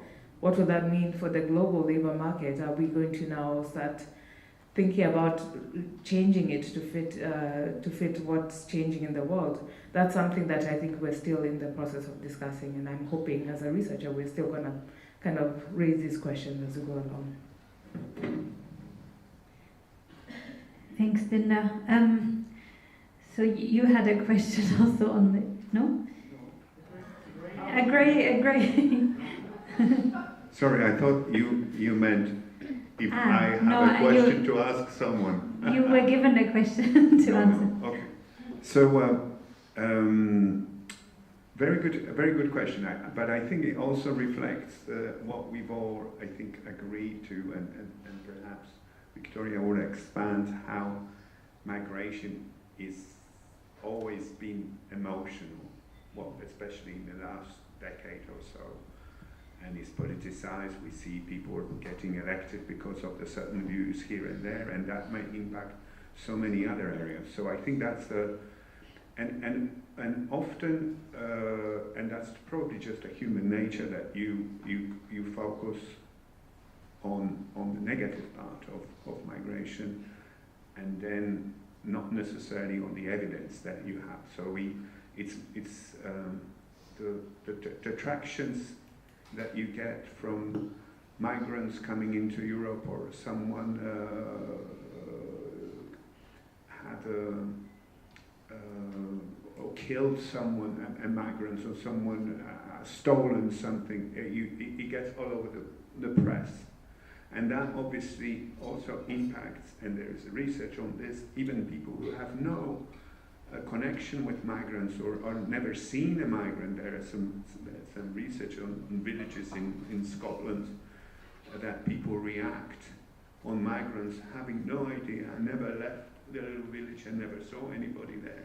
But they always, that builds their sort of views on migration as such, and they respond accordingly because they're all, again, have all this in the newspapers and in the television and so on. So it's much harder to see and with a cool head look at figures and say, okay, we need migrants. Europe is getting older. Africa is getting younger. There are millions of people that might be benefit from this situation, and at the same time, we in Europe we live longer, so we obviously need care, and obviously will need final pensions and so on for longer. So all the research is there. Yet few people care about this and discussion on that. So the traction is still on the negative part of irregular crossings and so on. Even though the numbers are getting better, but there is no one seems to be getting more relaxed about this, especially when it comes to irregular migration. So that's to respond to directly to your question. That's why this just escapes from the public views and open discussion, and why people are going, because there are far more attractive topics that gain attention in the public discourse. I want to push back. I'd like to push back because this argument, we've heard that also this morning, of like the migratory flows are down, so therefore we should all be relaxed and more relaxed, and it's not such a big deal. And I would say that if we look at the facts, sure, migrant flows are down, but migrant stocks are not. And if you are a person that is critical of migration, then the sheer fact that your stocks keep going up and up and up is the reason why you say it's enough, it's too much for me. You don't have to agree with it, but I don't think you have to label it as emotional. And that brings me to the question you asked about the connection to the United States. You're absolutely right, as we all know, that both the US and Germany and kind of Europe at large are getting harsher. Our policies are getting harsher, our rhetoric is getting harsher. There's no way around it. And I'm not in any way condoning the methods in which the United States has been conducting its harsher migration policies. I think there's a lot of things to be criticized there, but I don't criticize that the United States or other countries are shifting and saying we would like to limit migration, because I think limiting migration is a legitimate desire that you have in societies, and it goes up and down. And right now we are in a phase where large parts of our population say we would like to change the way things are doing, and we would like to have a more limiting and or more ordering migration policy. So when you said how can we move from emotion to fact, I just really want to emphasize that if you, again, as I did this morning, if I channel my inner hard right voter, they would say, well, it is a fact that migration creates problems. So if you cannot see that, it is because you, dear lefty, are too emotional. Okay, so if you're asking, if you call for more fact-based migration policies, you have to face the fact that we look at the same numbers, but we perceive them differently. And my perception of it does not mean that I'm overly emotional. It means that I have a different value set, and that I value order and control and perhaps limitation of migration to a greater degree than you do or than other people do. And then very last point, and if you don't like that, I feel that the argument enforcement works, we need more enforcement, we need more control, has gotten a lot more traction, also because there's a lot more reason to believe that there's a point to it. If you look at what the United States has been doing under Trump 1 and now under Trump 2 even more, it is inescapable that enforcement works.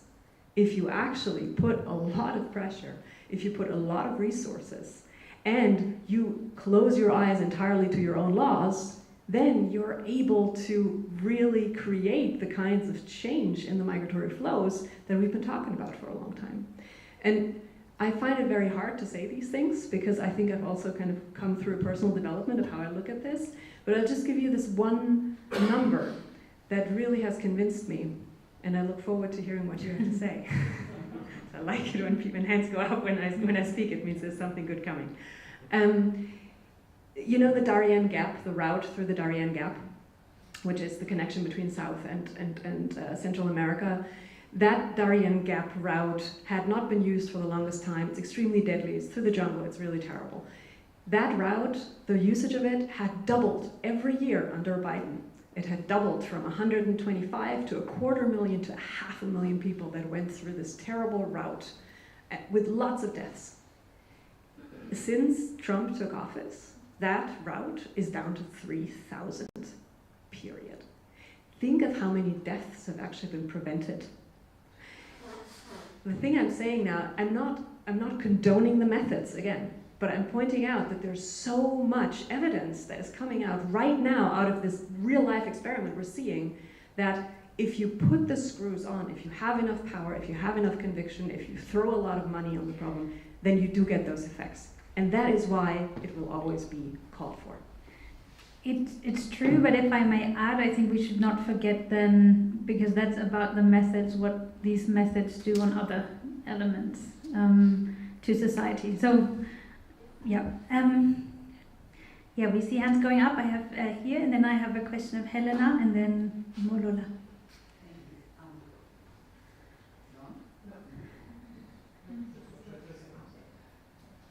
No, it's on. Thank you very much. I would caution us to compare ourselves with the US. Let's face it, it's a rabbit hole. The US can get away with a lot of things and always has that none of us here will. And the EU won't because it's not joined up enough, and the African Union is still in the making to a degree, so neither can compare itself to the US right now. So that's not an argument. And also the Darien Gap in the last year of Biden, irregular immigration fell by over 70%. It was just too late to use it in the election campaign. So this is also the throwback of lagging indicators. Trump rode on that wave, and when Biden started being successful at scale, it was too late. But let's leave the US away. I think there is something that we all need to face, and that is something about responsibility, and maybe the responsibility to have some solidarity across my own turf, my little village in Scotland, or my nation. Somebody said this morning, we need to face the facts that in the global north we're quite wealthy, and now we were never really happy to share this wealth, so we do even less sharing. And if somebody in my little village in Scotland says, let's just leave them all where they are, and I say, you know what, you know why Scotland, or some in Scotland, are so rich? The Empire, Caribbean, Africa, and so on. And then the answer these days is, oh, I didn't know anything about that. It's also about why do we benefit from the NHS? Because it was built on the wealth gained from somewhere else.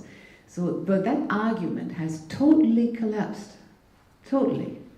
And I don't want to make it for anyone else, but there is something in there that has flipped right from a rather decent discussion to extreme right-wing, and that's now mainstream. And I think, who said that? For the bad guys to win, it only requires for the good guys to say nothing. That's happening right now. I would challenge us to set that balance a little bit right and not fall into the trap of, oh, if Trump can get away with it, then maybe we can. That will then lead to strife and more disputes, potentially more conflict, and more ill for everyone. And I don't know, I don't always read the FT, but the FT this morning is they're counting down for the major economic growth drop in the US now, which is also a function of those lovely immigration policies. So I'll leave it at that. Thanks. Okay, I collect another from Helena or Molola, and I think there was one more, and then we'll do a round to answer. Helena, here. Thank you so much. I'll try to be brief. I'm Helena from the European Policy Centre here in Brussels. Just quickly want to react to that. I'm not going to comment at length, but just to say I think the one thing that we do need to pay attention to is whether or not we think that with sufficient resources enforcement actually works and kind of produces the results that perhaps many would like to see. I think it's more the fact that this is happening in parallel with a destruction and disregard for the checks and balances and the democratic pillars and the system that we spent a lot of time building up in. And here I do think that it's worth not necessarily drawing a direct comparison, but at least realizing that this is also happening in Europe.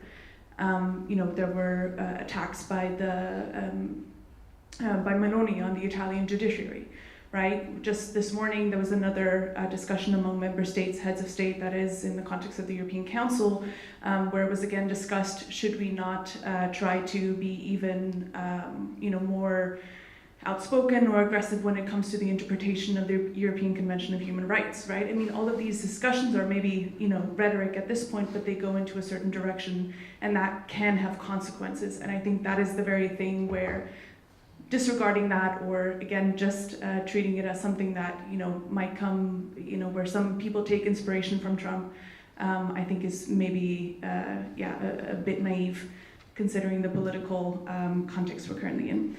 I have a rather dry policy question, in fact, so I'm gonna make it very short. My sense is, from having also worked on this, is that we're seeing an increasing fragmentation when it comes to the kinds of tools and levels of engagement we see on the external dimension. So you have, AU-EU, you have bilateral, you have regional, you have all these so-called migration deals. My personal sense is that, considering the geopolitical and geoeconomic pressures that we're seeing, that it in fact may make sense to integrate migration into broader portfolios, right? Where there's trade, climate, energy, et cetera, so that migration doesn't kind of dominate the agenda, or rather, migration management, border management, enforcement, whatever you may call it. Of course, the public perception is very different, so my first question would be, is there a way to overcome that kind of issue with public perception where everything is called a migration deal, even though it's about so much else, and perhaps even on policy areas where it's maybe easier to demonstrate that there's an added value to cooperation, also vis-a-vis Russia and China, for instance. So that's my first question. And my second question is, what is the perception then? Is Europe kind of heading in a direction where it's frazzled, where it's fragmented? How can these different interests from the EU and from member states at the bilateral level be reconciled, if at all, and through what means? Thank you. Thank you, Helena Omodula. Thank you very much. I've really enjoyed speaking to you, and I suppose you can take all the comments, hearing from you, and I suppose you can take all the comments to mean that this is a very vibrant conversation. I need something more like a clarification, because early this morning you said policy needs to be like socks, you don't want to discard it very quickly. And well, from my perspective in Africa, where we stand, I'm from Elizabeth University on the DYNAMIG project. We see Europe, we associate with values of democracy and what have you. And then looking at evidence coming from the Haas and others about more control, more debts, I'm trying to imagine, so it's not Trump's method, but it's more control. I'm trying to imagine what kind of control we can actually use that is good control. Thank you.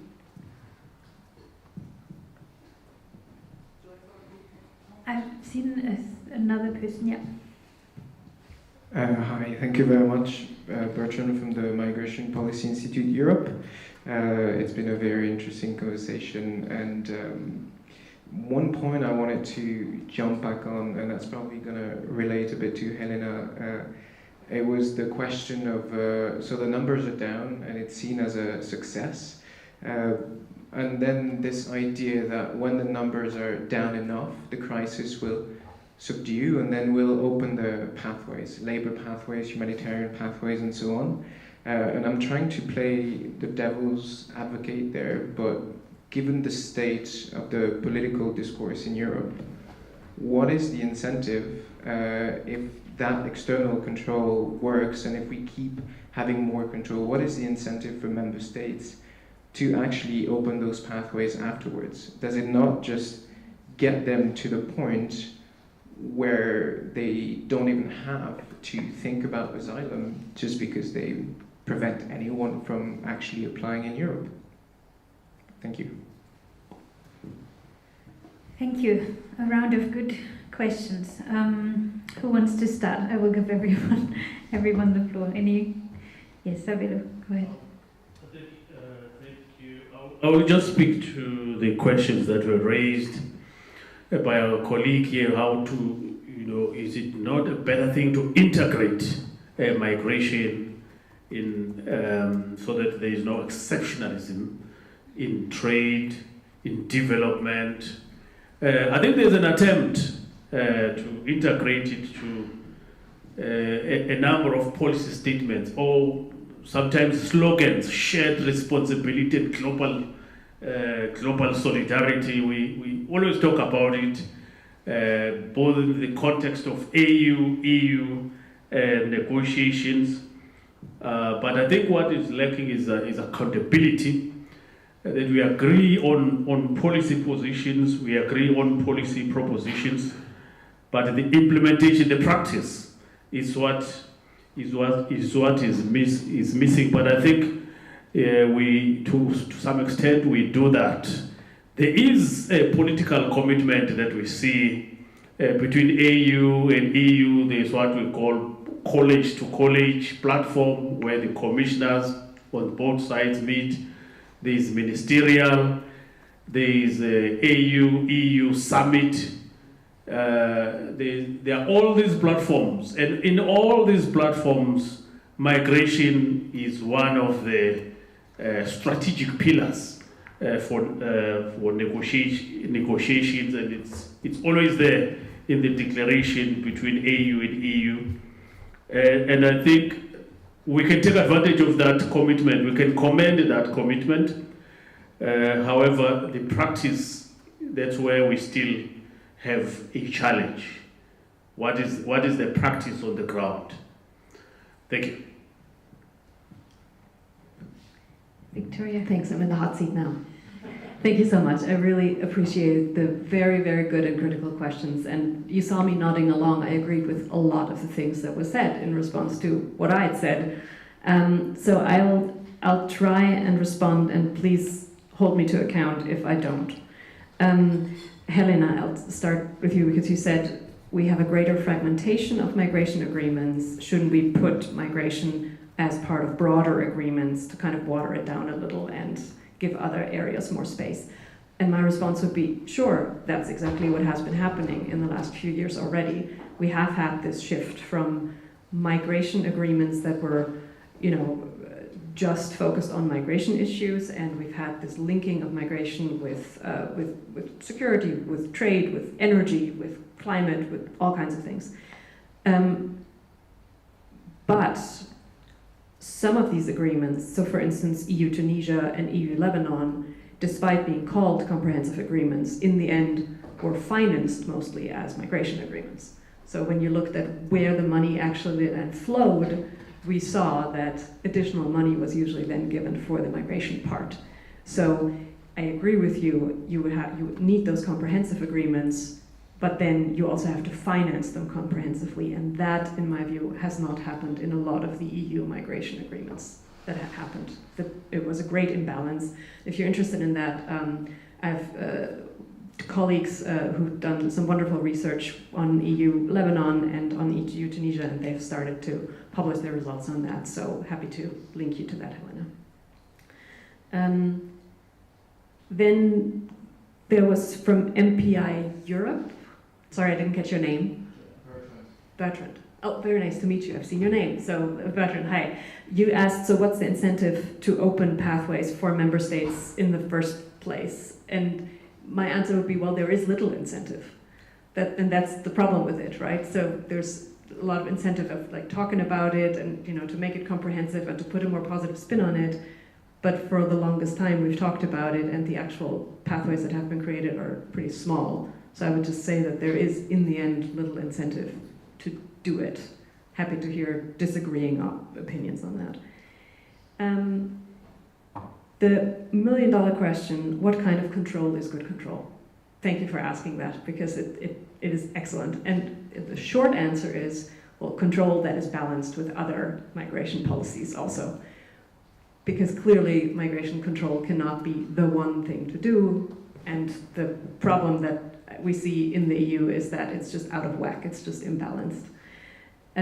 But if we ask a little more specifically, and you give me another minute, I don't know how much too long I can speak. I mean, good control is appointments. It means that people do not show up just anywhere, but that they can register somewhere, that processes are digitized, that we use all of the technology, not just to have drones circle above us, but to actually enable migration processes and asylum processes and to really make use of the technology so that migration processes are predictable and fast and fair. In other words, all the things they aren't right now. So that would be good control, in my view. And also, I have to add that, just to make clear that it comes absolutely across, obviously good control is in line with our own laws that we've given us. And obviously good control is in line with human rights obligations that we've given us. I do think that we have to very critically assess whether the laws we've given ourselves actually are fit for today. Because the fact that we keep breaking them means that they aren't fit for today. There is a great demand to break them, then rather change them. And I feel that there has been a lot of pushback against good ideas to change outdated systems for fear that the new system would be worse. And I'll end on that with a nod again to MPI and the great work that they're doing. I think that people are not tired of giving protection, but or countries are not tired of giving protection, but they're tired of giving protection in broken systems and tired of giving asylum. I do think we have actual positive examples where protection has been given to a lot of people, but usually to people that are our neighbors, that are more like us, right? Colombia has given it to Venezuelans, Europe has given it to Ukrainians, so there is still willingness to give that, but there is not willingness to give it through the outdated tool of asylum and territorial asylum. And that's a thorny issue, and again, I recommend the work of MPI on that. Thanks. Thank you. Before I hand over to Robert and Linda, just also I wanted to quickly comment on the fragmentation, because I find it interesting, this linkage. We've seen it for a while, and yes, maybe it's not fully financed and stays a migration sort of deal, but it also, I think, relates to this longer term issue of maybe the SOC comparison. So if we look at the EU-Turkey deal, whether it's a success or not is hugely differently interpreted whether you ask Turkish officials or whether you ask German and European officials. And that is because the measure of success from the one side is seen as this is a migration arrangement and it has fairly worked well. From the other side is actually, oh no, this was meant to be giving us better visa opportunities and bringing us closer to Europe in other ways, and that hasn't happened. And I think the risk is there with this incentive, or like no incentive of EU member states to actually then opening labor migration pathways or other things that could be in these deals or implicitly sort of put on the table. I think is risky in the long term if you sort of want to build up that trust and talk about partnerships. Yeah, that's just one comment. Thank you very much. Just very briefly, I think I'll manage to have a word or two on 4 questions that, or issues that I noted on, but briefly, and how briefly that could be. Let me start with the first one and say that I agree with Sabella that we have the migration is all over the place, always part of the key elements that needs to be taken into account. The problem is that have it really implemented and have it really working and being implanted into policies as a sort of a normal element of engagement. I think that's still a challenge. On the fragmented vis-a-vis bilateral, I think this is still something that we are also struggling in the Commission, because we would like to have streamline, and instead of having, for example, 2 migration dialogues in Rabat and Khartoum, to have one, because they talk about similar things and so on. But the politics and the past and the maturity of different processes, that it's not so easy. People are attached. It's not that one region is just that the Africa is, or Europe is the same in Sweden and in Portugal, or in Nigeria or in Ethiopia. So it all has to be taken into account, and it's not. You have to overcome this drive of trying to make everything into a single streamlined policy development. Just try to find the right balance, and that just applies to all parts of the migration management, because you don't necessarily need to engage all the instruments of the European Union if there are 2 or 3 countries particularly concerned in Europe on the given part of the migration management. So this is something that requires, again, reflection and fine-tuning. On the number of on the control migration, we try to avoid the word control and try to manage migration and make it more orderly. And I think if controlling is still a main understanding of what we're trying to do, that means there is still work ahead to make sure that the people understand what we're trying to do. And we're trying to convince, I think, for a success, the people that we can manage, so the people who need protection can come and we can offer the protection, and the people who are illegally staying there, criminals and so on, need to leave and will be returned and will not just walk by on the European streets and then create an image that we are not managing the migration, and therefore had sort of significant impact on everything we do.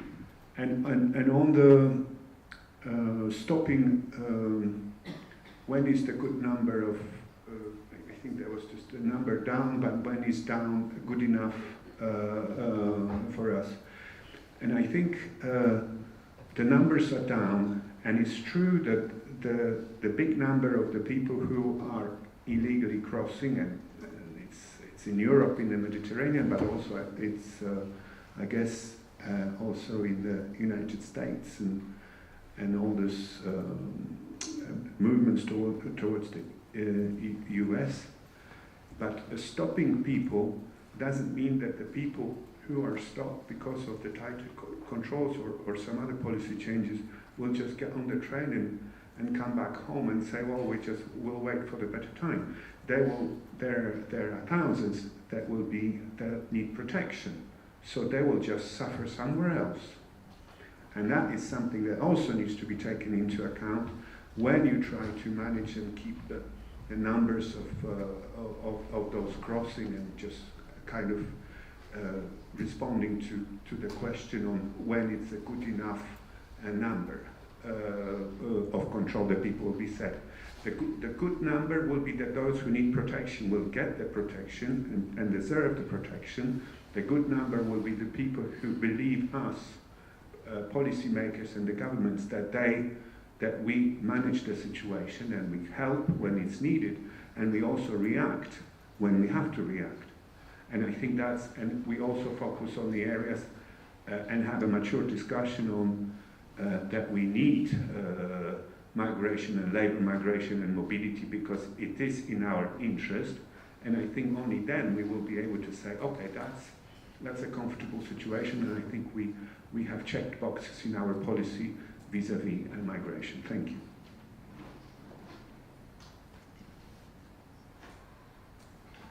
I'll keep it short.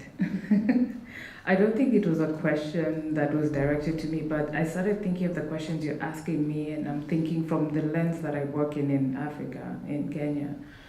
If these pathways are blocked or managed or controlled, what will African governments do to ease or create opportunities for labor migrants, for their own youth and labor migrants? Because I think that's a key question, that we don't have to wait for a crisis to happen. A case in point could be COVID. When COVID happened and people couldn't work, they had to find a way to seek income-generating opportunities, and we did find solutions. We did find countries working together on how to ease mobility of truck drivers, for example, in East Africa, and we started putting measures that had health, that was doing health checks. So we can actually create those pathways, and I'm just thinking, if now we're in this situation where there's so many countries that are talking about they don't want a lot of migrants, or they don't want certain migrants. What will African governments do to create opportunities within the continent? So I feel like it should encourage the African governments to talk to one another about labor, skills, mobility within the continent, within the region, to plug in some of the gaps in some countries. And I think that's been happening with the African Free Trade Agreement, where they're talking about businesses and entrepreneurs. People like myself are a consultant. I offer my services to other governments to talk about what their migration looks like and how their policy can look like based on the countries I've worked on. So I'm already doing that kind of work. How can we ease that kind of mobility? So I'm just thinking about the other spectrum. There are people coming from Africa, but we're not talking about how we can also address some of those concerns within Africa and create a freer movement of people in terms of labor migration, because now we can't really control or manage, I don't know which is the right word, because I've realized there's a lot of play and change of words of migration to different regions, because now people are going to find pathways to Asia. And right now, I think the issue that we're fighting in Kenya that's an emerging issue, is there are runners, for example, who have been brought to Russia to run on a marathon, and then they're caught up in the war front with Ukraine. So there's a new phenomenon that's coming up in that sense, that we are having a huge challenge that we didn't anticipate, and we don't know how to address those issues. They're going for something else legally, but they're being trafficked into fighting as mercenaries, and we still have a case of someone who's in Ukraine and they're trying to do have a diplomatic engagement. So I think there are many fires that are being put up in every area, so we need to figure out how to do that. But I was just looking at it from my side in Africa. How do we now respond or create a situation where we're addressing the main issue in our continent, which is unemployment, especially of the youth, and how can we facilitate and ease mobility within the continent and beyond? Thank you so much. I have a big clock in front of me, so I think we could probably be going on a long time. Maybe I won't summarize it because Tobias will have a keynote and he's meant to summarize the whole day, which makes it easy for myself. But maybe just 2 points. I think a lot of things we talk about is always about balancing either different perspectives, sometimes ideologies, but more probably interests, both within countries, across partnerships, and I mean, economic, demographic, also geopolitical pressures will make it so that these questions will stay with us and become probably even more pressing. So yeah, and evidence, as we try to create through DYNAMIG, and hope to make a contribution, but probably mostly to just highlight what these competing interests are. The balancing will still happen in the politics that we see. But thank you so much, everyone, for sharing your insights, and thank you for listening. We'll have another keynote. I'm actually not sure, do we have another break before? No, okay, right. We have another keynote to wrap it all up. So give the floor to Tobias.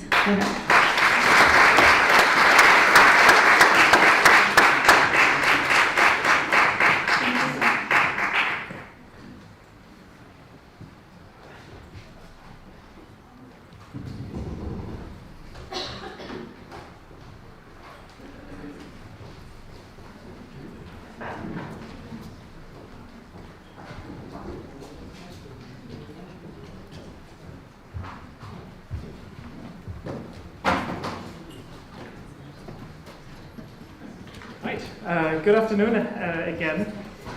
We've spent the day exploring how people in Africa decide whether and where to migrate, how to migrate, and how European and African policies shape those decisions.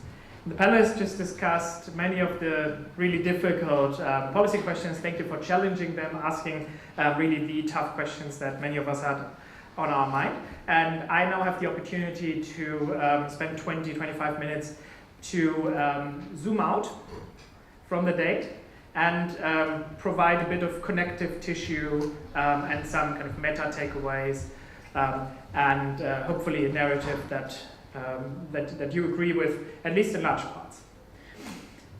Let's begin with a simple observation. Migration is not chaos. It's the outcome of millions of deliberate decisions by people who adapt to the policy environment which is changing around them. And yet much of the policy debate that we're having in Europe, not so much here in the room with lots of experts, but outside as well as on social media, is not always rooted in the facts. If you ask policymakers, specifically politicians, they will say typically, yes, of course, evidence is important, but at the same time may only listen to it once they've made up their mind. Yeah, and that's one of the challenges we have. So what I'll try to do is provide a couple of arguments that can hopefully connect to people of very different political colors across the spectrum, because they make sense no matter what your philosophical or otherwise foundations are. Another reason why these policy debates are not always rooted in the facts is, of course, that the facts are not established yet, right? So many of the questions you asked in the research sessions before lunch were right at the frontier where our project or future projects, hopefully some of them funded by the EU, will provide these and establish these facts. So it's another issue. And DYNAMIG really was designed to close some of these gaps in knowledge. And very crucially, we try to really follow the whole decision-making and migration process from early stages of formation of aspirations to migrate or stay, to through the modalities, through the movement, and then finally to integration and also return, where we had the opening keynote today. This mix of method that we applied, you heard about many examples of this in the research sections, that was really crucial to be able to get an in-depth understanding. We went much further than would have been possible with just one discipline's very narrow approaches. So I should start showing the slides. Okay, so before reflecting on the findings of the project, let's ground ourselves a little bit in what Europe actually tries to achieve. And why am I primarily focusing on Europe? It's because we're here in Brussels with an event in Nairobi or Addis. I would be focusing a bit more on the objectives of AU and African developments. So allow me to be a bit stylized in my characterization of the policy objectives.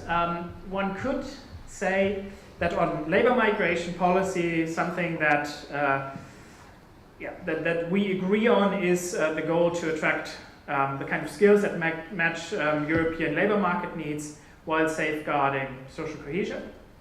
On asylum policy, a positive take on the goals that are being pursued could be to say that we're trying to uphold humanitarian responsibility through fair burden sharing. On immigration control, it's clear, I think many of us have gone through a certain change in mind, realized a bit more all the costs involved with too liberal policies. What many of us agree on is that immigration control is important to preserve legitimacy and the functioning of welfare states. And that has to come through managed entry and strong integration support. And what we heard earlier from Martin Carlotta in one of the research sessions was that the welfare state is really key. It's the most common term in the policy documents that our team in Florence has analyzed. Why? Well, partly joking. It's probably so important in European policymaking because it's the one thing that people can agree on. We have to safeguard the welfare state, and some will say we have to save it from the migrants who might be contributing to the solution to safeguard in the future. What's the visa policy? Victoria just mentioned the many things that don't work. Visa policy is one such case. In principle, the logical visa policy from these goals that I was laying out would be enable movement for work, tourism, study, family visits, and so on, and restrict only where necessary. And these points, in my view, make a lot of sense. Most of us in the room can probably agree on, although we would be likely critical of how close we are to them taking reality. The question now is how well these policies align with the realities on the ground and with how people actually take migration decisions. And that's exactly where DYNAMIG comes in. And one of the issues that I see, and maybe as an economist I'm in a good position to criticize this, is very often what policymakers seem to have in mind is that people are relatively stylized economic decision makers. So debates around the importance of changing the welfare rules for asylum seekers, for example, that we're having in Germany for a long time now, take a big weight in the overall discussion, while probably being a little bit overblown in terms of their actual importance. So what DYNAMIG finds, I summarized here on the bottom. People decide through mixed motives, hopes, norms, and perceptions. We had these sessions in the morning where we went into a little bit of detail. So what does that mean for practice? What does it imply? Let me highlight 6 key points which could help Europe's and African migration cooperation a bit more grounded in facts, realistic, and ultimately more effective. On this point of narratives and perceptions shaping behavior, it's very clear from our research in the project, also from research that's coming out in parallel from others, that economic dissatisfaction drives aspirations. And in addition, narratives like there's no future here, going abroad means dignity, and others make important predictors of who migrates, how people migrate, what types of risk they take. Now what's important is to also see that policy can affect narratives and perceptions through local success stories, by credible information, and most importantly by visible improvements in governance and economic fundamentals. And who's in the driver's seat for these improvements? That's the countries of origin. That's a contrast with this focus on destination country rules. Europe cannot transform origin countries of migrants on its own. That would be hubris to expect that, to tell our voters that we can achieve this, but it can support governments and societies that have the right priorities, but lack the resources. And I would argue EU support will have the greatest leverage in countries that show commitment to improving governance and opportunity for their citizens, but that need the external resources to turn that commitment into something tangible. Second key point is the timing matters. And that brings us from the why of people's migration aspirations to the how. How do people move from an idea to an actual plan? And understanding that sequence is crucial because timing determines when policies can make a difference. Our work in Kenya, Nigeria, Morocco shows 3 clear phases before departure. First, this phase of formation of the decision, commitment to either migrating or staying. Then the second phase in which different options are evaluated, information is gathered, modalities, destination countries are decided, and so on. And then third, resource mobilization. Now, our findings suggest across different methods that we applied that that people are most open to influence early on, when migration is still an option among many, when it's an aspiration but no plan they have committed to. And once the plans solidified and preferences harden, and the conditions around migration, such as the risks people are facing, play less of a role. So for policy, that means timing matters. Early intervention in the opportunities that people see at home, giving people positive reasons to be willing to stay, see their future in their country of origin, such as positive economic and social trajectories. These can redirect aspirations, and this would likely be a time when many policies, many interventions can achieve a more lasting effect.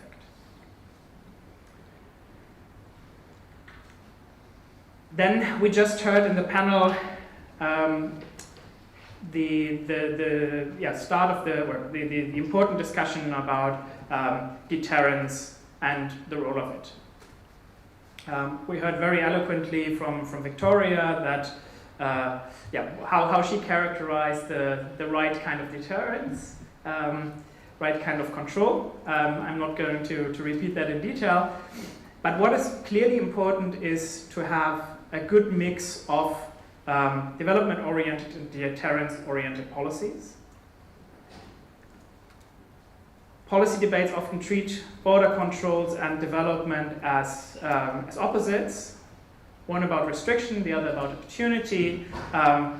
Many people have heard about the migration hump, where Michelle and I had questions in the second block of sessions here before lunch, where we think it's not a relationship that holds across contexts. It's not as simple as headline talk show makes it appear. And what is important, I think, is a few takeaways. Border management affects how people move and where they move potentially. Development outcomes affect whether and why they move. Spending on development assistance without regular migration potentially results in political backlash in destination countries. If we don't fix irregular migration, then there's serious criticism of our development spending, no matter the causal relationship between the two. Control without development in countries of origin would fuel frustration there. We see all the protests in Madagascar, in Kenya, in Morocco just in recent weeks. And this would likely not result in an end to irregular migration attempts, especially not if Africa's population doubles and there's so many important development challenges. So the policy implication here would be balance, combining reinforcement with investment that expands the agency opportunities in origin countries. And that balance also applies to return and protection. It means we need to have the chance to return people into a safe and dignified situation, while those who receive protection in Europe are received through a fair division of responsibility. Returns implemented with reintegration support help maintain the credibility of the migration system. That's something I think we shouldn't forget in all of this talk. So if the right balance is about combining enforcement and opportunity in countries of origin, then the next question is about how to spend limited resources, especially in our current budgetary situation. And that brings us to the question of what is an investment actually. Spending on deterrence produces effects that likely only last as long as the funding continues. If you take the border guards away, if you stop the drone from flying and so on, that effect will be largely gone. The information that the border is open again will travel fast. By contrast, if you invest into skills, into lasting improvements of local livelihoods, you may have longer-term cumulative benefits. So that's important to keep in mind when we talk to the decision makers in parliaments and so on. A similar investment logic applies with skills partnerships, for example. Investments benefit not only the person who gains these skills, they also benefit either the country where people then migrate to, or if they stay the origin country, or through remittances as well, and a greater availability of skilled workers across Europe and Africa generally.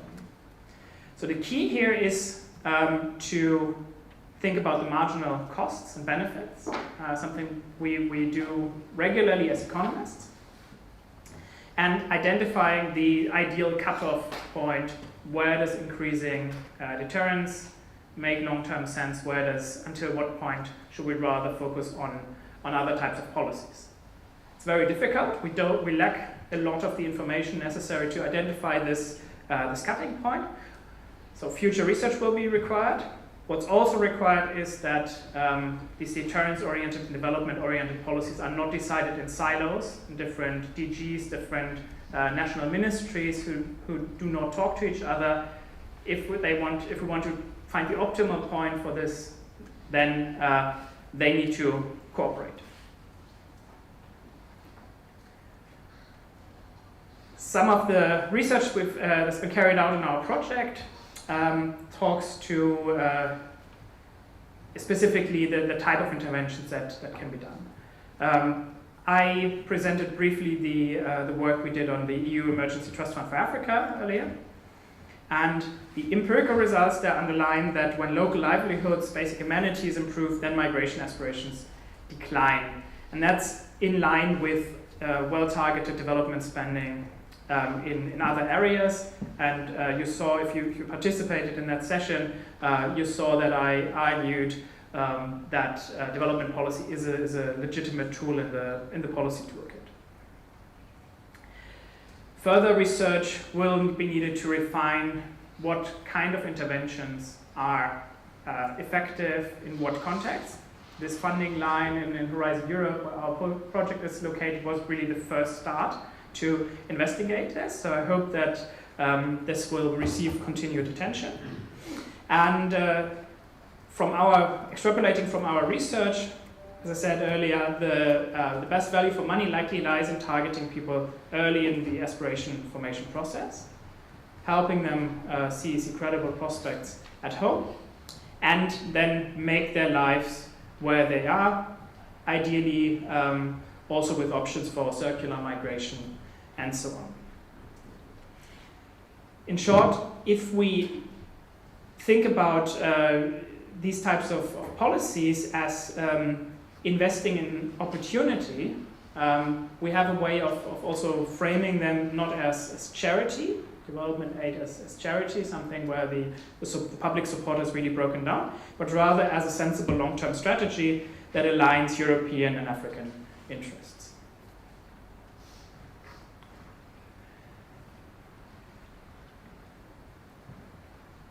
So what about perceptions of policymakers around this?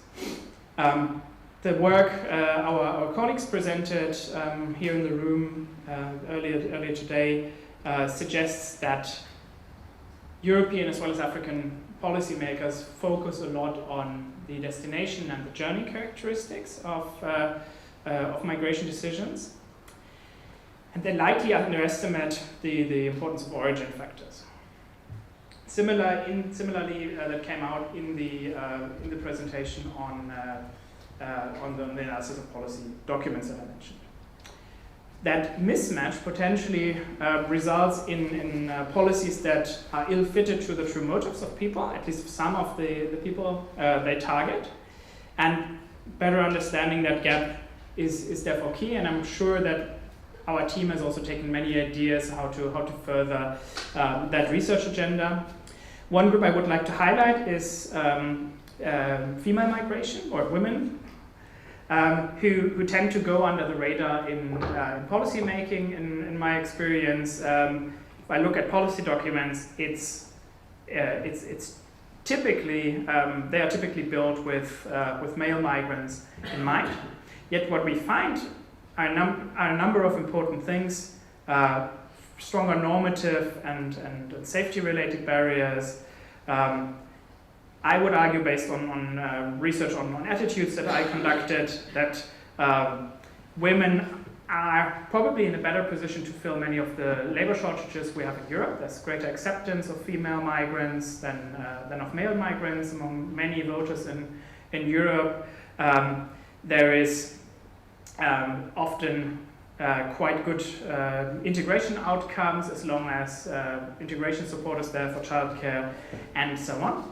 Yet, especially women often lack safe and transparent recruitment options, and things like family-compatible pathways may be more important. So making recruitment specifically consider that dimension of gender is, in my view, really a relatively low-hanging fruit, where we could make many more things available. And then looking across many different African countries, women have a much harder time participating in the economy in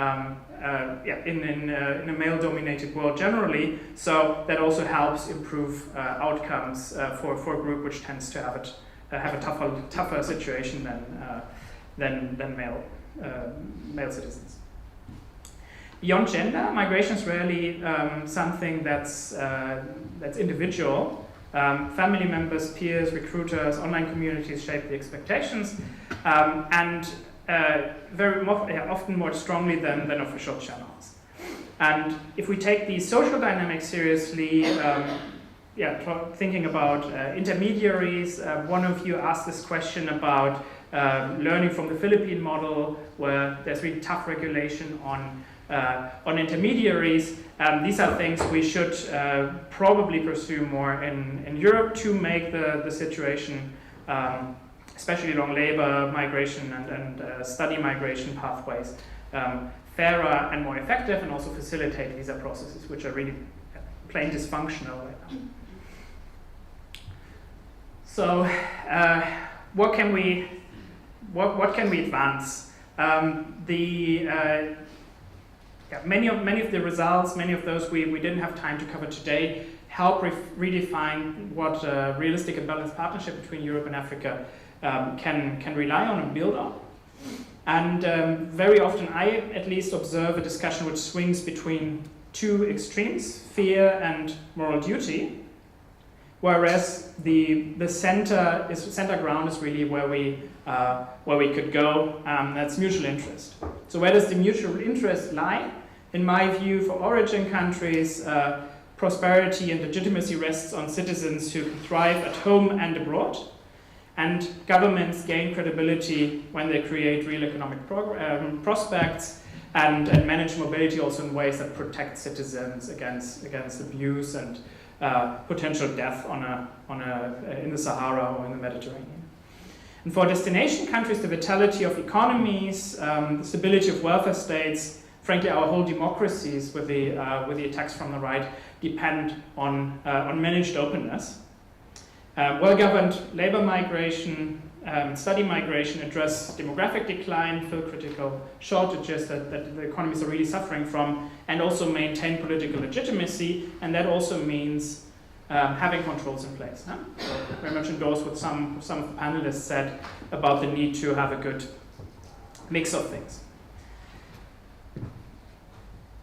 So why is that even almost something you cannot disagree with? I think this is this graph, sorry for those for whom it's behind the plant of the screen on the other side. This is an IMF graph on the UN population projections.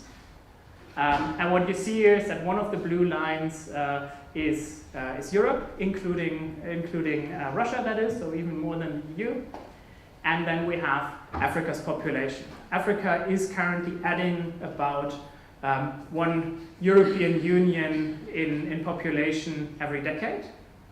And Europe is declining in population. If you take out immigration, many of the countries, including Germany, would have shrunk since the 1970s. Huh? So it's very, very crucial that we counter to some extent this demographic decline in Europe. And in Africa, as we heard from Dr. Sabello and others during the day, we have an urgent need to create opportunities and jobs. So the choice is then really between both continents running into very serious problems of different kinds, or to specifically work together in building a durable and long-term oriented partnership. And that's also, again, where dynamic evidence comes in. Because when policies are grounded in evidence and mutual interest, then that's really the sweet spot also in terms of policy effectiveness, some of our research shows. Recentering the conversation on migration and migrants as decision makers who will evade rules they dislike is really crucial, and we shouldn't see migration as a zero-sum game, but rather as part of a shared future that we can shape with smart policies. And if Europe and Africa act on that insight, then cooperation can move beyond emergency management towards really a beneficial long-term partnership, and I'm convinced, also based on the kind of opinion type of research that I did in the past 10 years, that this is what voters want to see. So European voters, according to all the evidence I've seen on attitudes towards migration policies and also aid policies, want to see strategy in place, a strategy that's being enforced, that's long-term and not kind of patchwork. And they want, as one of the panelists earlier said, security and safety with that. Once that's in place, once that's guaranteed, things are under control, they feel there's a long-term plan in place, then they want prosperity, and they are very willing to support refugee protection. So that's something we can build on, and when we can actually also make sure we fulfill important public goods such as refugee protection.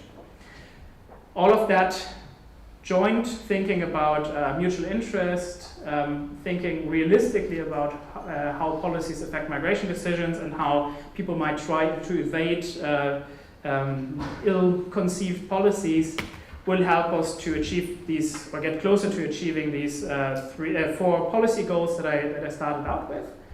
And that's really the Horizon Dynamics work contributes to, and the conversation that I hope will continue over the reception, and then that we will continue in different formats in the next years. Thank you.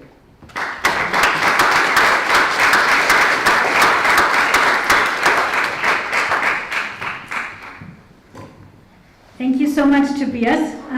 We've come to the end of our event, and also almost to the event of the Dynamic Consortium journey of 3 years, but it's not the end of our publications and not the end of the exchange, and hopefully that the research can inform some of the policies for sure. So you can look at our website in the coming weeks, months. We'll be publishing a lot of what was presented today.